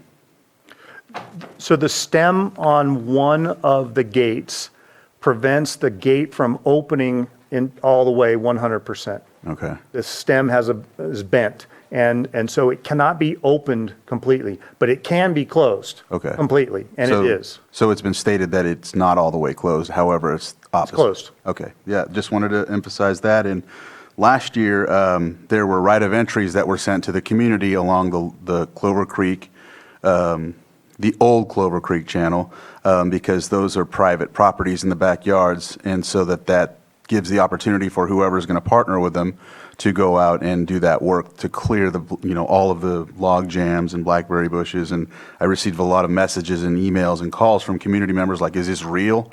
And so I double checked with Marina while she was here, and it is real. So giving that took place last year, so it's looking like it's coming forward. And then lastly, the Caltrans vegetation Middle Creek diversion project that's taking place within the next couple of years in that actual Middle Creek diversion channel, that's still in line to take place as well. So I just wanted to add those because I know it's been brought up, and you did mention a lot of what was happening, but I just wanted to give that as this situation is in hand right now. So Yep. I hope I'm correct on that. You absolutely are all correct, and I'll add one other point, that staff is meeting with the state tomorrow to look at the Clover Creek channel to see if it's possible for them to get in there now, to see if there's anything they can do. Thank you, Scott. Supervisor Pyska?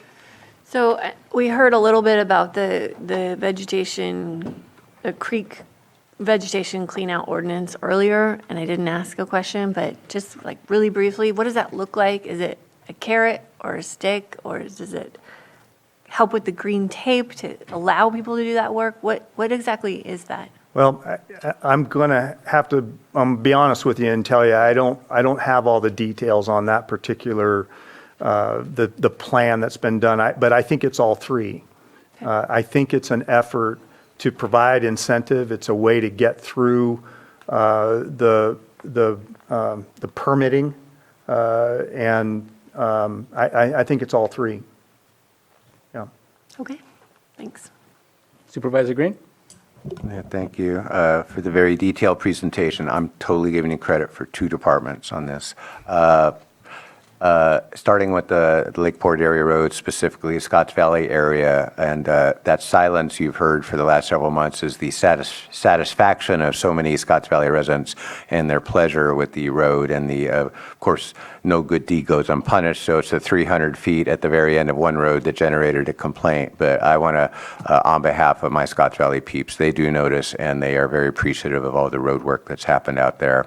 But speaking of that, we did have a meeting last night at my town hall, and there will be interest in the channel clearing, if only because there seems to be two main thrusts. One would be the kind of big kind of programmatic thing that I'm still trying to slog through with water resources with the previous supervisor's allocation out there, but also these kind of micro projects that would be through a Firewise community or one of these other community groups where individual landowners would take the lead on that and maybe get an expedited review of their lake and stream bed alteration agreement and all that. So there's kind of a macro shift in attitudes, it seems to be like, at the state level. It sounds like maybe with this ordinance we can dovetail with that at the local, but I remain confused at this point where we get the most bang for the buck, because even if we go in there and clear it all out, again, we're going to be back there in 10, 20 years to do it again. And also, where do we pick and choose those larger targets of opportunity?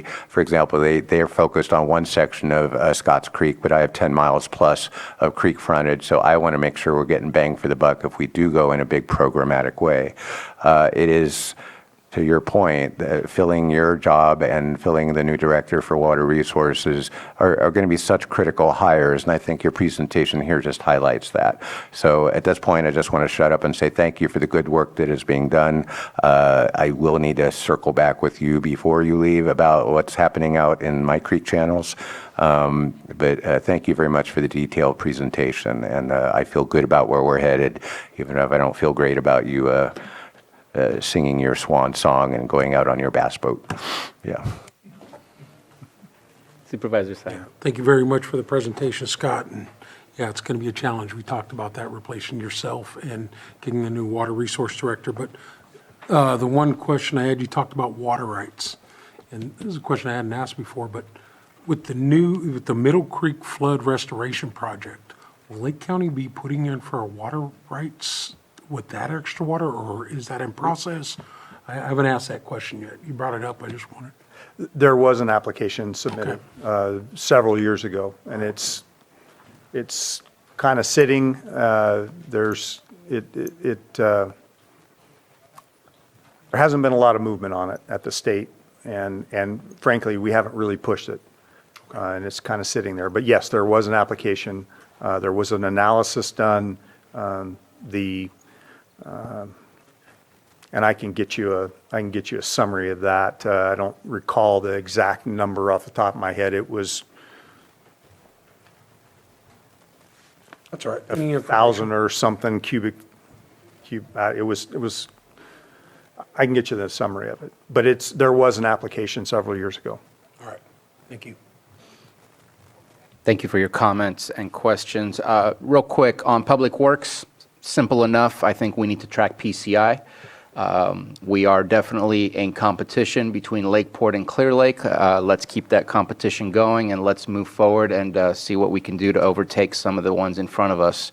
And then water resources, I think keeping some sort of track. I know we're not the main entity that does that. Typically, it's Big Valley Rancheria and Elam Colony that does the water quality surveys. But I think continuously watching the water quality and seeing is it getting worse or is it getting better is something that we should track, as well as here it says total number of hitch-related activities. I'd love for us to track the population numbers just so that, again, we can have a historic number of what it is that we're seeing, what trends are happening, things like that. So that's what I would like to see. Other than that, I truly appreciate the work that is happening in both of your departments. There's enormous amount of geography to cover for both of those departments. One final comment, since you brought it up. And so when you talk about PCI, 2 other jurisdictions have got passed tax measures, correct, to help with those roads. The county as a whole, we have not. I'm not bringing it up or advocate, but when you're in competition, you want to have equal competition. And you don't have the same they've got a tools. leg up. So just want to make that comment. I believe it's one of them that One, has a leg Lakeport up. doesn't? I don't think Lakeport gets the automatic because they don't have a specific tax. They have a general tax. Okay, thank you very much for that clarification. Thank you. You're welcome. Very much. Thank you. And next we have Maria Valadez. I believe she will be online.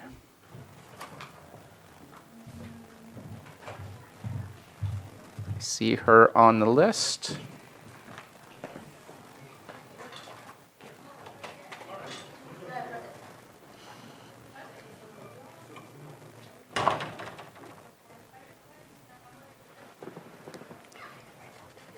Yeah, absolutely.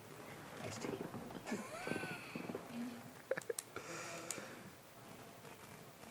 And I saw that she got promoted. So let's go ahead and take a 5-minute break, see if we can get Maria Valadez online with us, and we will be back at 3:02 p.m. Yeah, And let's come back and continue where we left off, which was the Registrar of Voters, Maria Valadez. Good afternoon. Good afternoon. Yes, you're going to have to bring it. Or else Sorry about we're gonna that. Hear from our videographer. Can you hear me? Good afternoon. Maria Valadez, Registrar of Voters.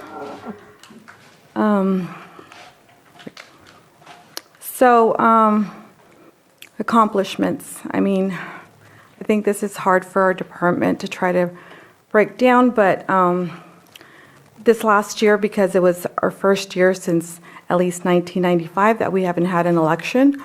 We attended 18 outreach events.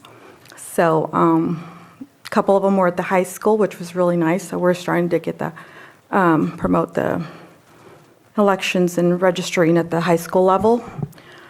We prepared for the candidate filings for the November 7th, 2023 general district election. Well, there was no election because there was no more nominees or vacancies. We still had to get the process going. We started preparing for the March 2024 presidential primary election last year. In lieu of filing began in September. And we had to turn around right after December 8th and get our ballot layout and all of that prepared before our winter break. Processed 2,026 new registrations, and we updated over 10,000 registration records. And with all of those, we have to do mailings as well to for the new registrants as well as the updated registrations. 2024 points of emphasis. 26 legislative bills were chaptered in 2023, which will be implemented for the 2024 election cycle. We'll be conducting the March 2024 presidential primary election, and we'll be preparing for candidate filing and the conduct of the 2024 general presidential election, along with school districts and special districts.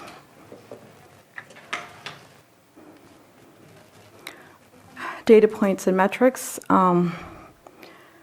Ours aren't probably as good metrics as others because we just process whatever registrations, all the new registrants, all new registered voters, which are probably include some of the younger 18-year-olds. And then we update all registration records. And this year, I foresee that we'll have a lot of re-registrations. People will want to register or re-register due to party changes or change of addresses.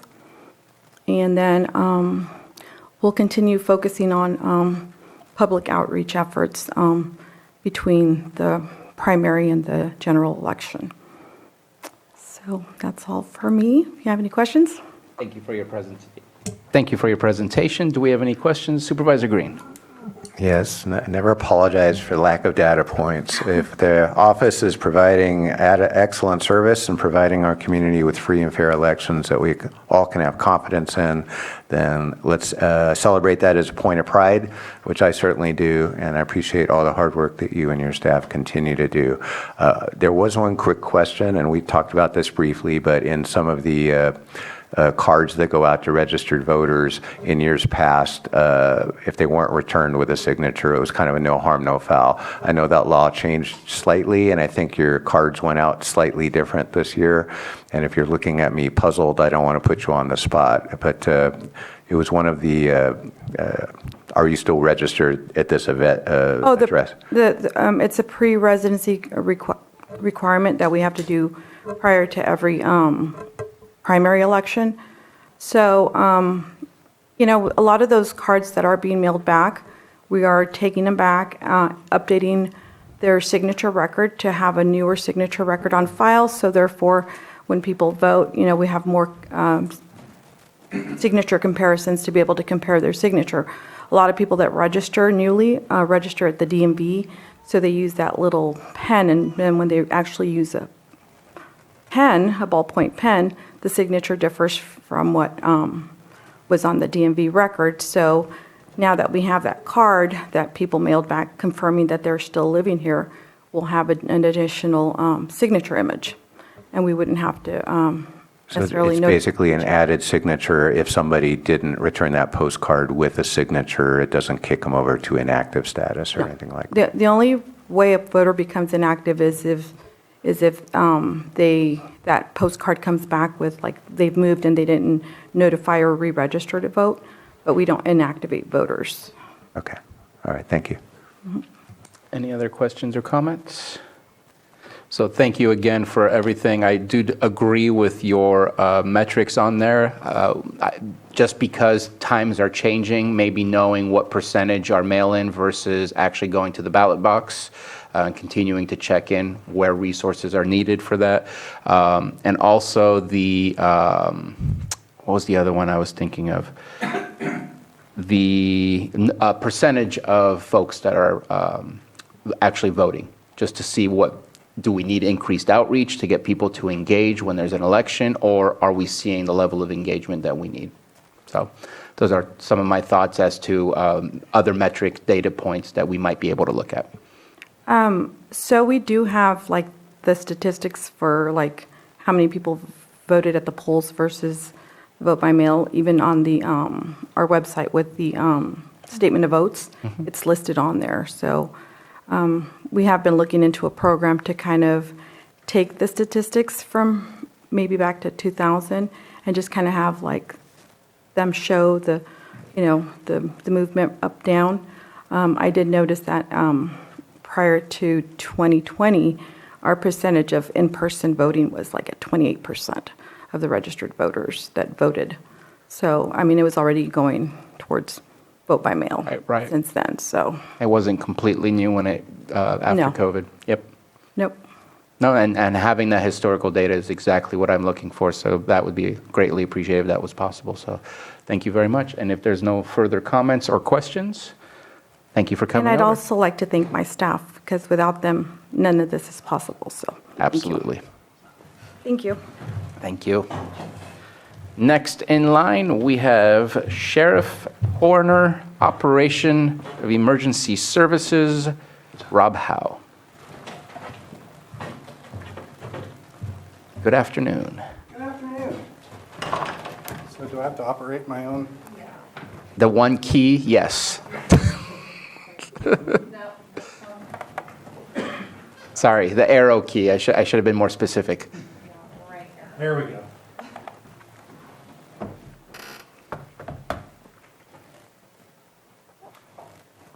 So I'd like to thank the board for the opportunity to give a little update. No, you're on. You just need to have it right in front. Again, I'd like to thank the board for the opportunity to give a little update on accomplishments and goals. Our sheriff's office is a pretty large department with many functions, lots of responsibilities. We have patrol, custody, civil, dispatch, investigations, coroner, boats, court security. And every division has had significant accomplishments throughout the year.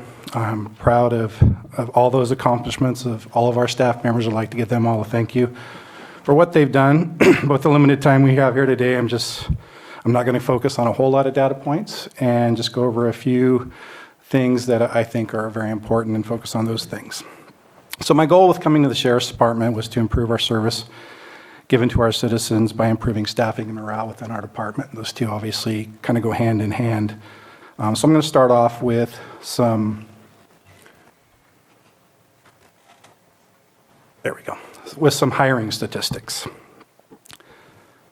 So in January of 2023, we had a 50% vacancy rate in dispatch. And as of right now, we have a 20% vacancy rate. That vacancy rate was actually 60% during part of the year, but 50% at this time last year. We also just gave a conditional job offer to a potential employee last Friday, so we're hoping to have that down to a 10% vacancy rate in dispatch, and that's huge for us. As the board knows, dispatch vacancies affect us in other ways, like patrol. For every shortage we have a deputy in there sitting at a console instead of working on the street. A lot of those hires are new hires, so we have 3 currently in training, all doing well. We're optimistic that they will get out of training, and at least 2 of them within the next probably month or 2. We currently have 2 deputies assigned to dispatch, and we're hoping to have them back out on patrol as soon as that happens. Very good plus. So in 2023, 7 total hires in dispatch. I think that's positive. For the position of deputy sheriff, as of January of 2023, we were at 33% vacancy rate, and we're currently down to 7. Now, we also did unfund and delete a few positions, as the board knows, part of the plan to pay for this, and So that helped a little bit, but I'm really optimistic at the fact that we have 5 deputies right now in our field training program, and 2 more scheduled to be in our training program within the next few months. 7 deputies in our training program at the same time is something that I've probably never seen. To be honest, it's going to be a little bit of a challenge. We don't have 7 training officers that are certified and trained right now, but that's a pretty good problem to have, and we will certainly deal with that. So total for the year of 2023, we hired 8 deputy sheriffs, and that's another good number. Another area that we've always struggled, as you know, is deputy sheriff corrections, DSCs. January of 2023, we're at a 40% vacancy rate, and we're now down to 26. That's 10 total DSCs hired in a year. Last year, 3 of those were females, and that's significant. The board probably understands that all counties in the state, for whatever reason, have trouble hiring females for this position. And because we house females, we're obligated, we're mandated to have females on duty. We've actually had to borrow female officers from probation in the past just to comply with the law. So the fact that we're able to do that is a really, really big deal to us and a plus. Those 10 hires for a year, some people may not think that's a huge amount, but I'll just give you a little story that goes with it. At one point in last year, we processed 100 applications to hire 4 deputy sheriff corrections. When you're talking about testing, written testing, background medical psych, and then the academy, these are really tough positions to fill. So it's a lot of work from our department and HR, and of course, thank them as well. So because we're talking about hiring, I just want to take a minute to thank this board for your tremendous support of law enforcement, from hiring bonuses, retention bonuses, and improvements to overall salary and benefits. Your work and your willingness to support us has certainly benefited. It's worked, it's working, and I appreciate it, and I know our citizens appreciate it. So the next thing I want to talk about is the roadmap task force. I feel like I've talked about this a lot lately, so some of this might be a little bit repetitive. And I know you've heard about it earlier today. I bring it up for a couple reasons. First one is they're doing great things, and the stats kind of show for themselves. But the main reason I want to bring it up is I think they show what kind of things can be accomplished when you have the staffing to be proactive. This is really our only proactive program that we have going right now. In an ideal situation, proactivity would happen every day, every shift.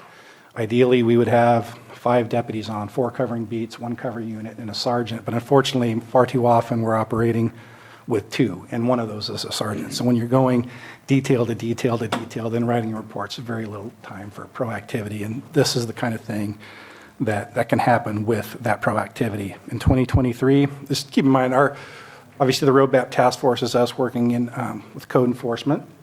But the law enforcement side of this is only 2 deputies and a sergeant. It's a pretty small group. And that group in 2023 initiated 151 cases, made 67 arrests, seized 60 guns, 101 grams of methamphetamine, 9 pounds, 4 ounces of fentanyl, 2 pounds, 6 ounces of cocaine, 9,282 pounds of processed marijuana, and 345 pounds of hash oil. And let's focus on that fentanyl for a minute, because I think we all know what a problem that is in our society right now. I read a DEA study that said a kilogram, 2.2 pounds of fentanyl is capable. A lot of factors go into that, of course, but capable of killing as many as 500,000 people. So to imagine that 2 deputies and a sergeant seized enough fentanyl a year to kill 2 million people is scary. And again, a lot of factors go into that, but it's scary no matter how you think about it.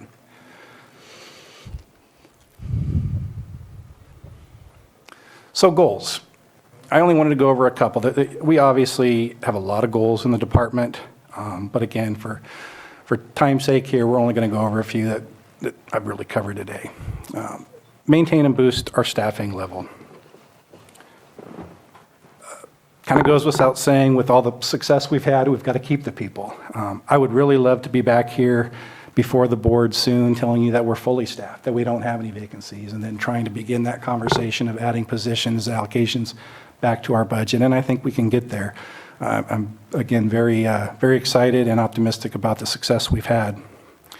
Another goal that I wanted to look at is the school resource officer. It's always been a program that I like. I consider it another proactive part of law enforcement. I don't think you can put enough value on protecting and building relationships with our youth. And this is a program that's purely staff-related.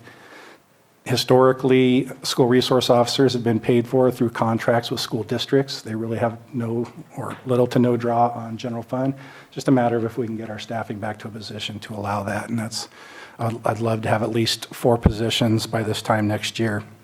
Something else I'll add, and I didn't put it in there, but we talked about the roadmap task force is, as a goal, find the funding to continue that. I can say with the success we've had and the necessity I see in it, it's something the Sheriff's Department's planning on doing anyway, no matter what. But I'm certainly looking forward to that discussion coming during budget time to figure out how we're going to get that and how some iteration of that task force would look going forward. I think that's all I have for you. There's a lot more matrices, that kind of thing, but you can read those and I'll be happy to answer any questions for you. Any comments or questions? Vice Chair Crandall. Just wanted to add thank you for that, and we love seeing all those numbers and things going pretty good, you know, on the upscale. Just wanted to highlight that with the situation where it says the positions and the vacancy rate for like dispatch is lessening, if you will, and so the positions with the deputies moving out of that area, the vacancy rate with deputies coming in on top of whoever was doing extra duties or outside duties, because they're not even doing deputy work, which would that provide more resources for the beat, if you will? I don't even know if that's what it's called, but patrol. Yeah. Yeah. And I think I mentioned before that patrol is what everybody recognizes as the Sheriff's Department primarily, and that's who we have out there responding to calls. I think I've mentioned in the past that we had 13 sign up just a few months ago, and just a little over a year ago was 23. If we were to get the 7 people off training and the 2 back from dispatch, we would be signing up 24, I think it is, which would put us at a position to have that minimum 4 deputies, cover unit, sergeant. That's always impacted. People are always off. There's training, but at least for a sign up, that would get us back to a really good position. And that's what I wanted to highlight is, you know, right now we're not at that because they're filling other positions. They're basically. Yeah, and I probably should have mentioned that dispatch, the jail, patrol, all of it's the same. We've had a lot of success, but a lot of that impact isn't seen yet. Right. Right now, every trainee probably takes more time away from a training officer than what they contribute. I don't mean that in a negative way. No, It just is what it is. Our deputies are also training officers, so we certainly need those. We need to maintain our staffing while those new officers get off training. Thank you. For it to be truly a benefit. Same with dispatch. Thank you. Supervisor Pyska? Yeah, and I agree 100% about the Roadmap Task Force. I already mentioned it earlier today. I think after having this pilot under our belt for a 2-year period, it probably makes sense to kind of meet up and figure out what's been really successful and what's been really helpful, what kind of tweaks can be made. I know we're going to have that discussion at budgeting time. I think it's a priority that we all pretty much agree on to fund. And it's just how do we make it better? And, you know, what are the, I'm looking forward to those conversations of what are going to be the new goals, what the new areas of focus will be, and how we're going to keep this going and make it more successful than it's been in the past. I'm looking forward to that as well. Thank you. Supervisor Green?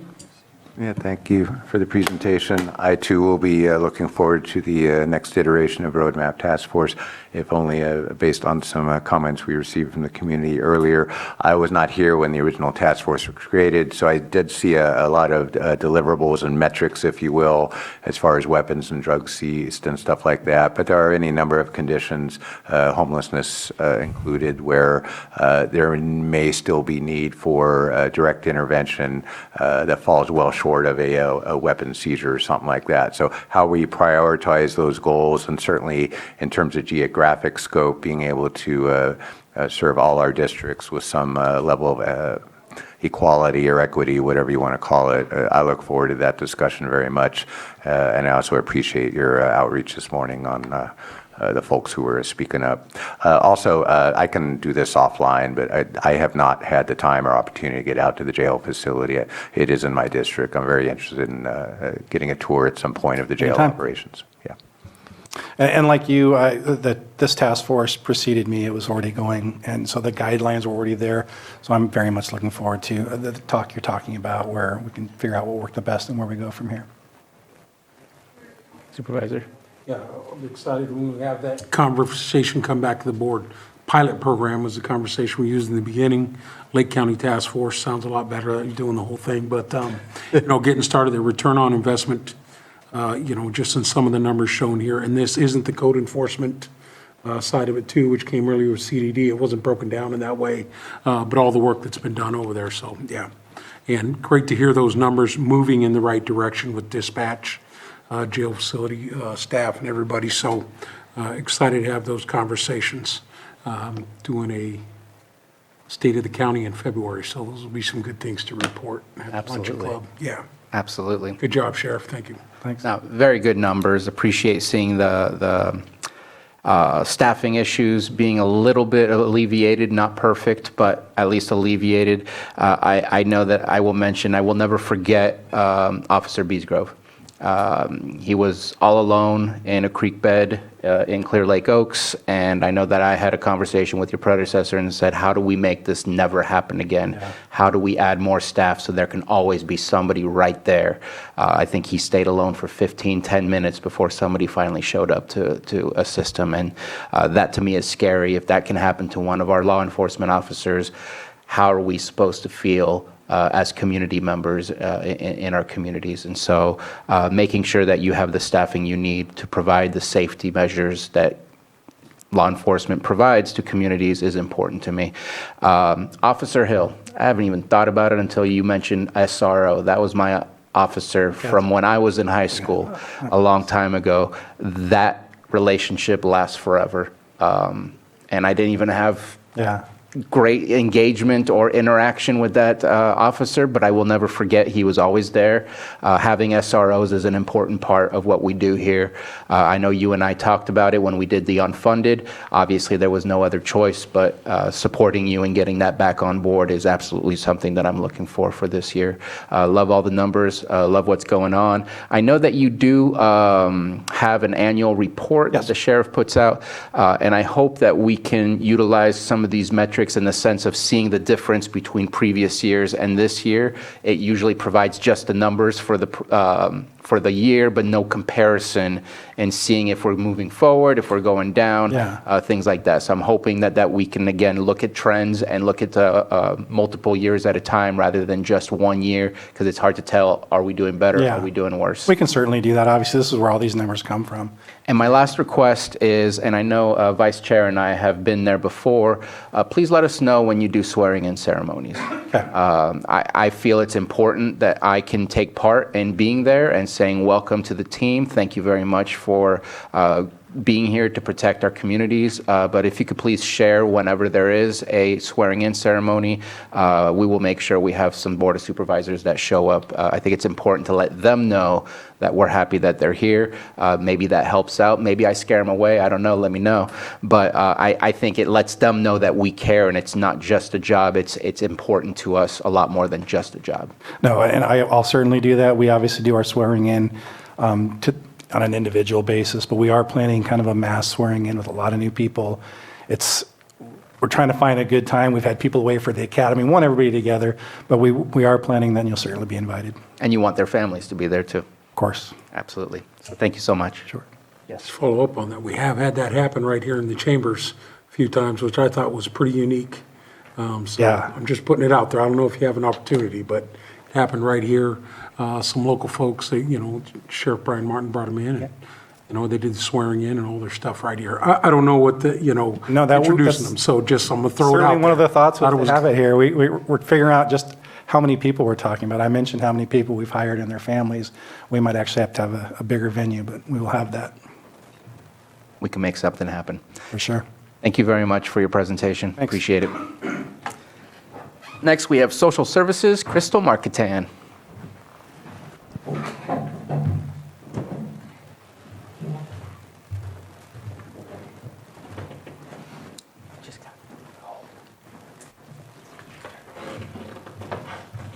Good afternoon, and thank you for your patience as well. I like sitting here. Okay. So, good afternoon, Board. I am here to talk a little bit about the accomplishments of social services. Let's see. So, over 2023, despite vacancies, currently we're at 19%. We've continued to issue the benefits consistently, and I am really happy about that. It's something our community needs, but also I think that it really reflects, our staff's commitment as well. We maintain Medi-Cal coverage for over 31,000 individuals in the county. Also increased welfare to work engagement from 15% during the pandemic to 25% post-pandemic. There were waivers in place during the pandemic, but I feel like we're really starting to gain some momentum back. And then also,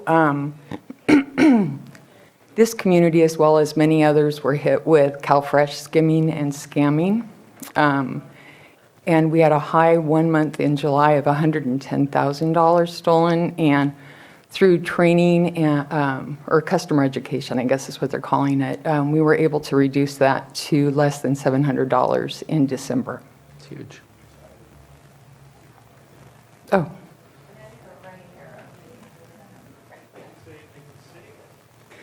So for in-home support services, adult protective services, public guardian, administrator, and conservator, we increased in-home support services reassessment compliance from 51% during the pandemic to 75%. 80% is within normal range, and so we're very close to that again, and we have been able to hire some social workers there as well. Assisted adult protective services clients at risk of homelessness to maintain or repair their current housing with the assistance of Home Safe funds, which we applied for, and I think are really important funds for us to have available because we can keep some people in their own homes as a result of those funds. In child welfare services, highlights there, child welfare will partner with the Lakeport Police Department for a crisis intervention team to respond when unhoused families with children and young adults aged 18 to 21 and formerly in foster care are encountered. So they will send somebody out to work with the police department there.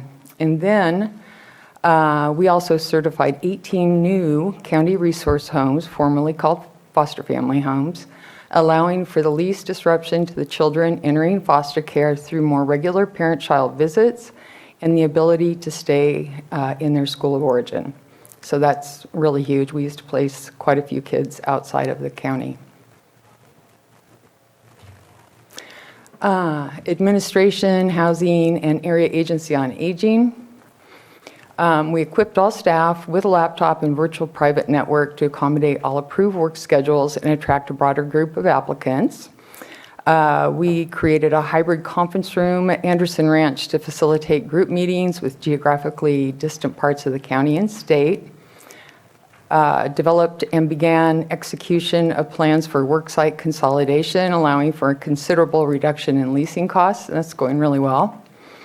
Area Agency on Aging obtained funding to add an additional long-term care ombudsman to cover Mendocino County exclusively, and that will allow for a lot better service there. And then housing supported 184 voucher holders across the Housing Choice Voucher and Veterans Affairs Supportive Housing Voucher programs. Keep wanting to turn a paper and it's a button. And so then points of emphasis for social services this year is we want to attain the compliance in IHSS of 80%, and I'm sure we will hit that. Explore the possibility of partnering with Chico State University for an adult protective services Master of Social Work program similar to the California Social Worker Education Program for Child Welfare. So it's a part-time education program that you can do while you work, and then you do your payback. So it's worked really well in child welfare, and it's kind of exciting that they're opening it up to adult protective services. And then continue efforts to stabilize staffing of the public administrator, public guardian, and public conservator unit while serving the over 80 clients through probate and LPS conservatorships. Child welfare, continue our family finding efforts to locate relatives to better align with the state's vision of a kin-first practice culture.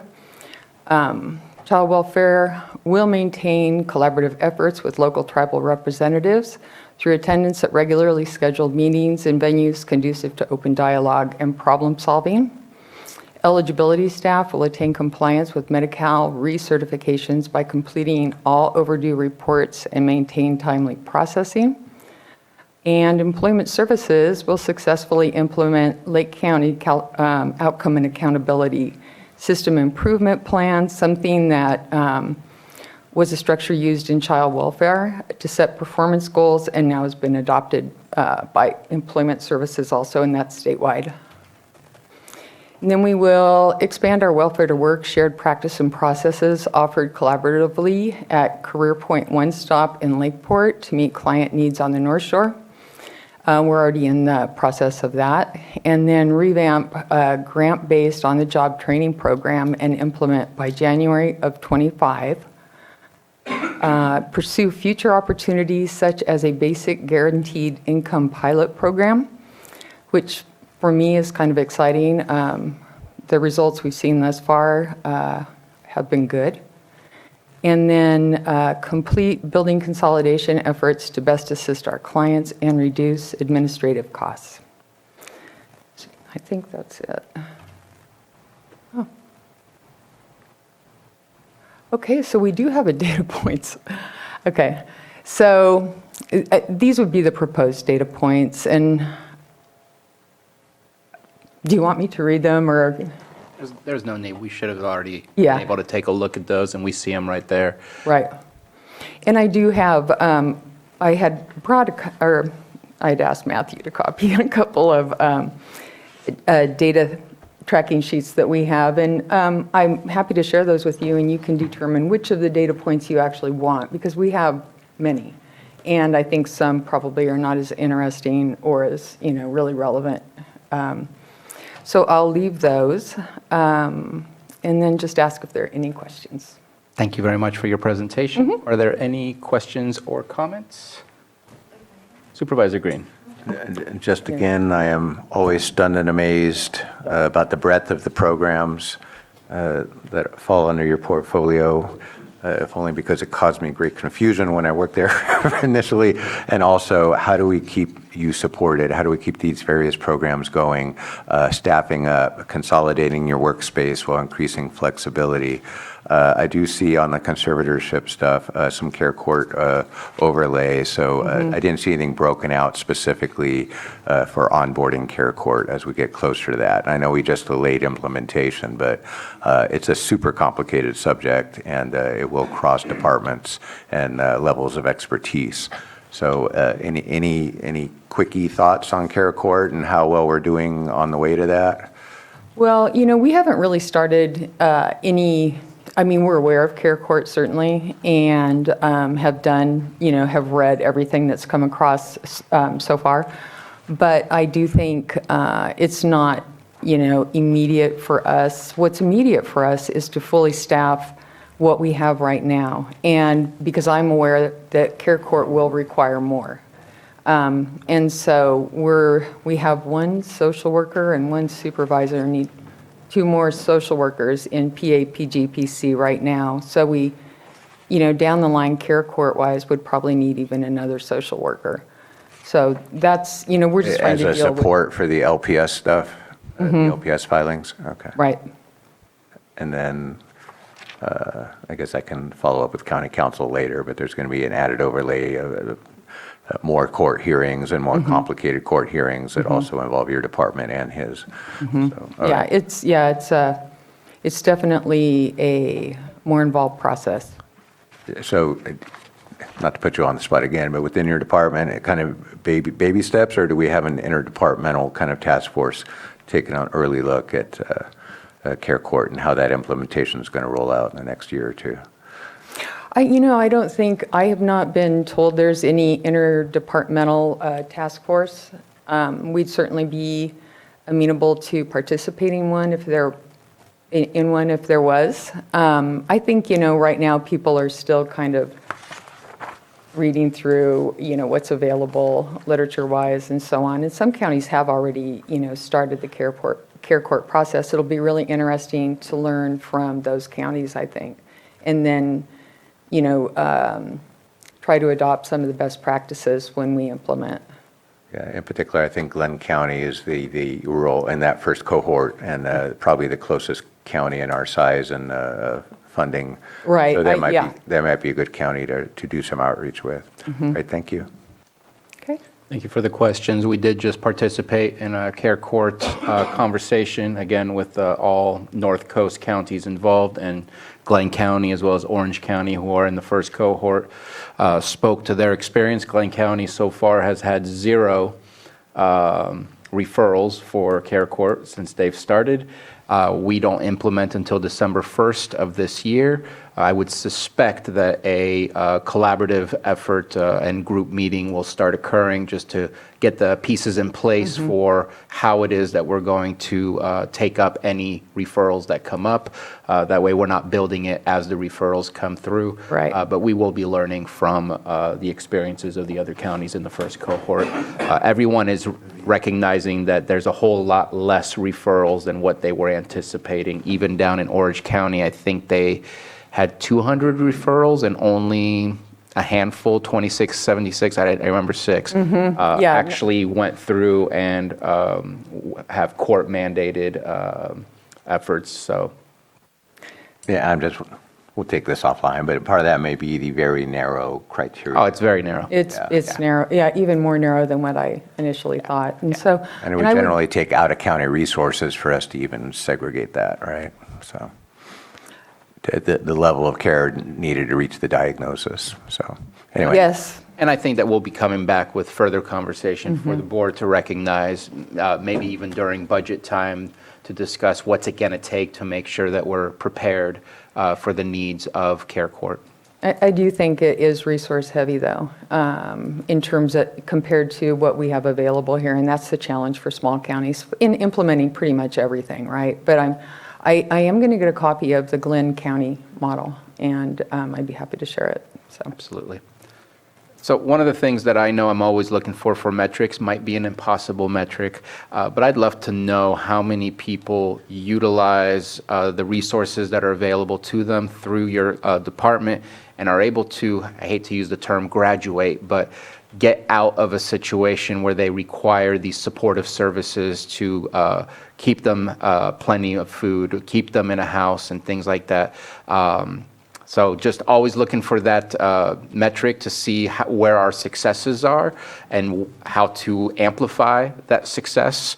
That to me is what I'm always looking for. And so I know it's not a simple request because it's not what you submit to the state. You submit to the state more penetration as far as you have 50,000 people eligible. How many of those 50,000 people are you providing the service to? But I want to. That's an important aspect as well. We want to make sure that those that fit the criteria of a program are able to access the program. But I'd love to check in on how successful are we with providing the program to really be that leg up to become more independent and more able to take things on their own. So I'm going to keep trying to figure out how it is that we can obtain that. But I want to bring it up. We do have that kind of, and it really comes with the employment services program that was deferred for the years during pandemic. So it really is now just coming back to life. And of course, we're short-staffed because we robbed them during the pandemic for the other side. And so now we have to train people back up. But I do think that it is possible. It's not a one-to-one, in terms of the definition of because one person gets employed in a household doesn't mean that home is completely obeyed, right? And Exactly. and there are, limits to where they can continue to receive aid and work.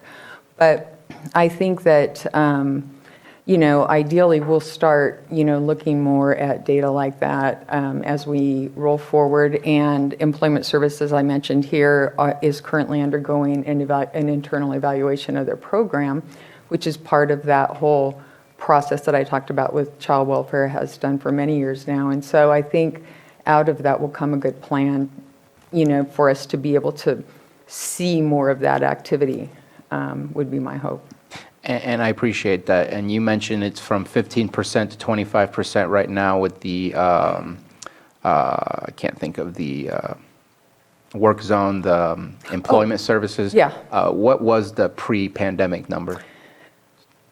I'm putting you on the spot. For participation, I'd be interesting to know where we are in coming back I out can of get that COVID. information for you, but I'd really be just guessing right now. Okay. No, And that'd be interesting to find out what that number is. Is there any further comments or questions? Did I cut you off? everybody good? Thank you very much. And if you have a question later, give me a call, send me an email. I won't very be a much. stranger. Next, we already took a break, so we're good. Next, we have special districts, Scott Harder. And in 15 minutes at 4 o'clock, I will open it up for public comment. So I've got 15 minutes. No, you don't. That's right, I have 5 to 7. We've just redacted them down to 5. Just kidding. All right, thank you, board. Right arrow. My goodness. Special districts, that's us. We maintain and manage water and sewer and lighting districts within the county, as you well know. We have quite a few districts, and to cover accomplishments and goals of each actual district would be overwhelming and not suited to a 5 to 7 minute presentation. So I've tried to pick a few highlights for the previous year and for moving forward into next year. If at any point you want more information on a given district, reach out to me. We can do it here. I've got additional information I could bore you with, or I'd be happy to do offline as well. So 2023 accomplishments. One of our big accomplishments is we did a installation project, kind of a rehab to one of our lift stations, sewer lift stations down in Clear Lake. And we installed what's the Overwatch system. It's a pitless direct pumping system. So we hope to see some benefits to odor. It eliminates any odor. It's not the sewage isn't exposed to air down in a wet well that is then fills up and then pumps down. This takes the sewage from the community and regulates the pumping speed based on the flow of the sewage coming in, and then pumps it on to the next spot in the collection system. So that has been functioning for about 2 weeks now, where we've kind of pulled back all the things. We got all the bugs worked out of it. We're looking to watch it for 6 to 12 months. And if it functions as well as we hope it will, we're looking to possibly implement that in some of our larger lift stations, which will help with all kinds of odor issues and flow issues. So really kind of excited about that project. Next big project, we had some legislation come down. We were required by our state waste discharge requirements, which is our permits on the wastewater side, to update our spill emergency response plan. So there's new requirements for when there's a sanitary sewer overflow, an SSO, or a spill.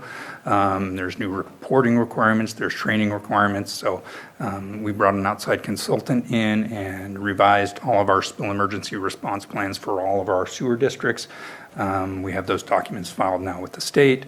We've trained our staff on those new policies and procedures, and so we're moving forward with that. So that was a big ticket item last year as well. Let's see, completed permanent repairs to our Adobe Creek Bridge water main crossing. So in Findlay, we had a water main that ran underneath Adobe Creek. That failed a couple years back. We had a temporary crossing on top of the bridge to keep the community of Findlay in water. We were able to successfully complete the permanent project. It's hanging off the side of the bridge on brackets, and we got that project done.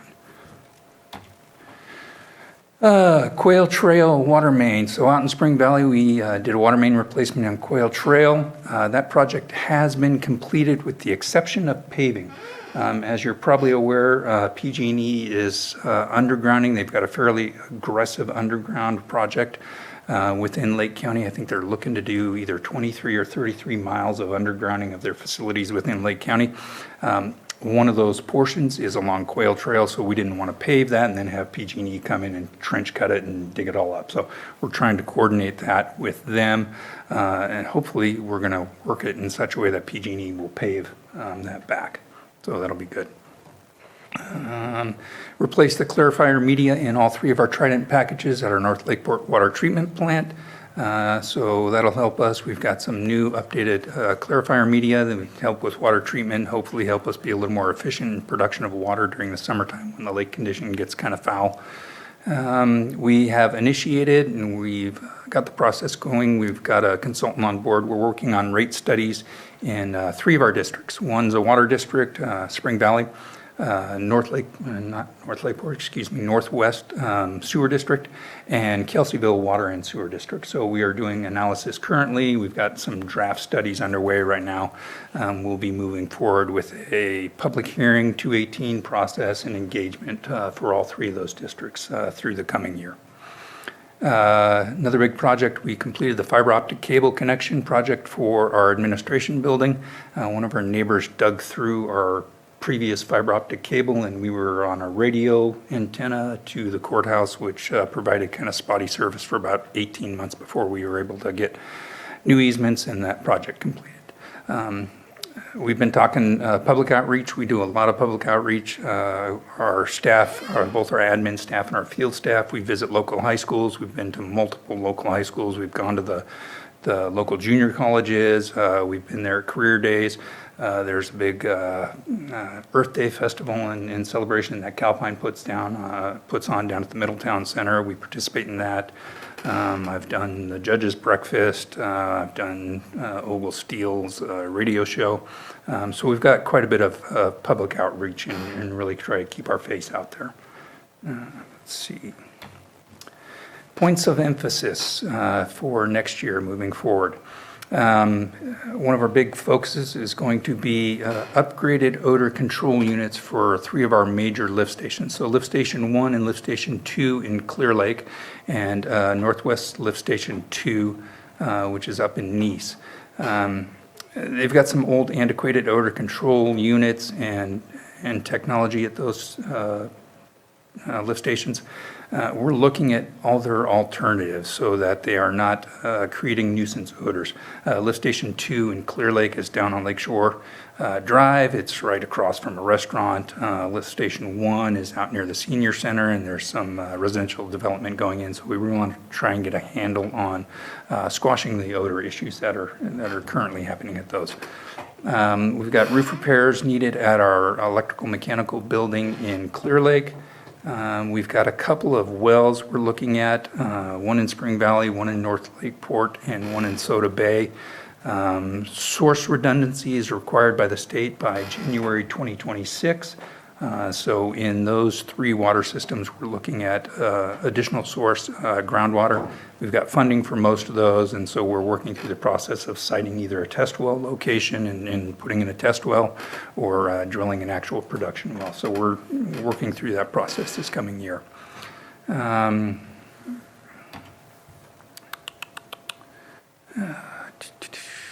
Oh yeah, part of that is also installation and extension of the raw water intake in North Lakeport. Just heard back from the consultant about 15 minutes ago. They've incorporated some of our comments, so we're hoping to get that project out to bid here pretty soon.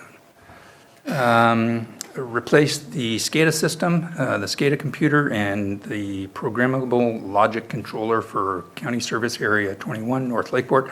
That's currently underway this week, actually. We are running the plant in hand manually, and the consultant was there programming the logic in the PLC today. Hopefully that'll be finished up tomorrow, and we'll be able to bring the plant fully back online.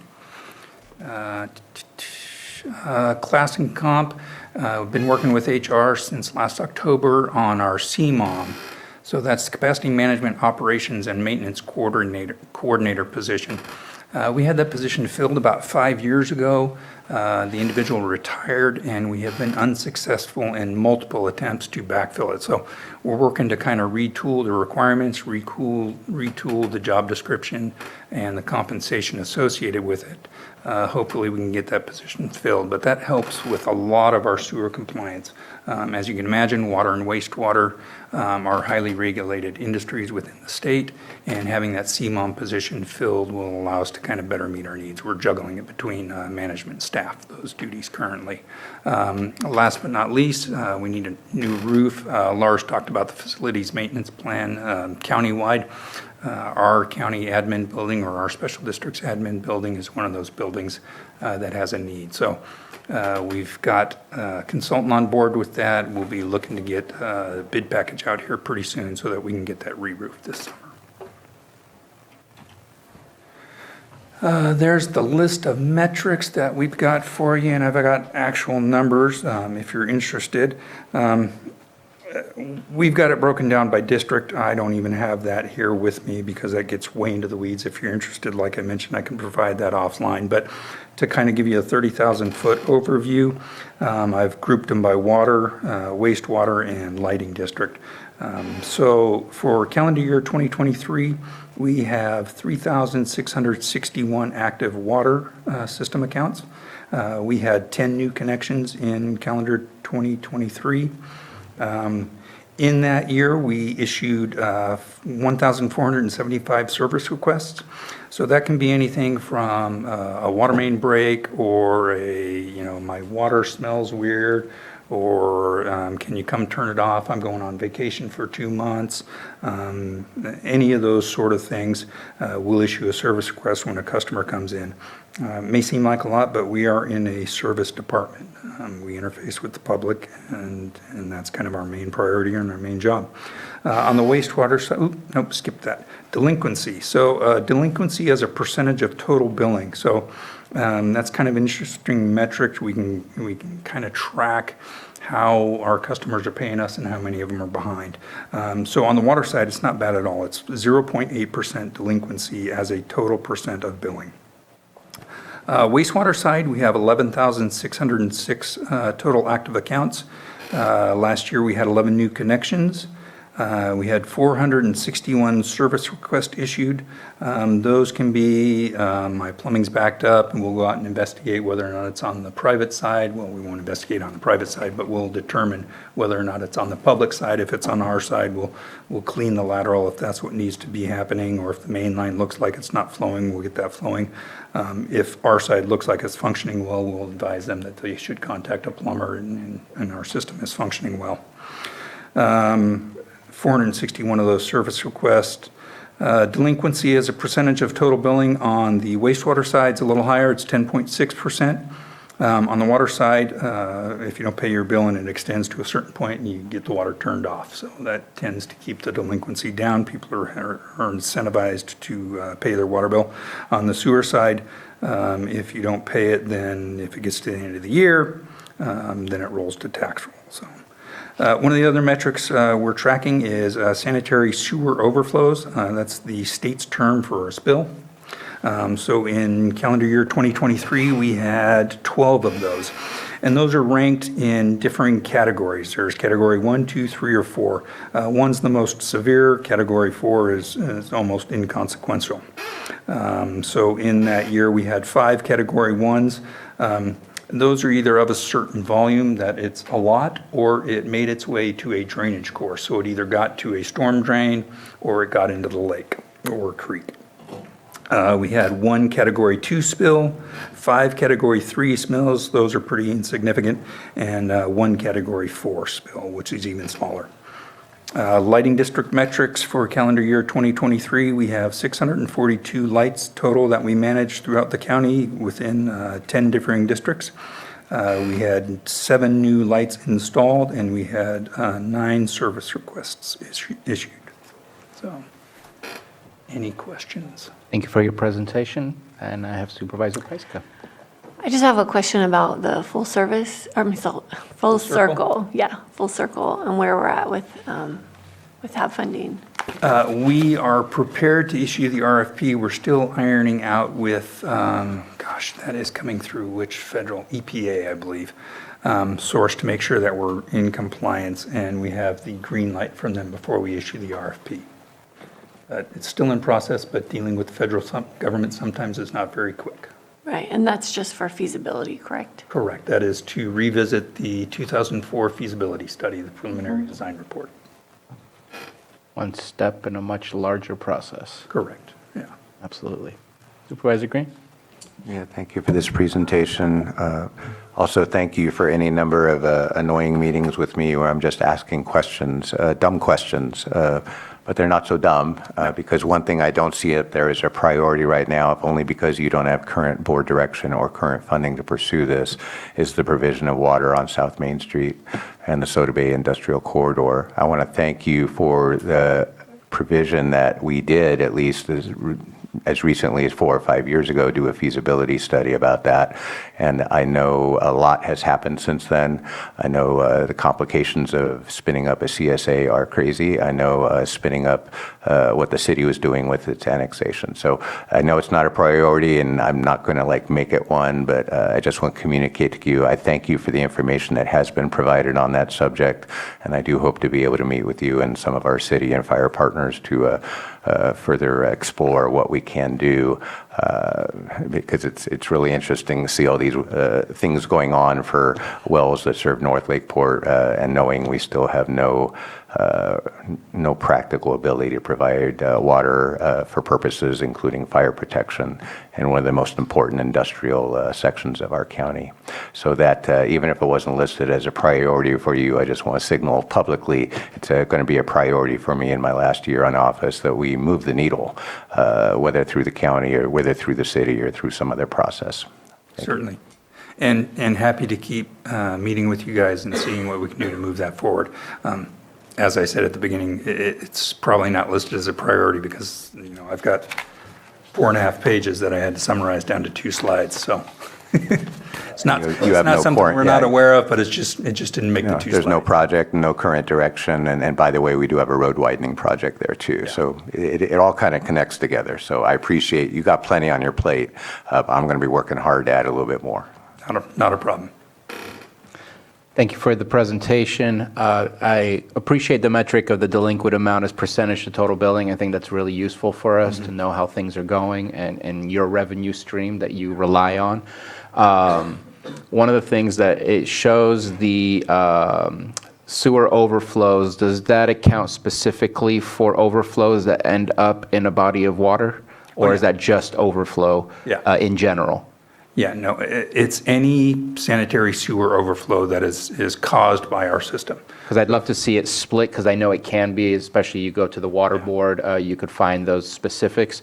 But I think understanding the impacts to our lake and our streams, if it does end up going in those bodies of water, that split would be important to know how many gallons of sewer has ended up going in there. Yeah, and that's the category 1 I mentioned. So a category 1 spill either enters a body of water or it's of sufficient volume that they classify it as a category 1. And so for the previous year, we had 5 of those. Gotcha. What was that? 5. 12 total, 5 category 1.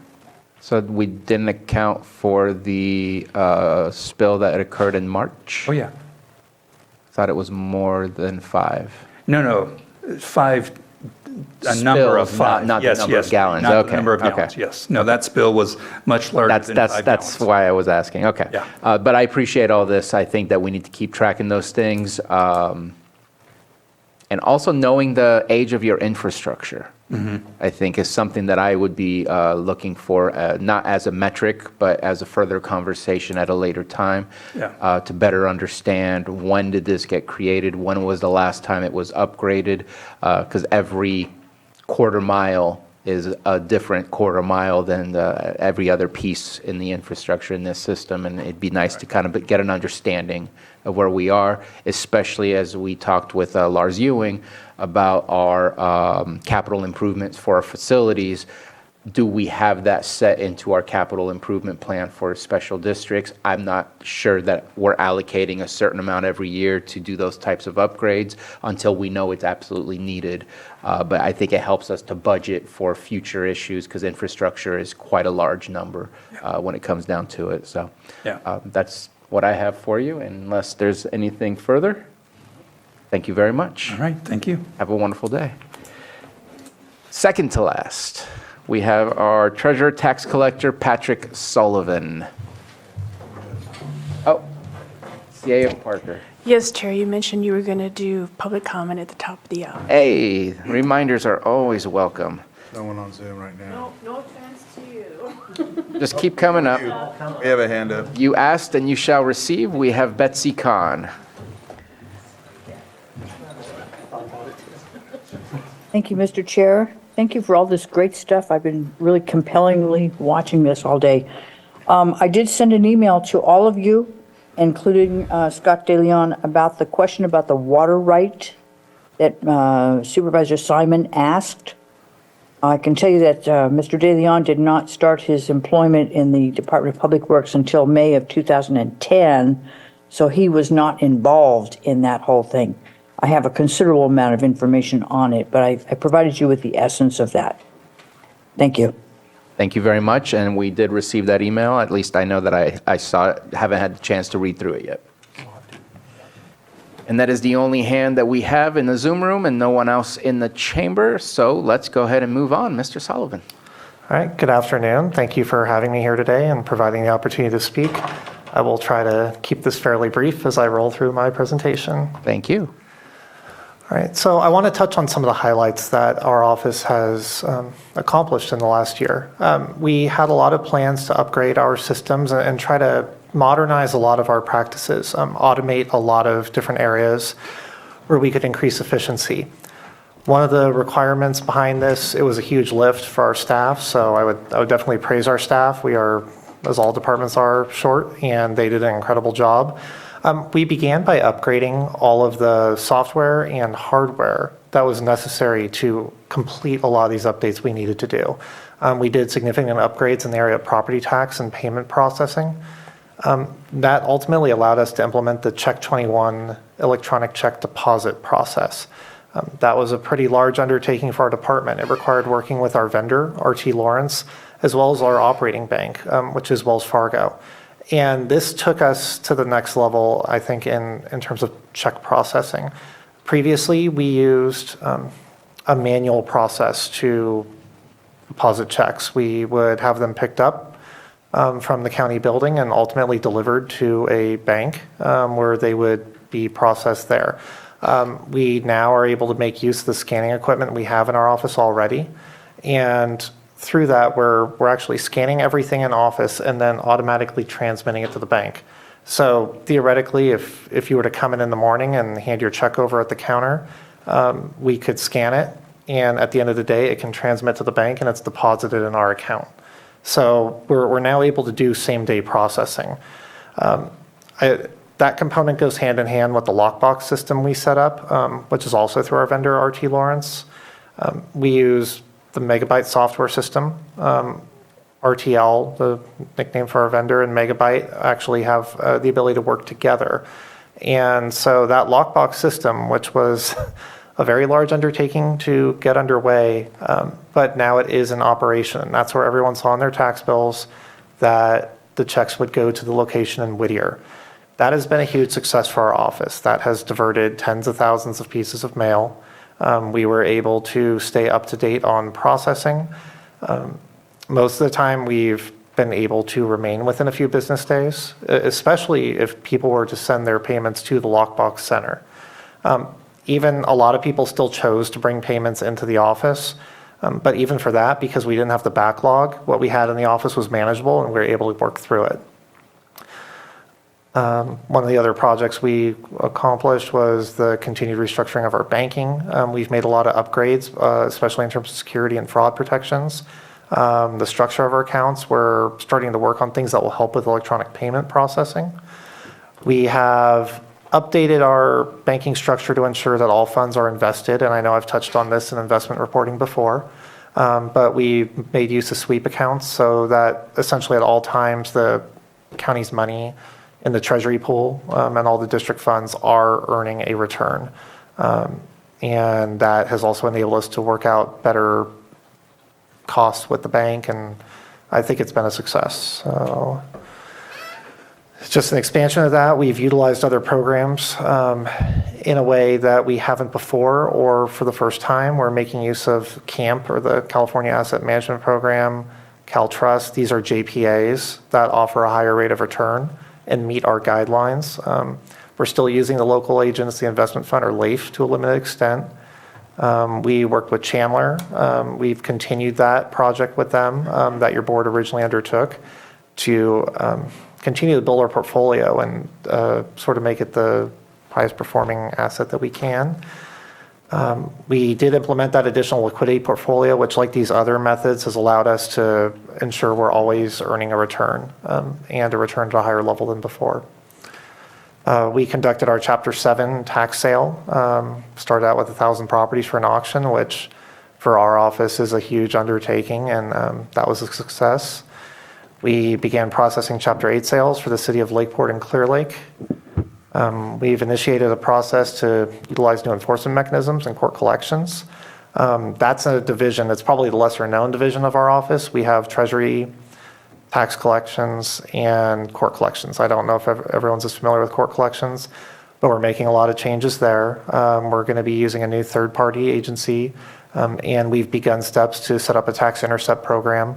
We'll be able to utilize that in unsecured tax collections as well.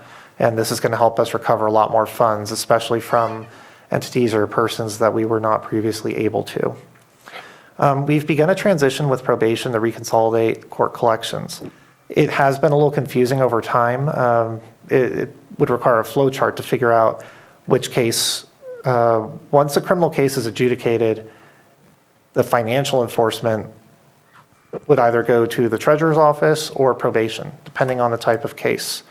So like a straight felony without probation might have come to us. If it was a felony with probation, it went to them. But in the end, we had to merge all of our reporting together. And there's also requirements about prioritization for payment plans. So after meeting with probation, they have a much smaller piece of the pie than we did. And so I think it just became easier working with them to consolidate it, which I believe it was quite a while ago, back into the treasurer's office, into our court collections division. It's simpler to have it in one place. It's actually easier for the defendants. There's no more coordinating which payment you need to make in their office, which payment you make in our office, and having all the data in one place, I hope, will help. We began taking on all new cases for court-ordered debt as of December 2023.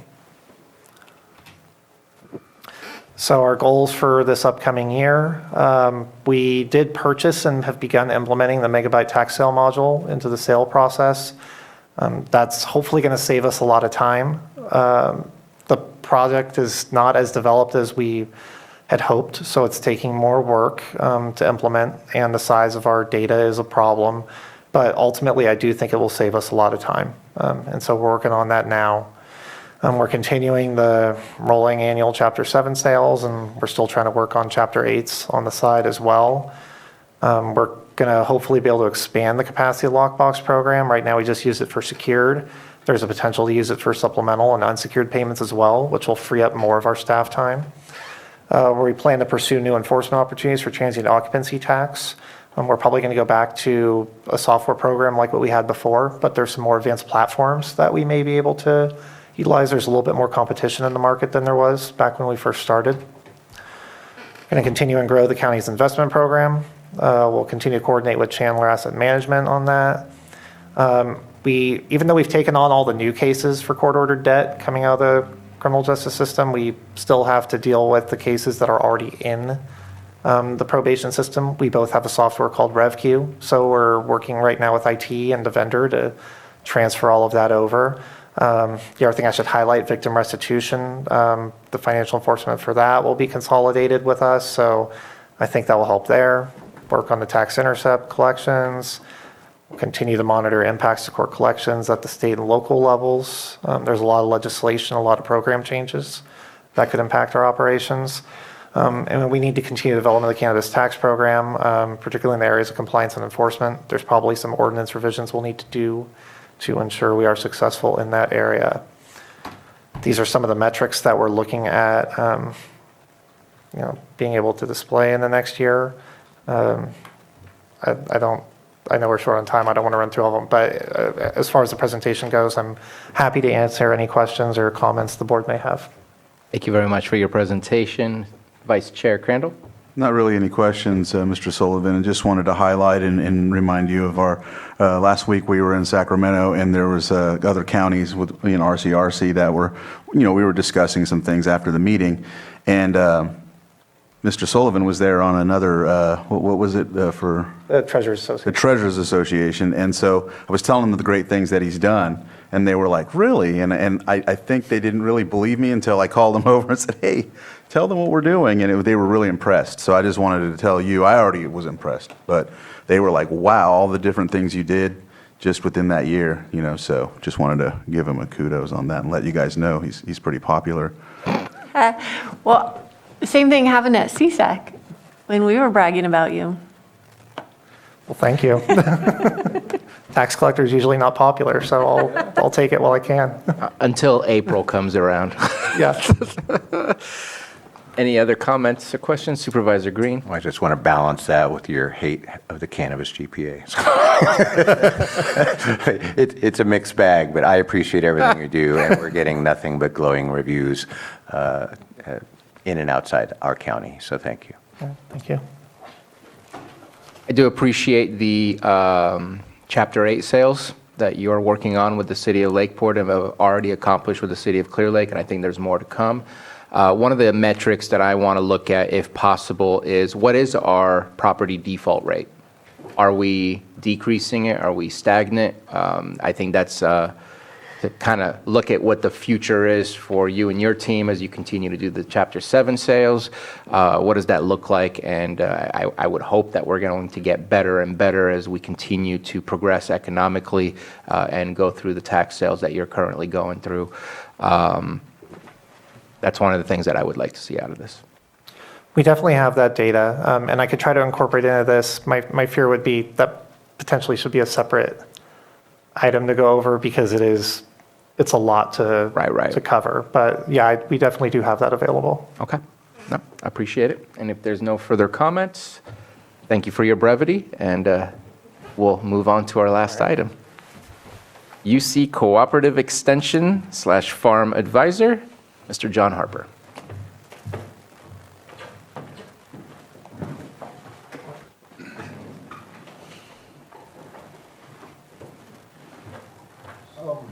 Good afternoon.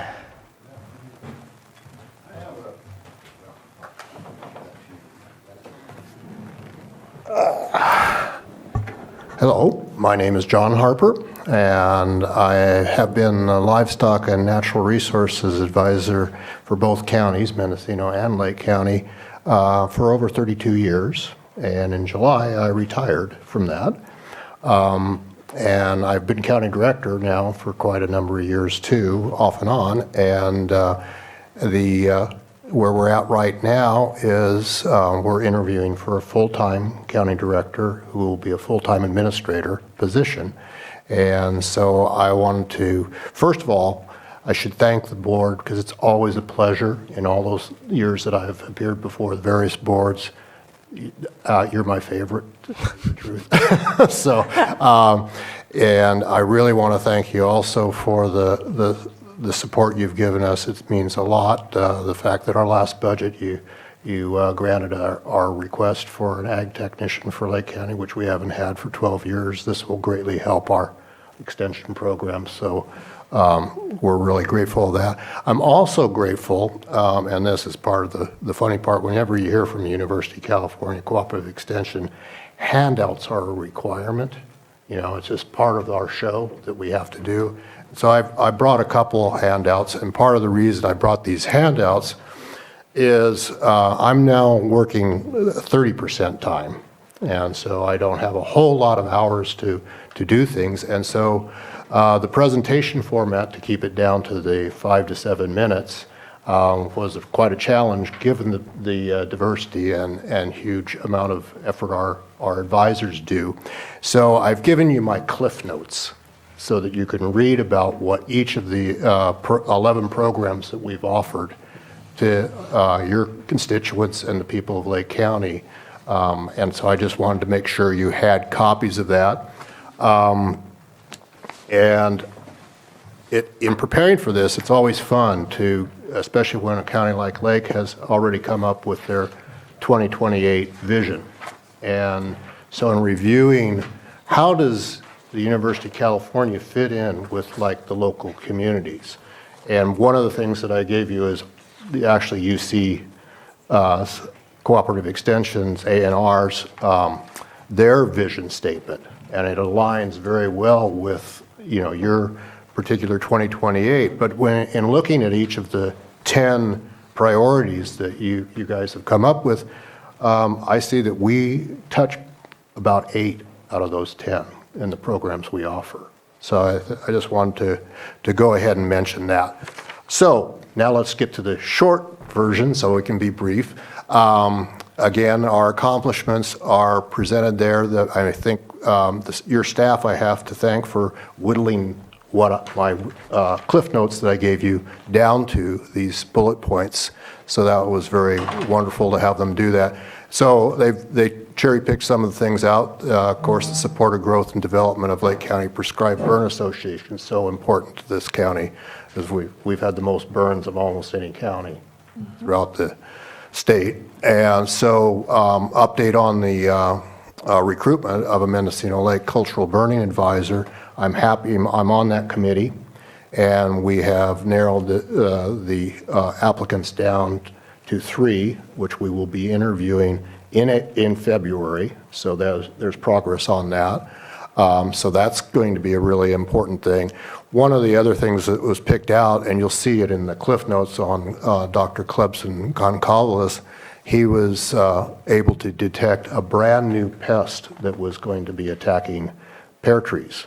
And the pear industry is still important to Lake County as well as Mendocino. And so they actually had collected samples and genetically had it identified back in Tennessee because they weren't able to do it. And it's a first kind of pest. So the fact that we were here, he was on the ground visiting farms. He found it, and now there's a chance to take corrective action. Of course, we network with all the pest control advisors, the private sector, who advise our farmers on treatments.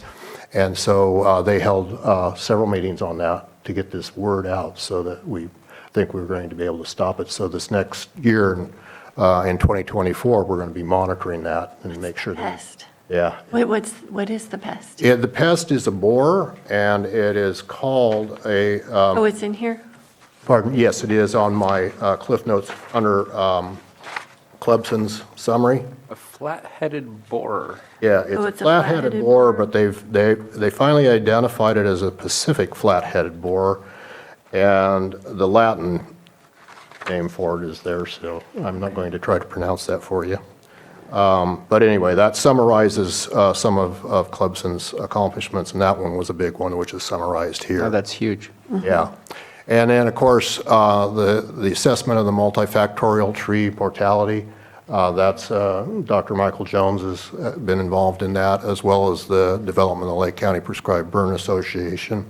All of our other programs that I've summarized on my Cliff Notes for you, essentially, we continue to conduct research, and we continue doing community outreach, both educational and to be here to answer questions. Again, like I've said before, this board, having us located here, you have the front door to the University of California. Mm-hmm. And now it's interesting because our current president of ANR, she has made connections with the non-land grant colleges or University of California. So we're building relationships with UC Santa Barbara, UC Los Angeles, UC, so we're expanding our programmatic capabilities and bringing more of that abilities to get information out on the ground, which has been our mission. Let's see, right arrow, right? So again, we're trying to promote more collaboration among our scientists, the tribal communities and decision makers, which are you, as well as members of the community. Along that line, the new person who we're hiring for the county directorship will be a full-time administrator. And this is going to be really important for you because as the position description's been written, the person will be actually spending much more time interacting with county government, okay? They're going to be required to split their time between Lake and Mendocino County. They will be much more active probably in department head meetings. They may be actually attending some of the county functions that you do, like CSAC and things of that nature. Again, strengthening our partnership so that we have more direct feedback to you. Unique to our position up here, because we have so many indigenous people, the university has decided that this person will have a strong component to do additional outreach, not just on, here, let us tell you what we think from the university, but to also listen to the indigenous people in the area to try to dovetail our program better and increase our communications with our tribal people. So that's an exciting part. Of course, we always have to talk about 4-H programs, and so this year we successfully hosted another 4-H camp. We had 54 participants, 15 teen staff, and 12 adult leaders. And that's just a very tip of the iceberg kind of thing. And our former program rep, Julie Fussell, retired December 24th, but now we have Jean Gouliard over here, and she's doing an excellent job. And we hope, upon one of my 2 goals also, is to not leave the livestock position or the 4-H position open. So what I've submitted 2 positions, and we're in the process right now for the livestock natural resources position and a full-time 4-H youth advisor. That youth advisor probably will focus in the STEM, the area, the scientific technology, I always get that wrong, engineering and mathematics. And so that's going to be something that we're really keeping our fingers crossed that we can bring those people back. I know that the livestock position, I'm almost sure that's going to be a slam dunk because the livestock industry is so important to these 2 rural counties, and the natural resources that those animals are on are much of what our counties are made up of, so that's going to be important. Let's see. So, points of emphasis, again, we're going to keep doing what we do well, and we're going to try to expand upon that. Dr. Laura Garza, who has her PhD from UC Davis, joined us on January 3rd. And so she is the water quality, quantity, and climate change advisor. I think I've spoken to you guys about before. And I am super, super excited about her. And I wish that Scott and Scott were still back here in the room, because I think that it would be important for her, them to connect with her, because she's really going to be heavily involved too in Mendocino County, because unlike Lake, they don't have like a water agency type of position over there in Mendocino County. And so part of what we sold the university on was this person being a policy person could help and assist the counties more directly through either grant writing projects or helping facilitate, because both counties have the same issues, where old deteriorating infrastructure, the need to improve our water quality. So Dr. Garza is going to be a much, much beneficial member of our extension team, and I think that Lake County has to get in there too and say we want to meet with her. So she's presently, like I said, she started January 3rd, so she's right now just out meeting people, getting tours. We're introducing her to the farm bureaus and to the different producers, but it's also important because she is a policy person too. So she is someone that we see the local government really looking for her support or advisement. You know, she will not be in a regulatory function at all ever, because that's something we don't do. But she will be supportive in the education and the science and the ability to maybe collaborate on beneficial grant or contract work that the counties might have. So it's another set of eyes for that. So that's the most exciting part. And then I guess I can end it here and just entertain any questions you might have. And again, I encourage you to read the Cliff Notes, because our advisors are very busy and they're doing some excellent work. They're all young. It's time for me to get out. And so this may be my last opportunity or next to last opportunity to be in front of this board. So I really appreciate all you've given us and hope that the next person that we get in, I should tell you, we had 11 people apply for the county director position, and we will be doing preliminary interviews this last week in January, and then mid-February we also will be doing final interviews. The final interviews for those positions will be available. There'll be a segment that the public or you could tune into via Zoom and watch and stuff. So I hope we got some good people for you to replace me. They're probably more qualified than I am. So again, any questions?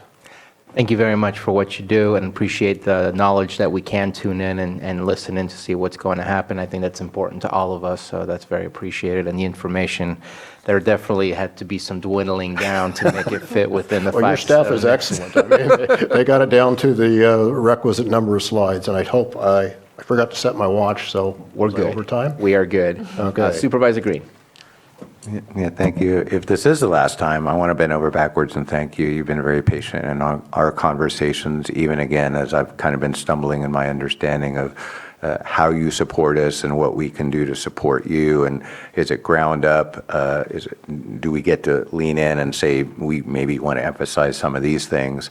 But to the extent I was able to drill down in here, I do see Mr. Chen's name come up. He definitely has been active in addressing some frost issues with some of our local grape growers. Super excited to see the climate change person come in there. Guess what? This is very core to our county. And so I'm just very excited. I want to express my gratitude for the University of California and the Cooperative Extension and their long legacy of providing support, even though I'm a little mystified about how your programs filter up and how they get funded and how we are going to be able to interface with the new director and the various programs under his or her domain, because there's a lot going on here, and I think it's a good combination of pure and applied science that if I were a science wonk, I'd want to come to Lake County just because it has so much going on here. And we are going to rely heavily on your subject matter expertise. We are going to hopefully explore some avenues that haven't been explored before. You and I talked about, are there more frost-resistant varieties of grapes and other crops that could be examined? You know, because even if we had best available technology for the last 30 years involving groundwater pumping, that may not be sustainable moving forward. So I know the hitch thing has kind of moved us front and center in that, but it's not really new to the UC Cooperative Extension. You've always faced various problems the growers are facing, and it's been your charge to help them. And you have a much wider palette now of issues before you than you may have had 100 years ago. So if we can be supportive, please let us know. And if you need us to get out of the way from time to time, please let us know that as well. Well, and I encourage you with this new county director, when that person gets in the position, that you do work with them, because again, they want more feedback from you guys too. You know, historically, we're a cheap deal. We're a cheap date, I guess, is what I would say. You know, all of the salaries, all the benefits are paid by the University of California for the advisors who are here. Give you a little brief history if I have the time. Basically, farm bureaus had to be organized in each of the counties before they would put a farm advisor in the county. So that's why we always have such a close connection to the Farm Bureau, because the University of California made it a requirement. You have to organize those farmers first and ranchers. And so that was part of the deal. But then it's a cooperative agreement. Part of our salaries and benefits come from federal dollars, USDA, and it's passed through. And this dates back to the days of Lincoln that basically created this system in the land-grant college system. We're part of what's called the Smith-Lever Act, and that's what put advisors out into the counties. And in other states, they call them county agents, county extension agents and stuff. But that's kind of how it all transpired. And what does the county do? You provide us with a place to operate out of. You provide our travel. You provide a budget that helps us with support staff. And that's the support we get from the county. And so when we used to run the numbers for people, it varies between about anywhere from a 7 to 1 return on your investment to up to an 11 to 1 type for if you matched our salaries for us being here. So, and all of our people they're dedicated. Many of advisors share this philosophy of we're kind of missionaries, science missionaries. And so we're here to help the people and the community. And you'll see that our mission statement for all of UCA&R is basically that, and that's what we're here for. So we're grateful because we get state money. So part of our money does come from the state of California too, and why we've been able to grow back our program was because of Senator Laird's contribution to getting these positions funded. And so I'm very happy that we were able to get a good portion of them here in Lake County. So, Absolutely. Supervisor Pyska. Well, I've so appreciated you over these years, and I wish you well on your retirement. We're really looking forward to the next director and all the big work that we have ahead of us. We've done a lot, as you mentioned, with the tree mortality and so many other of the projects that are mentioned in your Cliff Notes. So anyway, I just want to thank you. thank you. It's always fun. Thank you very much. Let's not make this the last time. Let's make sure we give you a proper farewell if today is going to be the last time. I don't think it will be, because I do owe the new coming in county director a little bit of background, and I'd like to be able to introduce him or her Perfect. to this board. So that will be another opportunity to come before you again. Because like I said, you guys are fun to come before and talk about our programs. And I appreciate your availability. I know that I have underutilized the extension, but I know some of my colleagues have not. They've definitely utilized it to their advantage when needed, but that's what you guys are there for.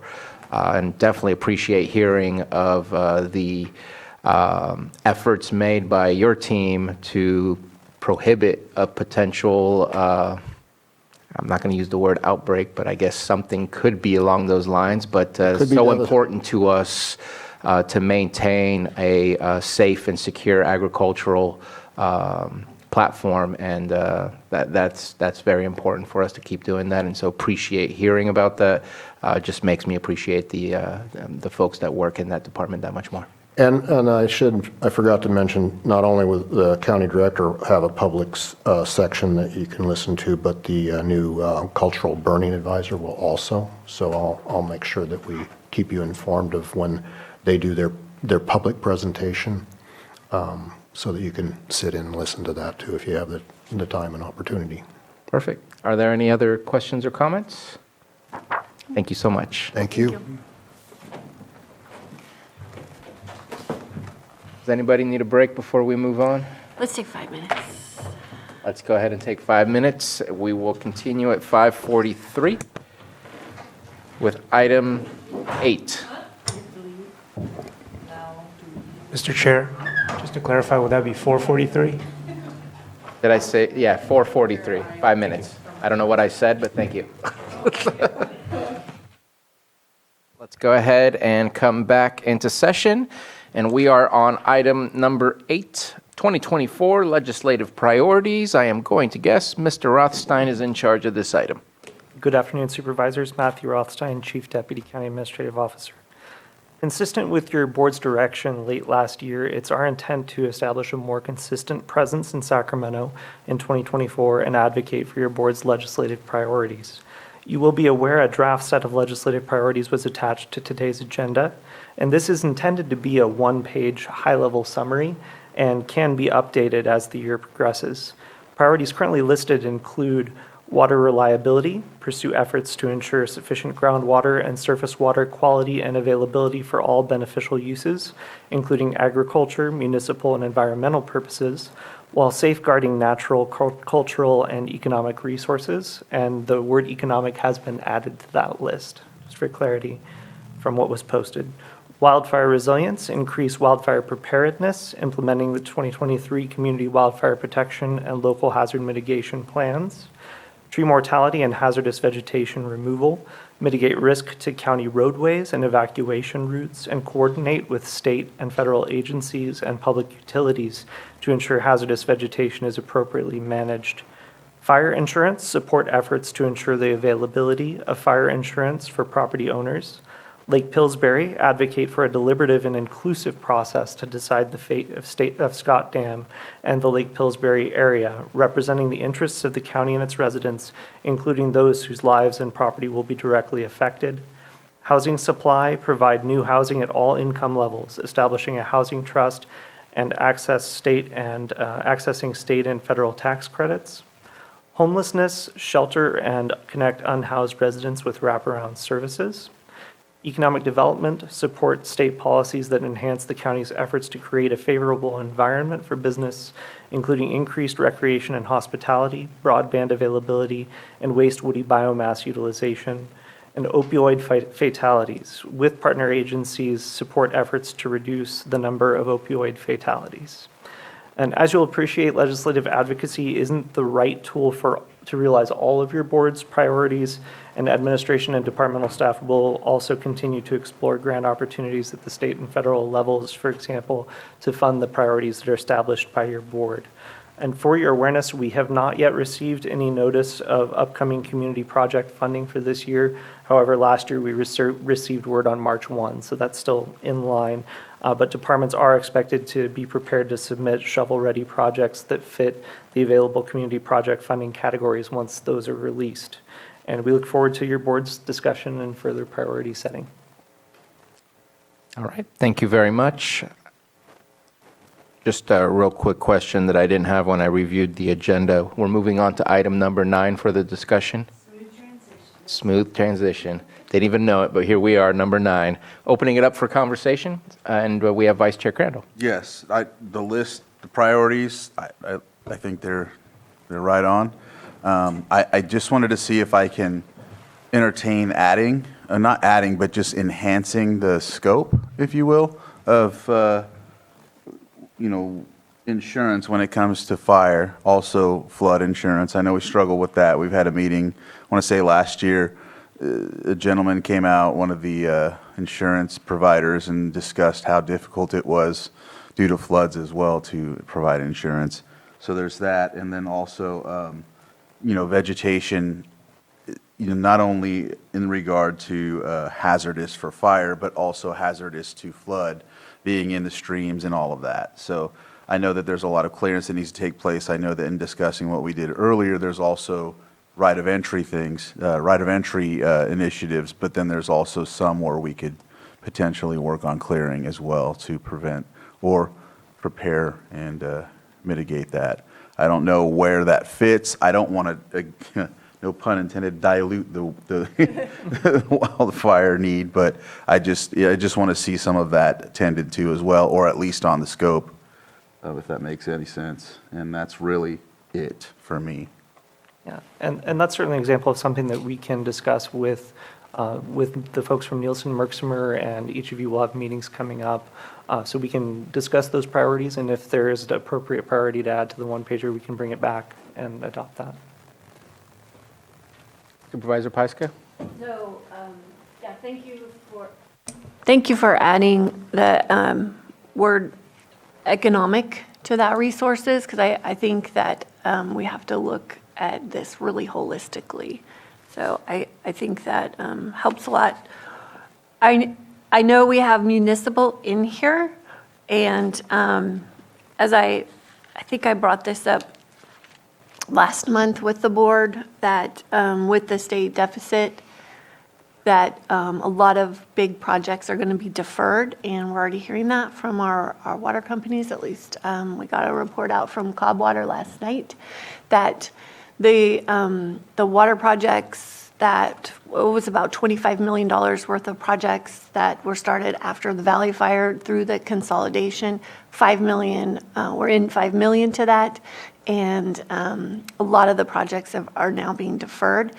And we were asked by RCRC in early December if there were priorities that they needed to advocate for, and I think this is one of them. I think we need to find out from our other water purveyors what type of infrastructure projects are being deferred. And I think the word municipal in there gives us enough flexibility, but I don't know if we want to add the word infrastructure to tighten it a little. Or not tighten it, add more flexibility. We could, I think, with all beneficial uses, that's probably enough latitude for the purposes of our lobbyists. But we'll certainly want to highlight those needs that you just raised. Okay. Supervisor Green? Yeah, thank you.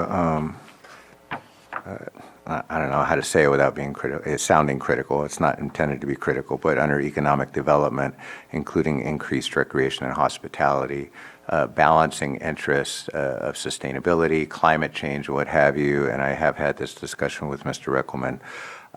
Definitely it's important to our economy, but hospitality industries and recreation don't necessarily lend themselves always to stability and sustainability.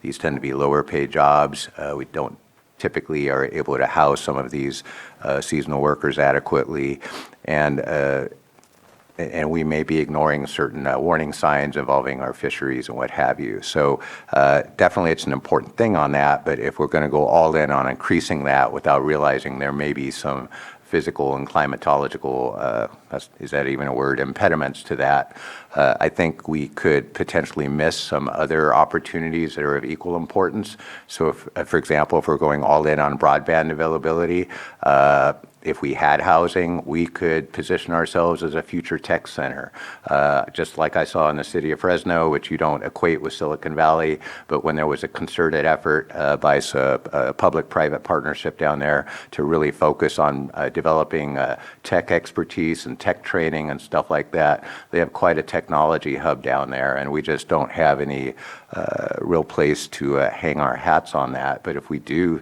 successfully get broadband in here, then why would we not take that same young up-and-coming tech generation and position ourselves as having not just really good broadband, but also really good quality of life, really good housing options, and what have you. So I know recreation and hospitality represents kind of the low-hanging fruit and has traditionally been an area of emphasis. But I have a manufacturing project that's taking shape in my district. I'm very excited about that. I think light manufacturing, not just in terms of biomass, but light manufacturing in general. So I guess if we're going to hit economic growth, let's make sure we hit all the sectors and not just focus on things like rec and hospitality to the exclusion of others. Thank you for your comments. Supervisor Pyska? Yeah, I don't think that those are to the exclusion of others. I think they've been identified in our strategic plan, and it's really how, recreation is how you build community, and you have to have those assets for people to want to live here. So that's the expansion of trails and parks. It's not just for visitors. That's how you enhance our community. So I am okay with the focus on both of those. The hospitality is the biggest block for our growth in tourism. So What if it said including but not limited to increased recreation and hospitality? That way, it stays with what's on the current process that we've already began with economic development, but it also does not limit in the sense of anything else that could be economic development. Sure. I mean, it could stand as is, and you could probably take that implied. I just, if we're going to explicitly call out certain industrial business sectors, this is great. I would call out others, and maybe we can defer that conversation later. But to me, it has been the absence of the word manufacturing and the absence of the word technology is notable to me, because those are very important economic factors in many of our other communities, and they are a focus of economic development in many of our other communities. So I want to make sure we're not ignoring those. Appreciate the comments. Vice Chair Crandall? I don't think in looking after, kind of going through this, after looking at the list and what I wanted to add, water reliability can actually, what I was talking about with flood,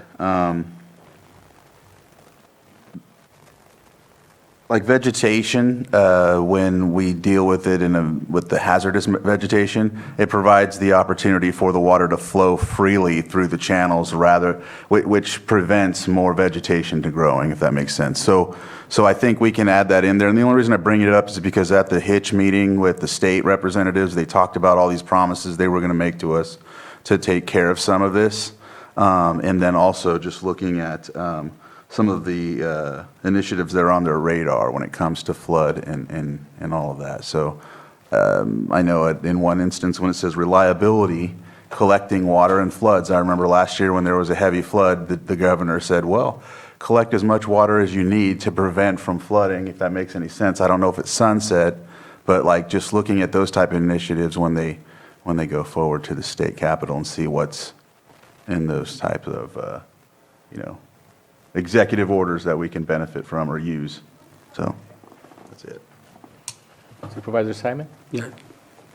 Overall, I think it's pretty encompassing as we move forward. I'm just happy the county is finally taking the step forward with the lobbyists to be over there in Sacramento. I think the most important thing, looking at economic development, is who we're talking to in the governor's staff. Lieutenant Governor, I think, sets on the economic development stuff for California, if I'm not wrong. And those are the relationships Lake County needs to build, looking at the long-term success of this. So could probably pick through a lot of things, but really just I'm happy about, I think we're scheduled for Friday for a conversation, just to talk directly about it.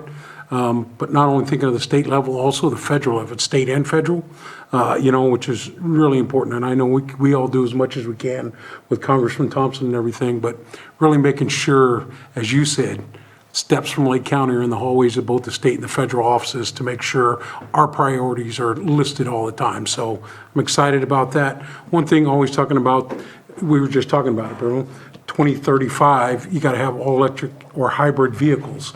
We really got to look as a county where we're going to position ourselves, right in between 101 and I-5. We want to make this place a hub. Hey, you got to get off and pull. You just don't pull over at Harris Ranch and charge your Tesla. Come to Lake County, look at the beautiful views, get here. We want to bring it through all of the economic development opportunities, like you said, in hospitality ways. We're going to do that. So long-term strategies, I'm just excited for that. But I really want to talk about that electrical infrastructure. I don't know how many charging stations we have in Lake County now, but not many. And it's going to affect all of our residents, as we heard from the Department of Social Services. 31,000 people, are on fixed incomes and other things. How are they going to get those vehicles? How are they going to get the chargers for their homes? And those types of things. So I want to make sure we don't miss out on that as we're moving forward. But excited about it. I'll have a bunch more on the priorities. But this is how everybody gets what they need. I'll guarantee Sonoma, guarantee Napa, they got their lobbyists. So I'm happy that we're moving in this direction because it's a powerful tool for Lake County for you guys.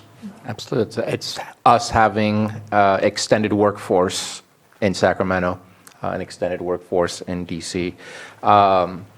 Appreciate this coming to us. I know there was a quick turnaround in order to get this on the agenda today already as is.